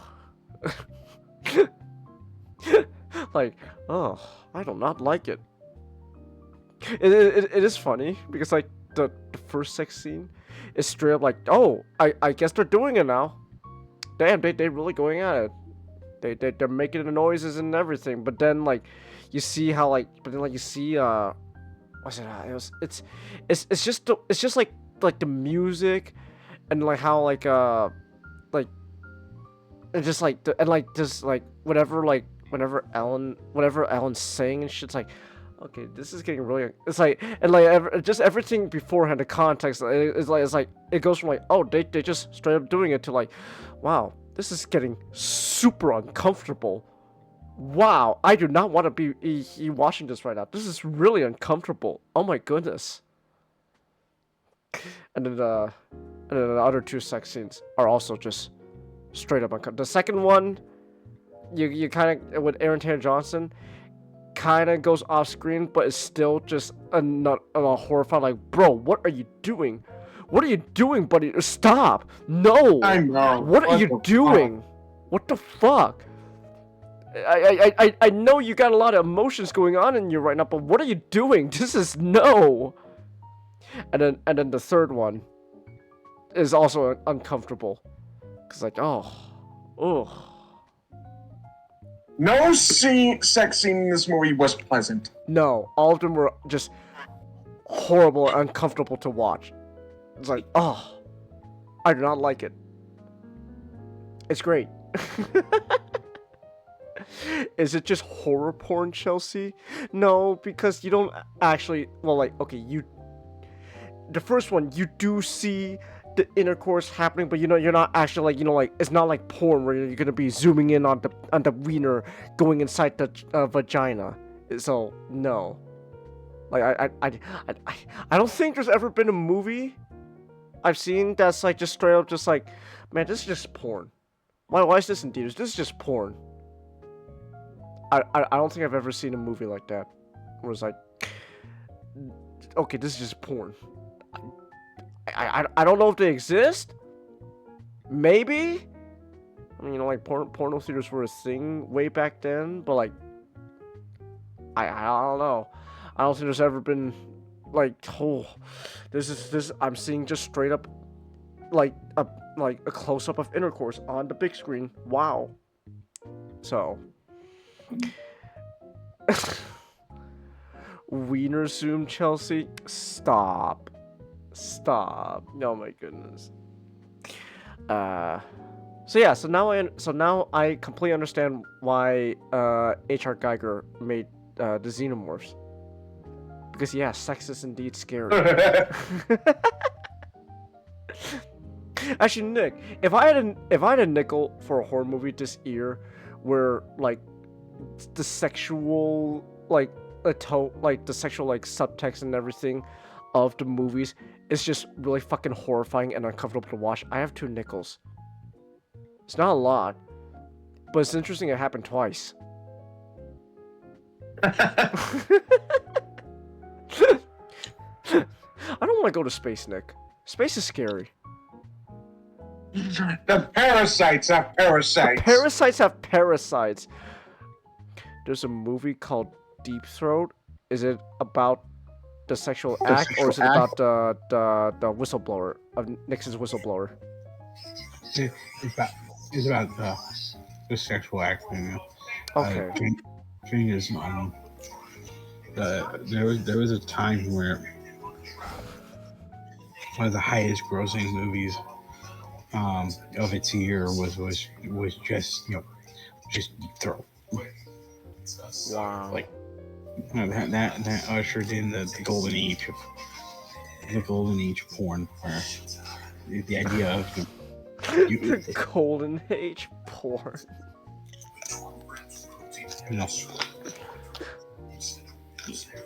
You can make a movie that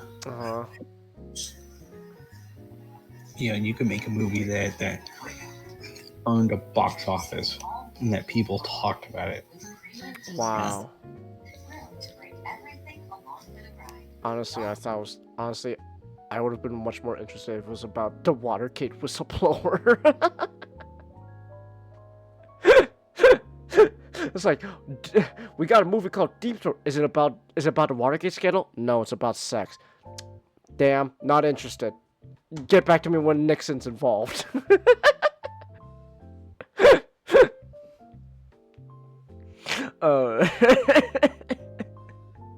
Get.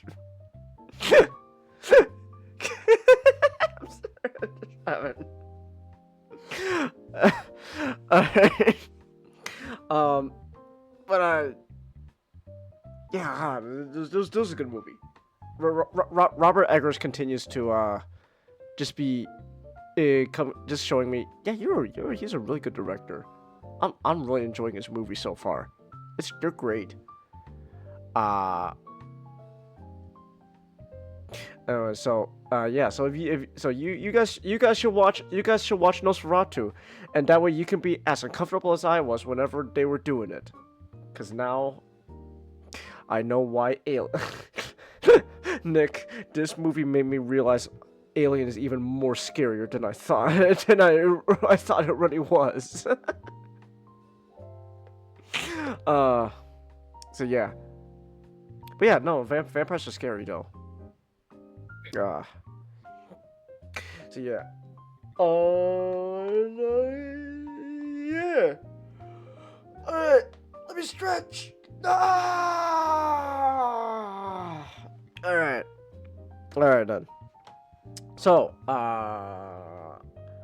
yeah, that's, you watch it not in theaters. Well, I like the theater experience, Chelsea, but you can wait if you want to, so. Yeah. Alright. So, with that said then, we've been going for a little under 4.5 hours, which honestly is actually kind of short for these type of podcast streams. It's actually kind of short tonight. A non-canon moment from the hand. Oh my gosh. Yes. Yes, Nick. Once again, Sonic, I am so sorry, Strike. I can't believe you fired a shot that completely missed Megatron and went through the waterfall, hitting Sonic, who was on the other side. But I'm just trying to make sure we're all clear on that. I'm not gonna make it. See, Todd? It was me all along. I was your one. Didn't even know it. Sonic. Hey, no tears, you. I'm okay with what's going on. And I'll never forget you, Sonic. You'll always be my first. I'm glad it was me. And I shall become more powerful than you could possibly imagine. What do you mean by that? You don't think your family will watch Nosferatu, Chelsea? You know what? Fair enough. Actually, you know what? Fair enough, Chelsea. I understand. Yeah, that's completely understandable. Like if that, watch it with Ray. You should watch it with Ray. But no, if you're no, this is most definitely not a movie you're gonna be taking your family to watch. If I brought my mom to watch this Nosferatu, she'd fucking grab my hand and walk out and force me to walk out of the theater, and she'd just go home just like mad. So no, this is not a movie to watch with family. I don't know, unless anyone has that like one family member who's like, haha, sex.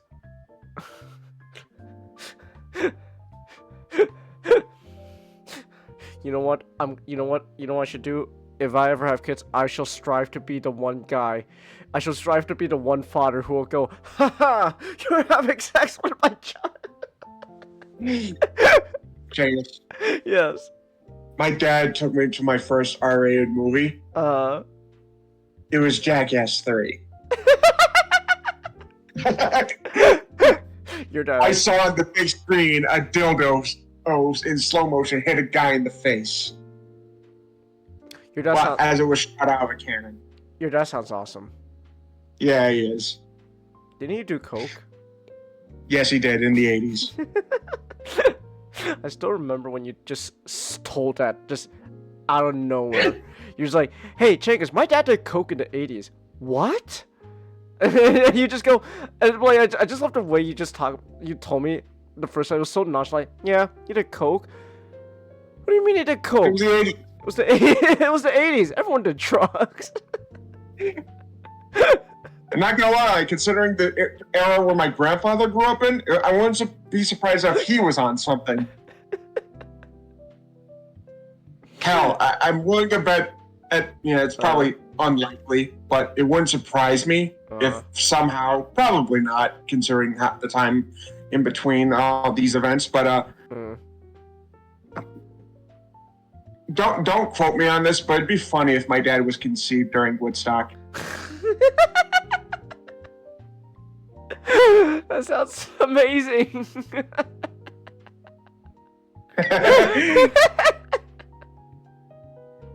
That's great. Oh my gosh. Wild. What was that? Fucking wild, man. I know. Yeah. I know. All right. Anyways. Also, what was I gonna say? Yes. I think my uncle once got hit by a car. And had to wear like a body. Is this a real life smiling friends moment, Nick? Sorry, you don't check. My uncle got hit by a car once, and he was like in a body cast for like once. Like the first time we went to go see Star Wars, went to a drive-through, and they put him in like the back of the fucking pickup, setting him up, like. Making sure he's all upright and stuff like that while he's in like the fucking like body cast. Wow. Your uncle sure does get into a lot of car accidents, Nick. Yeah, he loves his cars, man. He loves his cars.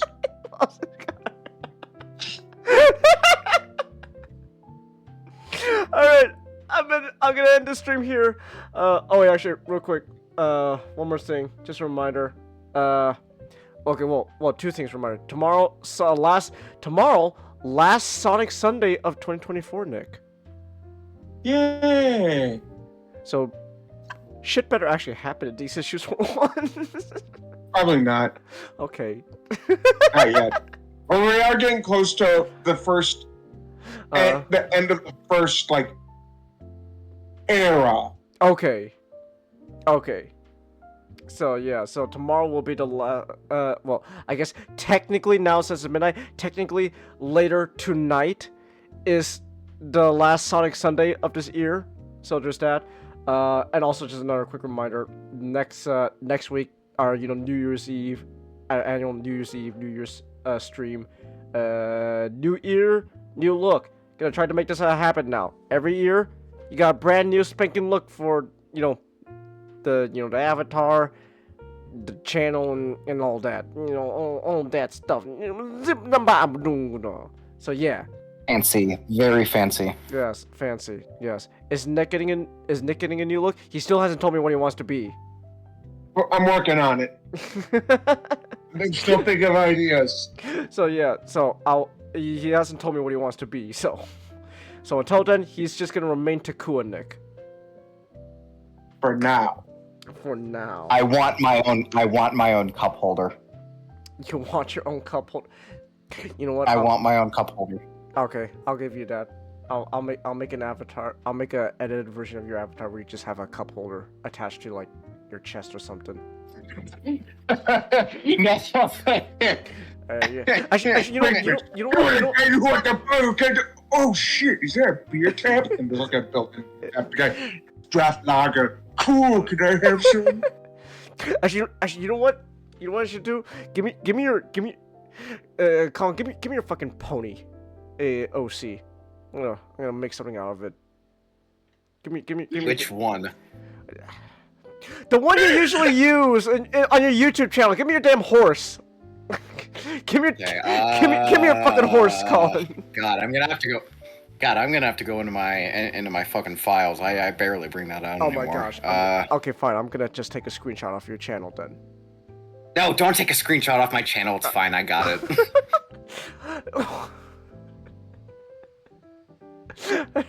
No, I'll think of something to make out of that. So yeah, I don't know. Where is the fucking horse? I don't know. Not you want anything new, or are you happy as Mr. Libido for now? I'm happy with Mr. Libido. Okay. He sounds so content. He does. He sounds like, yeah, I'm happy. Alright. Gonna end this. Anyways, it's past midnight now. I'm ending the stream here. Thank you everyone who came. Thank you everyone watching on the replays. Again, tomorrow, last Sonic Sunday of the year. So yeah. Yeah. And yeah, so until next time everyone. Good night! I'm gonna get food now. I'm hungry.